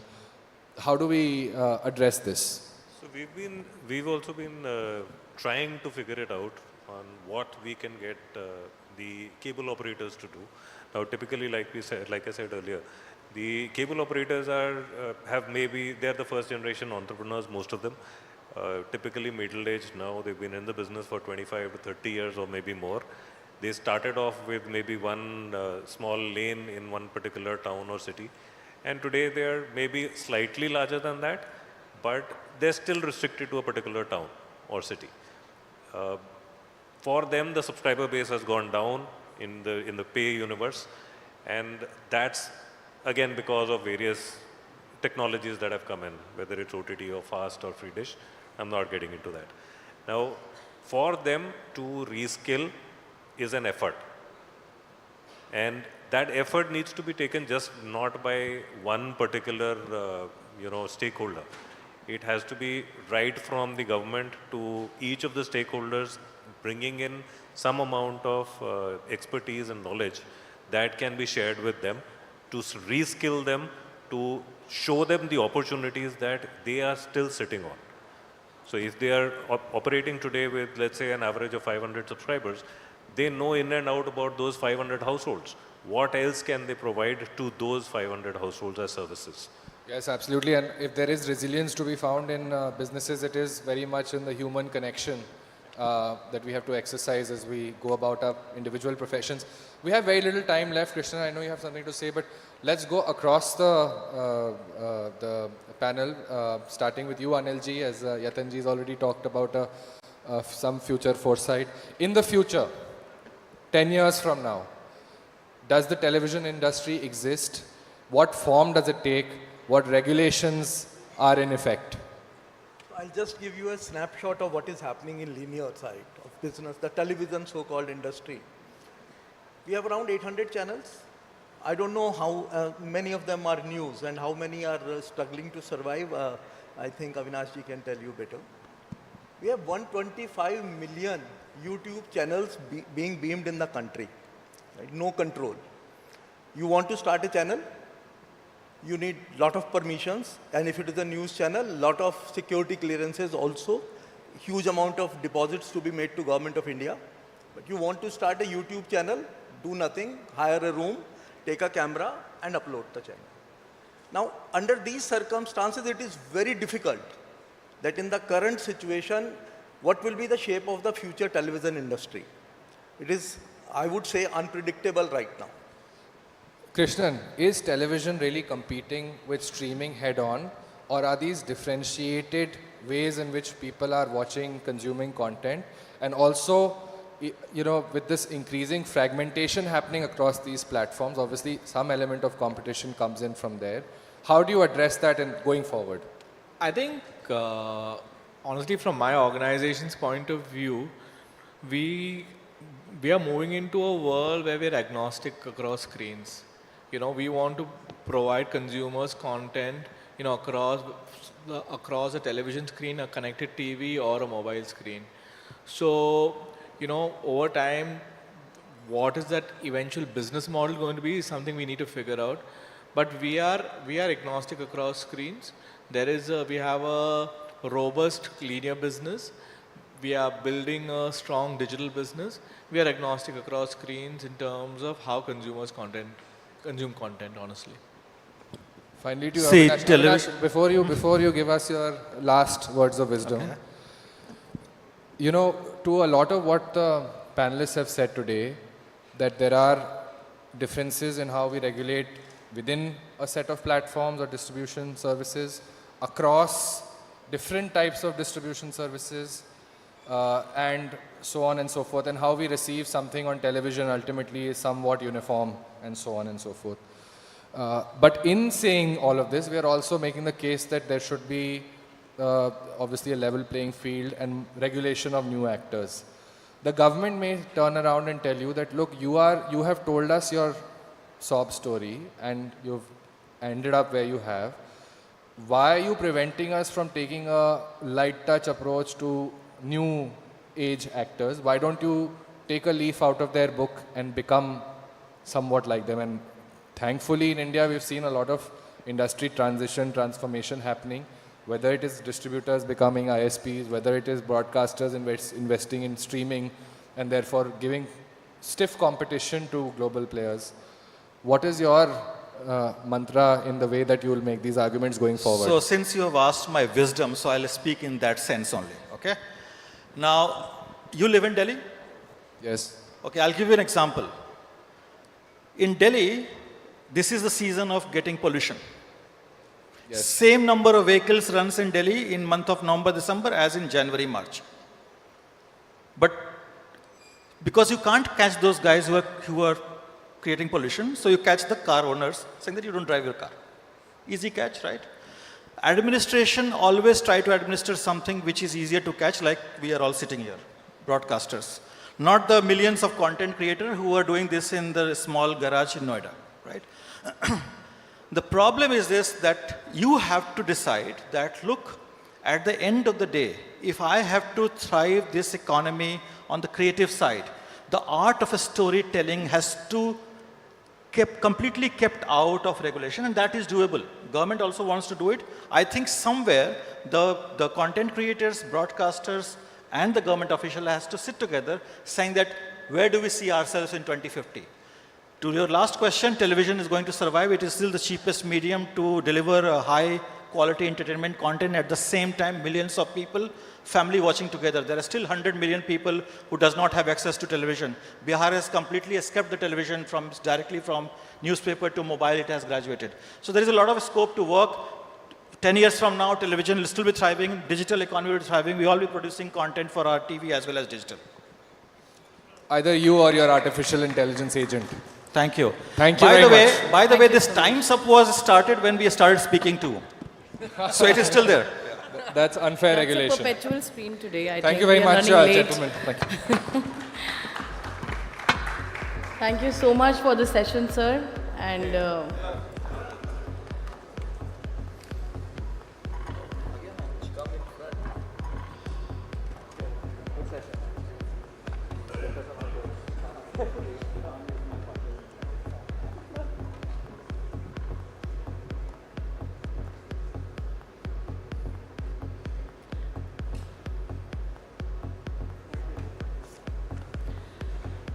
thank you, Vivan. Thank you, panelists.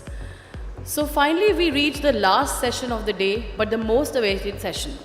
This session captures the pulse of a fast transforming entertainment world, one where platforms, creators, and technology are rewriting the very rules of storytelling. We begin with a keynote address by Mr. Siddharth Roy Kapoor, founder of Roy Kapoor Films. And following the keynote, the panel discussion will be moderated by Mr. Arjun Nohar, co-chair of Ficci's Media Entertainment Committee and Managing Director, South Asia at Warner Brothers Discovery. Joining him would be some of the leading minds driving India's content revolution, such as Mr. Deepak Dhar, founder and group CEO, Banijay Asia and Endemol Shine India, Ms. Tanya Bami, series head at Netflix India, Ms. Shilangi Mukherjee, director and head of SVOD business at Prime Video, Ms. Kiran Rao, filmmaker and producer, Ms. Aditi Srivastav, co-founder and CEO of Pocket Aces, and Mr. Chandrasekhar Samyapan, head of Media Co-Partnerships, YouTube India. Please join me in welcoming Mr. Siddharth Roy Kapoor for the keynote address.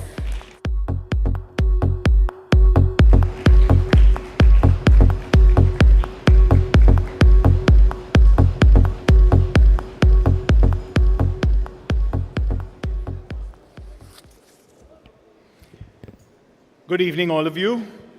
Thank you for putting in the hard yards and sticking around for this last session of the night. But really appreciate you guys being here. I'm going to give away my age a little bit and tell you that of these last 25 years of Ficci Frames, I've been speaking at 20 of them. And so, I do want to dispense with a few of the niceties that we usually get into around, I know our topic is platform shifts, uncharted stories, new frontiers of creativity and distribution. And I don't want to get into too deep into the topic because we've got a panel coming in after this. What I really do want to talk about is something that we probably don't often get the chance to do, which is zoom out a little bit and look at things from a longer term perspective and talk a little bit about the things that might be coming up in 2 to 3 to 5 years that we need to be prepared for.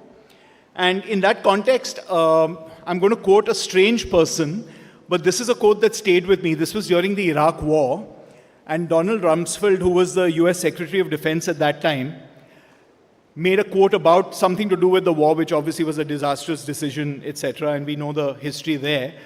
But he spoke about the fact that there are known knowns, these are things that we know.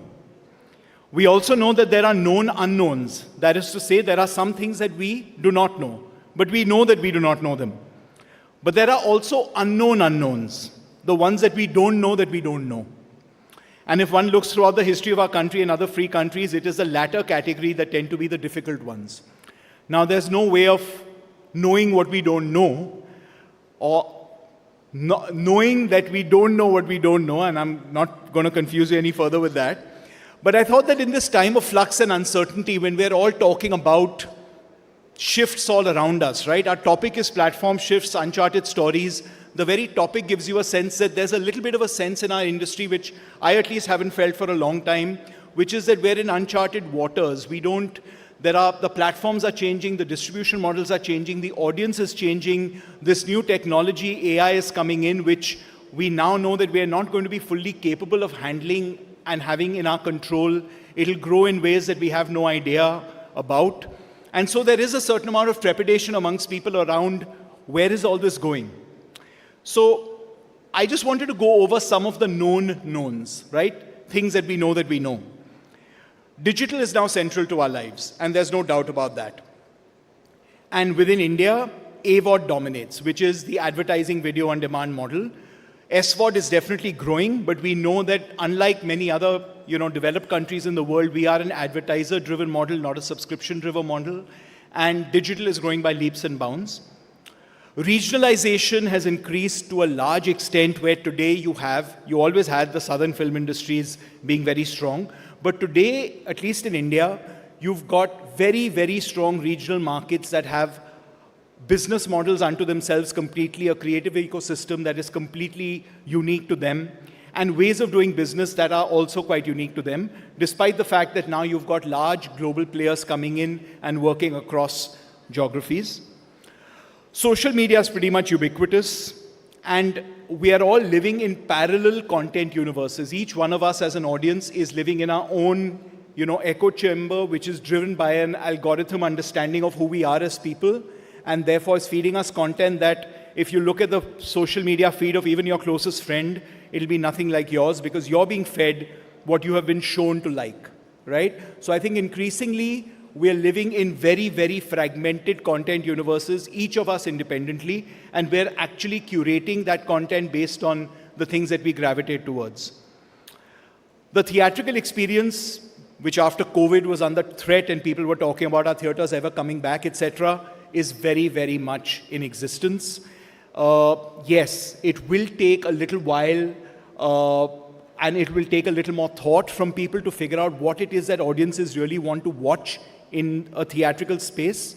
But just going by the last couple of years, you've got, in fact, in the last few months, I'd say, you've had Sayyara, you've had Mahavatar Narasimha, and you've had a Japanese anime film called Demon Slayer.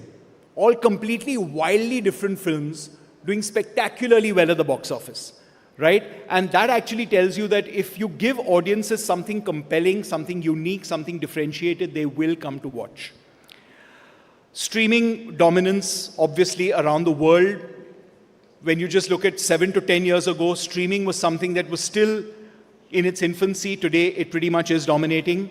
I know we had a panel right now about the linear model, and I know India is quite different when it comes to linear.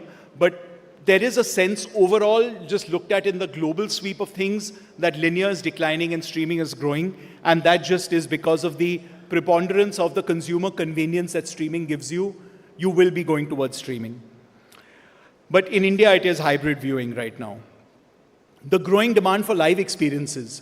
Today, you've got so many people thirsting for that human-to-human connection, and therefore, live experiences have become that much more in demand. Concerts are doing better, plays are doing better. People have much more disposable income, and they want to be able to spend it on things that bring them together, rather than sitting and scrolling only. We have devalued content to a large extent because of the fact that, and this has happened because of technology. Earlier, we used to have to go to seek out a film or seek out a show and make an appointment with ourselves to watch it. But today, all the content ever available to humanity is at our fingertips on the flick of a switch with around 7 subscriptions, right? That actually makes you flirt with content now. You don't have to commit to watching something because you've got the DVD from Blockbuster or because you've made an appointment to watch it at 9 p.m. It's pretty much on demand. Global content crossovers are happening much more. Hopefully our time will come. You've had the Squid Games and the Parasites, etc. happening much, much more, especially from the Far East. Consolidation is happening at the corporate level. I was just talking to Arjun about that, and the fact that in the US there's been massive consolidation. There's been massive consolidation here in India as well. So you will increasingly have many fewer players being the gatekeepers to the media and entertainment ecosystem. And that with the dichotomy of the fact that today every single person is also a content creator. So your gatekeepers are fewer, but actually each individual person is a curator and a creator of content also at the same time.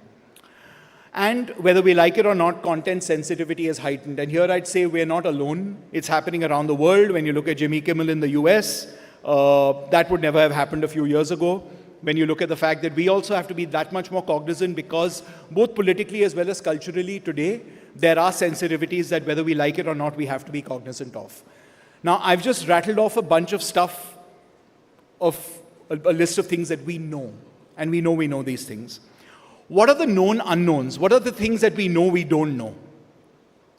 AI.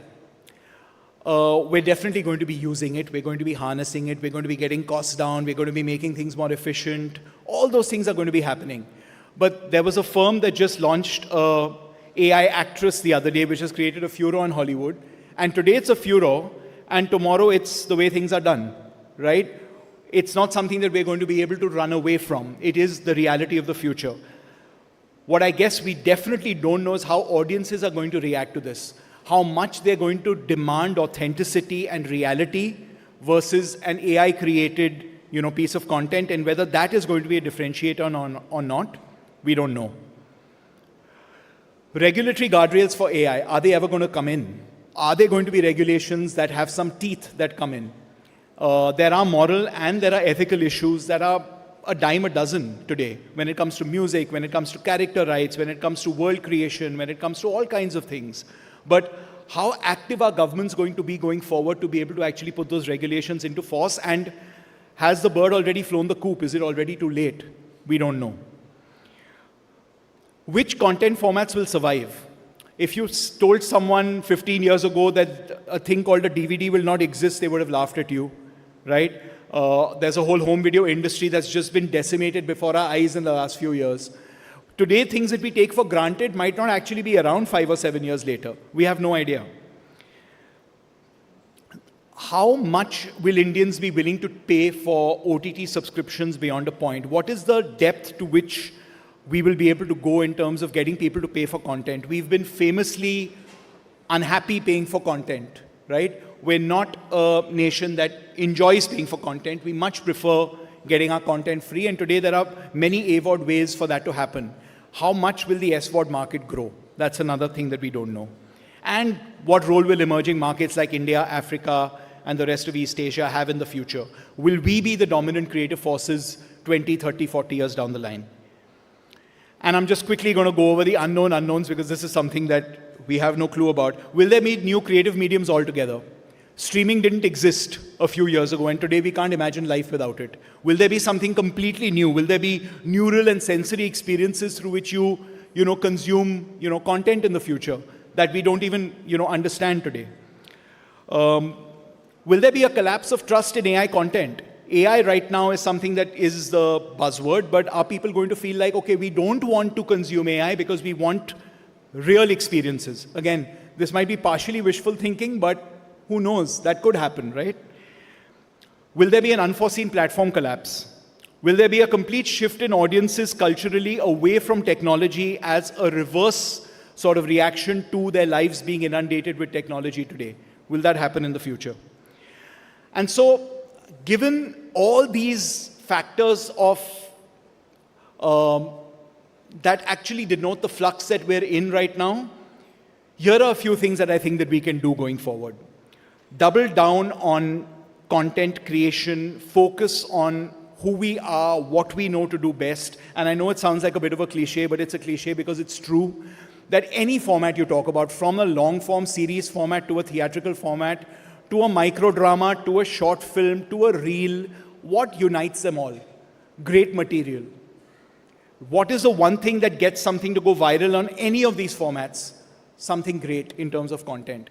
And I think as content creators, as a content creator community, the best that we can do is just create good stuff and hopefully find the right format for it and the audiences will come. Embrace AI as an aid rather than a replacement. Find ways in which it can help us cut costs, find ways in which it can help us move forward in terms of taking our narrative to the next level, faster, cheaper, but without compromising on authenticity. Self-regulate, build our own guardrails around that. Invest in building audience intelligence, trying to understand who our audience really is rather than thinking of them as monolithic groups of people, the elder audience, the youth audience, the Gen Z audience. Today, because they're so fragmented and living in their own content ecosystems, they're very, very different subcultures within each one, and understanding them. And protect our IP, because going forward, that's what's being used to create the learning for all these new technological tools that we're having to face in the future. So again, given all the knowns and the unknowns that I've spoken about, the most famous line about knowledge in the entertainment industry was William Goldman's line about nobody really knows anything. So I'm going to end with that and say, let's go forward and embrace the future with a healthy sense of, knowing that nothing is forever, but at the same time, just putting ourselves down and saying, we will make great stuff and audiences will come. Thank you.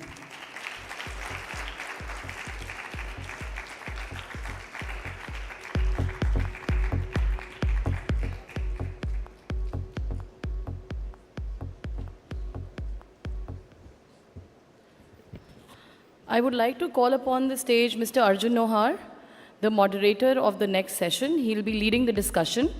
We also have with us Mr. Deepak Dhar, founder and group CEO of Banerjee Asia and Endemolsha in India, Ms. Tanya Bami, series head at Netflix India, Ms. Shilangi Mukherjee, director and head of SVOD business at Prime Video India, Ms. Kiran Rao, filmmaker and producer, Ms. Aditi Srivastav, co-founder and CEO of Pocket Aces, and Mr. Chandrasekhar Samiappan, head of media and co-partnerships, YouTube India. Can we all have you on the stage for the discussion, please? Let's have a round of applause, everyone. Thank you.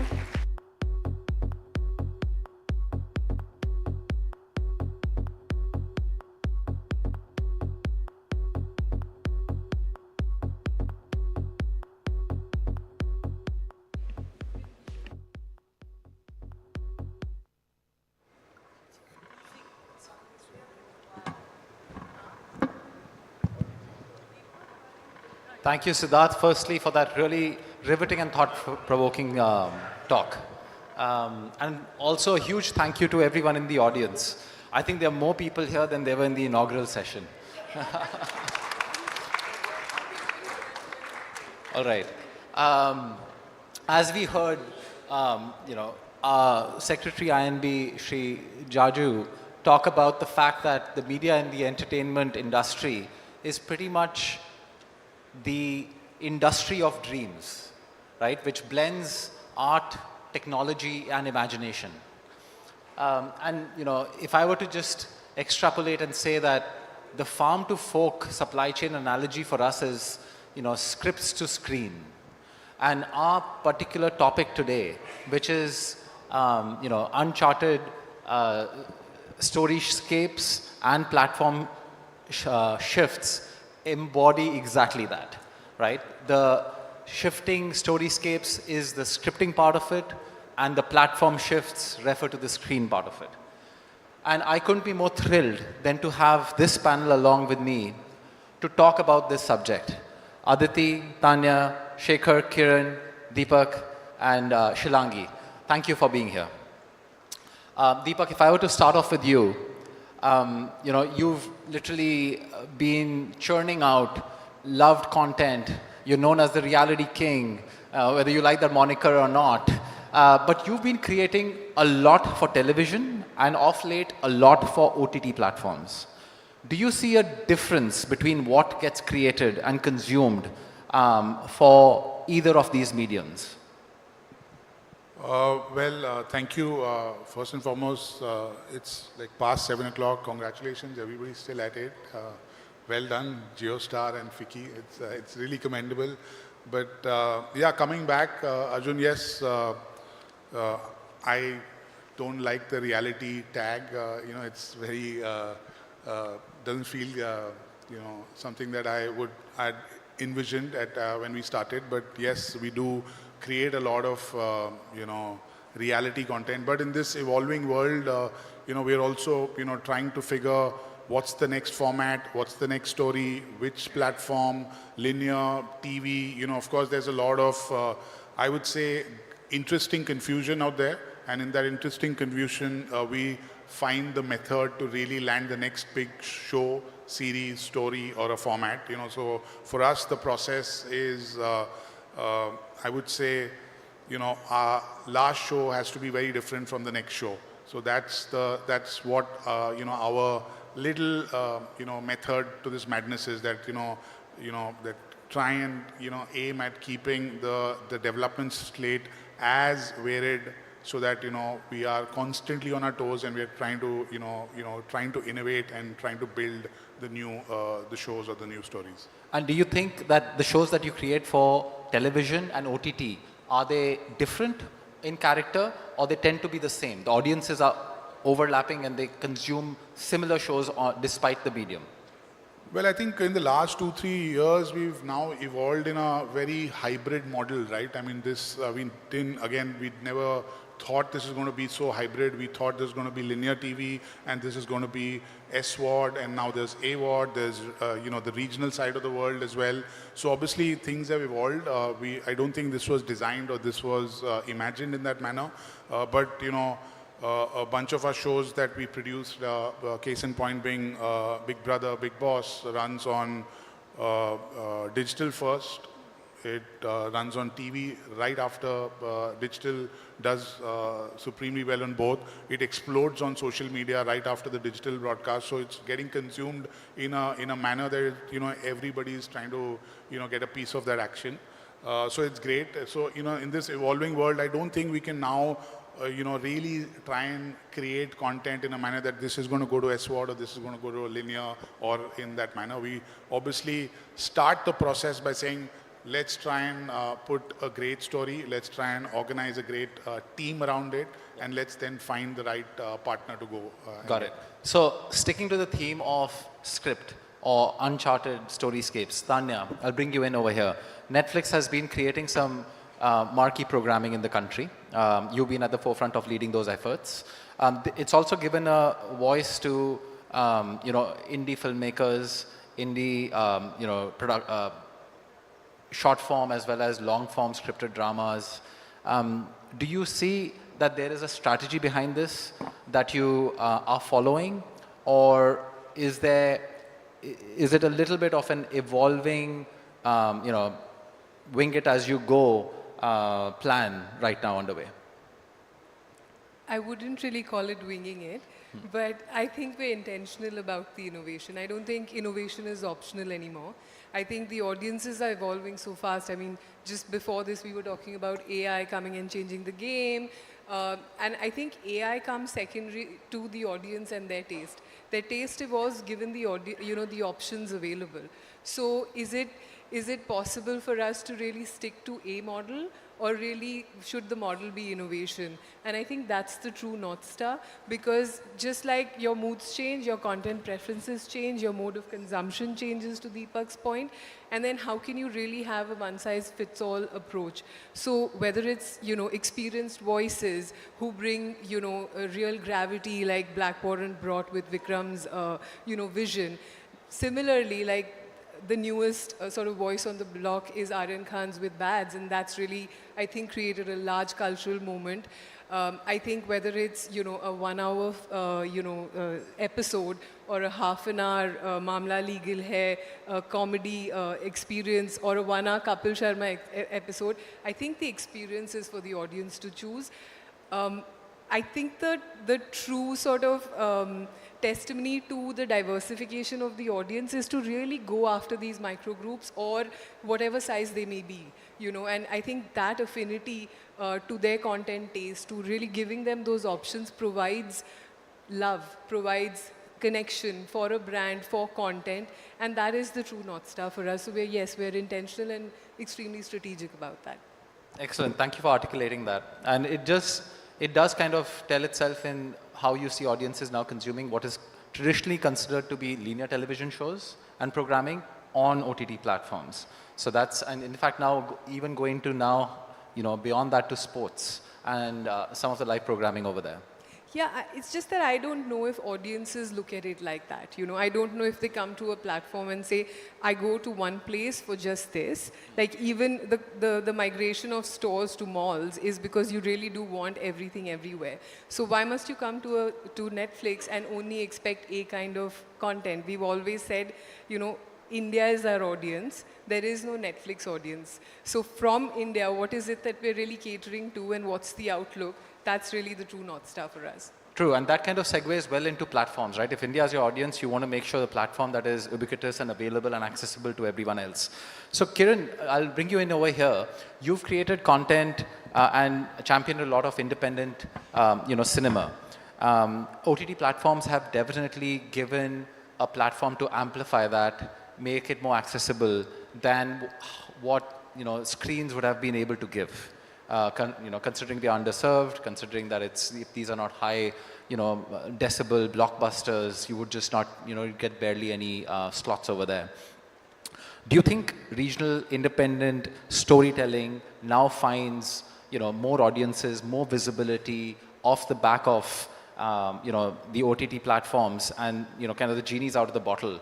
That is purely where you as an independent, and you speaking for the cohort of independent producers, prefer as the first port of call to release your productions?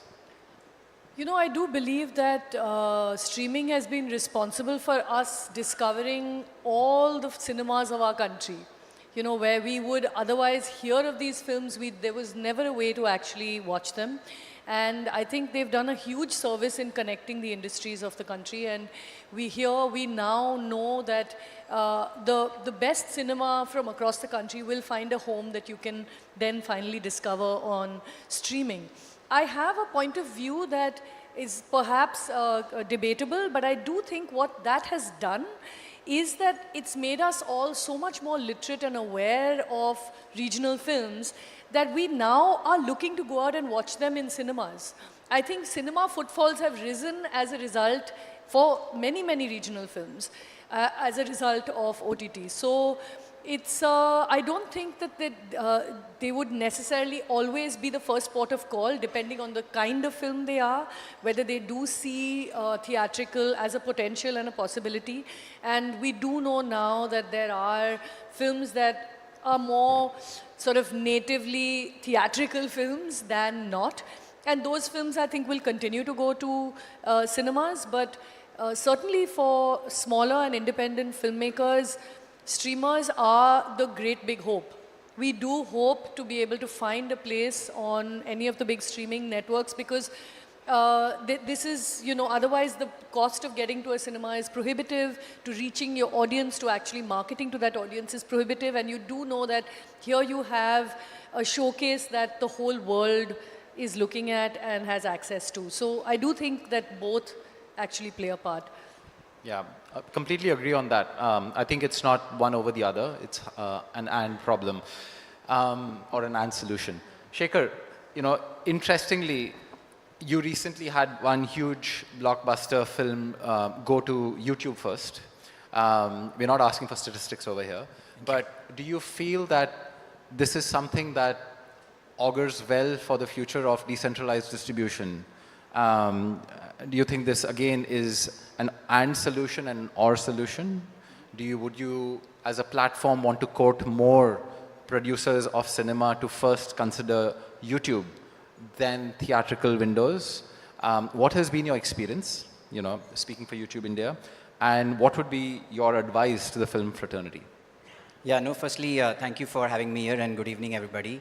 And thanks for the promotion as well. That was a lovely surprise. No, okay, over to your question. I think the way we think about it is when you look at independent filmmakers or production houses today, and Kiran was sort of referring to that as well, there is good quality storytelling, right? The challenge is on the distribution side. People are not able to reach the audiences they want to reach to. They don't have control of the content. They don't have control on the distribution, right? And I think that's where YouTube sort of steps in, right? We are able to offer filmmakers, and I talk about filmmakers here in a very broad sense. I mean, we have Aditi here, who's been creating content on YouTube and some of the other platforms as well. But it's for all the individual creators or media companies or production houses, they are able to gain control of the IP, and they are able to figure out the distribution strategy that makes sense for them. And I think here is how it works, right? So when you think about YouTube, we are a vast platform. We reach to about 3/4 of, all of internet users in India. So it's easy for whether it's a regional film or a niche film for them to find that audience, right? We are able to take them globally. And today we are seeing a lot of, movies getting dubbed, a lot of creators dubbing their content. In fact, the fun fact is the largest channel, that most subscribed channel last year was actually Mr. Beast. And that was primarily because he dubbed his content in Hindi, right? So we are also seeing a lot of content creators being able to go to global because of that. Siddharth referred to formats, right? And I think the formats have really broken down, right? It's no longer about a single video, and I think we need to start thinking about it a bit differently. It is about what can you do with shorts, what can you do with live, what can you do on podcast, right? And things like that, right? So I think that paradigm is sort of shifting from a single video to say, how do I build a community? How do I build a fandom? And I think that's very important. And we are seeing good examples. I mean, you spoke about Sitare. We are also seeing creators like Kusha Kapila, who uploaded a movie recently called Worth, and which did about 7 lakh views. We are seeing B-Unique, did a couple of movies as well. And there are Badipa who's doing stuff on regional, right? Marathi web series and short films. So there's really democratization of content, and I think Siddharth referred to that as well. And it's really about you finding that unique audience within the larger community. And I think we as a platform pride ourselves in able to offer that, offer audiences to content creators. And I think it's not about a single film, or it's not about a single creator. It's about how do I get more diverse sort of content creators across the board. And we really want to sort of build that capability, whether you're an individual or a production house. Yeah. So you spoke about formats. So Shilangi, I'll bring you in over here. I want to ask you, if you look at from a platform shift perspective, Amazon Prime Video has been pretty innovative. You have Prime Video channels, you have the core Amazon Prime Video service. You then had Mini TV, which is now, of course, expanded with an acquisition. You've kind of championed the AVOD model, and then you have stratified streaming, SVOD subscription tiers as well. How do you think India is now consuming content? Are the preferred medium is purely shifting to free content? They're okay to watch advertising as long as they get everything? Or do you think there is still an appetite for people to pay for subscriptions and kind of get rid of ads altogether? I think that's a great question. We are at a conjunction at Amazon where we have the best of all worlds possible. So it is definitely an and country for us. So it is AWOD and SWOD and Prime Video channels and movie rentals and everything else that could be. Mic's a little low. Can you hear me better now? Yeah. Okay. So yeah, so in an and world, it's been a privilege that we can take the content that we create, the stories that we tell across customers. Amazon MX Player has tremendous reach. So from the top of the funnel to the bottom of the funnel, we are there across the board. And what sort of is the cornerstone for all of this work is that we are very conscious that, we may be a global service, but we have a very local heart. So how do we create a compelling, content story in India that is, rooted, is delightful, and, like resonates with customers locally? And the other thing is that we do want to remain a premium service. Even the content that we create on AWOD, on Amazon MX Player is by far as premium as it can possibly get. So it is definitely a best of both worlds. And our content also travels really well. We've been lucky from the get-go. Just to give you an example, like the our originals program in South, like 50% of our viewership is outside of the home state. So that is truly encouraging for us because we are able to sort of cut through geographies locally. And then 25% of our viewership comes from international locales. So it's not only going deep into India, but it's also traveling outside of India. Yeah. Thanks, Shilangi. And Aditi, we're very proud of the homegrown platform that you built. And you've often spoken about empowering creators, championing local IPs. How do you balance the need for curating and creating content versus giving the spotlight and sunshine to some of the independent creators? What are the trade-offs over there? From your vantage point, how do you make a choice between how much of the content you want to put out there? What creators do you shed the spotlight on? What is the kind of content you want to promote? And that's a great question, especially for the Ficci Forum, where we have just in the next hall so many content creators there pitching their ideas. I think for us, it's not a trade-off at all.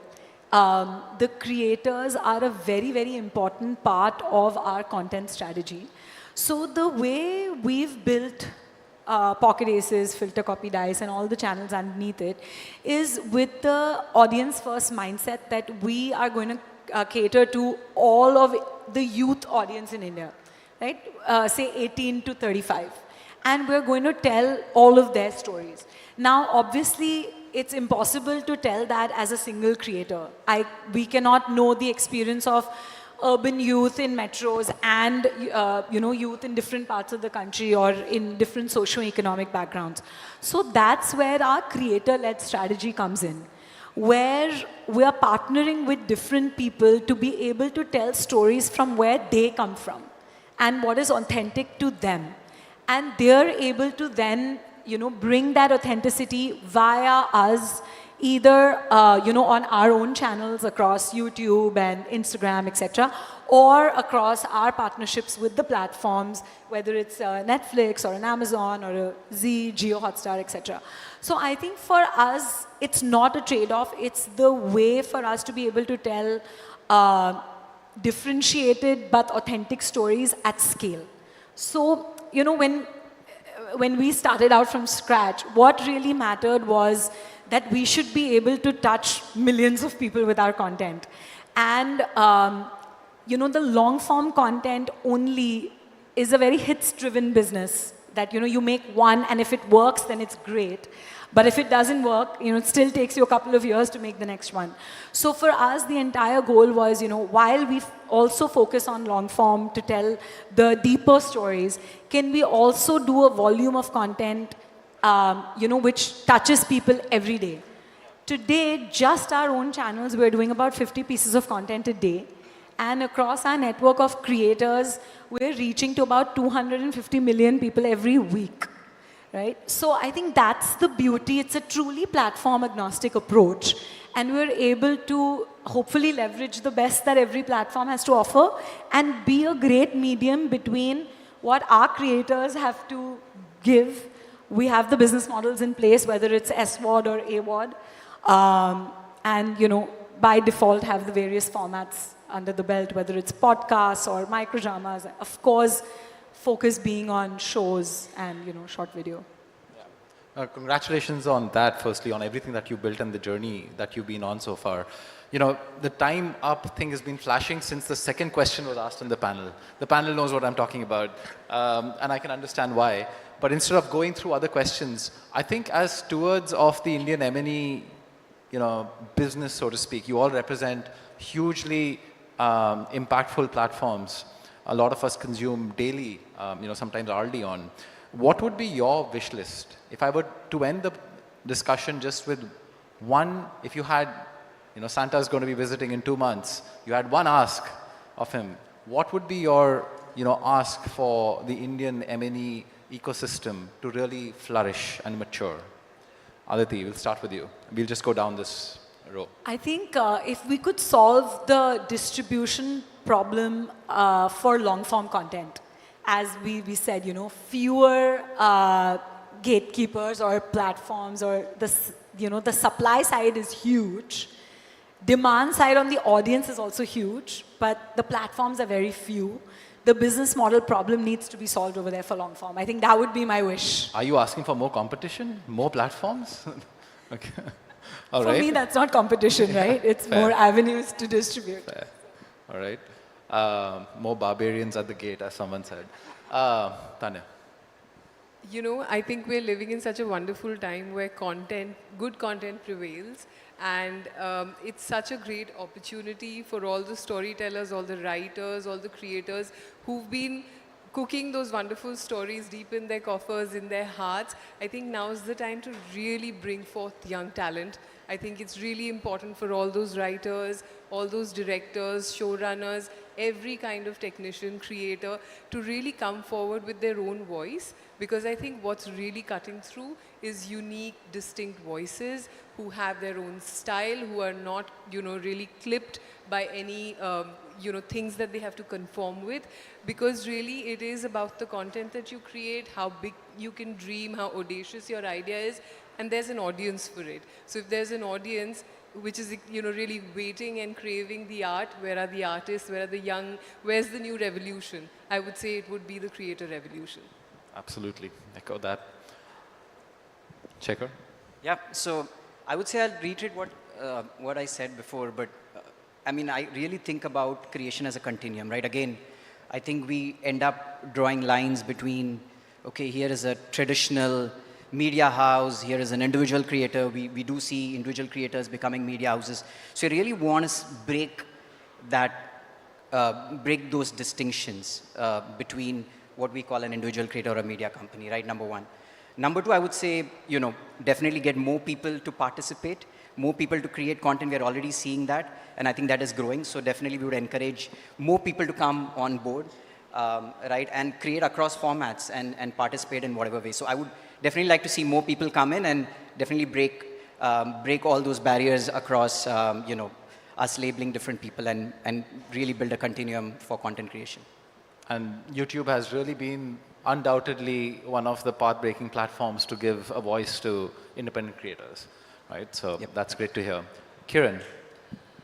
You know, I want to take a leaf from from Sid's book, where he said, you know, people are now interested to spend time with each other.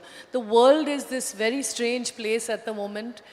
There's, you know, there's so much uncertainty. There's, you know, a sense of not knowing what's going to come, whether it's AI, whether it's innovations of different kinds, or whether people are going to lose their jobs. There's wars. There's all kinds of things. And I think what we do in creating visual art is we create spaces for people to come together. And I really do believe people want to spend time together, whether it's, like he said, whether it's watching a play or watching live comedy or it's watching a film. these are experiences people are looking for, and you can see that in the theatrical numbers of some films. What in my wish list is, I think streaming is fine. It's just only going to get better and healthier. I don't think digital needs very much more. I mean, there probably can be more channels, as Aditi said, or more platforms. But what I would really love is a more decentralized distribution, much more cinema screens, many more sorts of venues where people can collect and discuss and experience films and talk about the issues that these films throw up, and I think people enjoy that. And I think there's a business case to be made for much more decentralized theatrical distribution and smaller, more affordable cinemas across the country. We are, as you said, one of the most under-screened populations, and there's a big gap there that we should fill. I think cinema really needs it. We have so many people, so many stories from across the country that never make it because of these bottlenecks in both theatrical distribution as well as OTT. So my dream would be to have many, many, many more such screening venues. Amen to that. We've grown despite the dearth of cinemas. Imagine if that regulatory unlock happened. Deepak. Well, on my wish list is, really trying to create an ecosystem and a pipeline of really trying to take more Indian stories go global. I think we've been borrowing from the West and bringing it back home. It's time for, to start the traffic the other way. I think now I see the runway in place for making this possible at a more consistent timeline. And I think thanks to Tanya and Chilangi at Netflix and Amazon, this is possible now at a more consistent level. So it's great to see that we can get more and more creators to start thinking of local ideas with a hopefully a global perspective. And I think there was a time of a phase of Scandinavian content. There was a phase of Turkish content. There was a phase of Israeli content. There's been a phase of Korean content. Yeah, I think now is the phase for our, Desi content as well. So hopefully to that. Yeah. I couldn't agree more. And I would like totally plus one that, and that was going to be my, thoughts as well. But I think it's so important to be here and to realize that, between the creator economy, between policy leaders over here and the government sort of, supporting us in making, content travel. It's very important to acknowledge that that India's soft power is our ability to tell stories. We're so culturally strong, and we have so many stories to tell in such a segmented audience, in so many languages. There is just so much that can be done thematically that we do need to take India out and make it and have a lot more breakout titles. So breaking out globally, and totally echo what you said. I think that's the need of the hour. This is the right place. We are all together, and we should just make that happen. Thank you for all the, the wish list over there.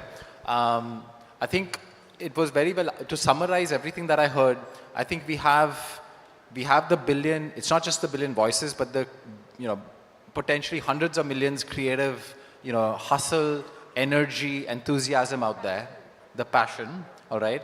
You've got the tools to do it, which have lowered the entry barriers significantly and increased the production value of what can be done. The aspiration is there, the hunger is there. You have global platforms investing big time in India. You've got local homegrown platforms that are proliferating, breaking through, and also providing that larger surface area.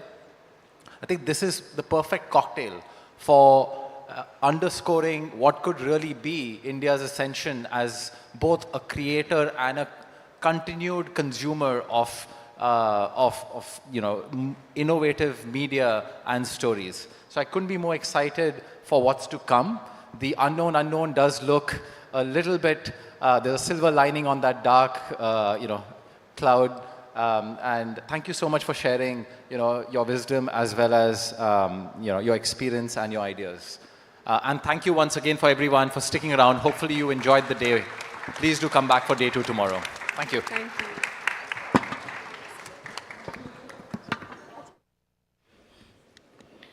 Wow, what a powerful close to the day. We appreciate the realism, the optimism, and the clarity on what lies ahead for creators and the ecosystem. A big thank you to all our speakers, guests, partners, sponsors, and all of you who made our day one a success. Your insights and energy truly set the tone for what's ahead. We will also have several power-packed sessions tomorrow, and we look forward to having you with us with the same enthusiasm and passion. It's now time to celebrate Spirit of India and timeless cultural showcase through a rhythms of devotion, valor, and joy. We meet again in 30 minutes to see this beautiful performance conceptualized by Ms. Swati Mhase Patil, Managing Director of Film City. So we take a break of 30 minutes and we assemble again in the same hall. Looking forward to seeing you back again. Thank you.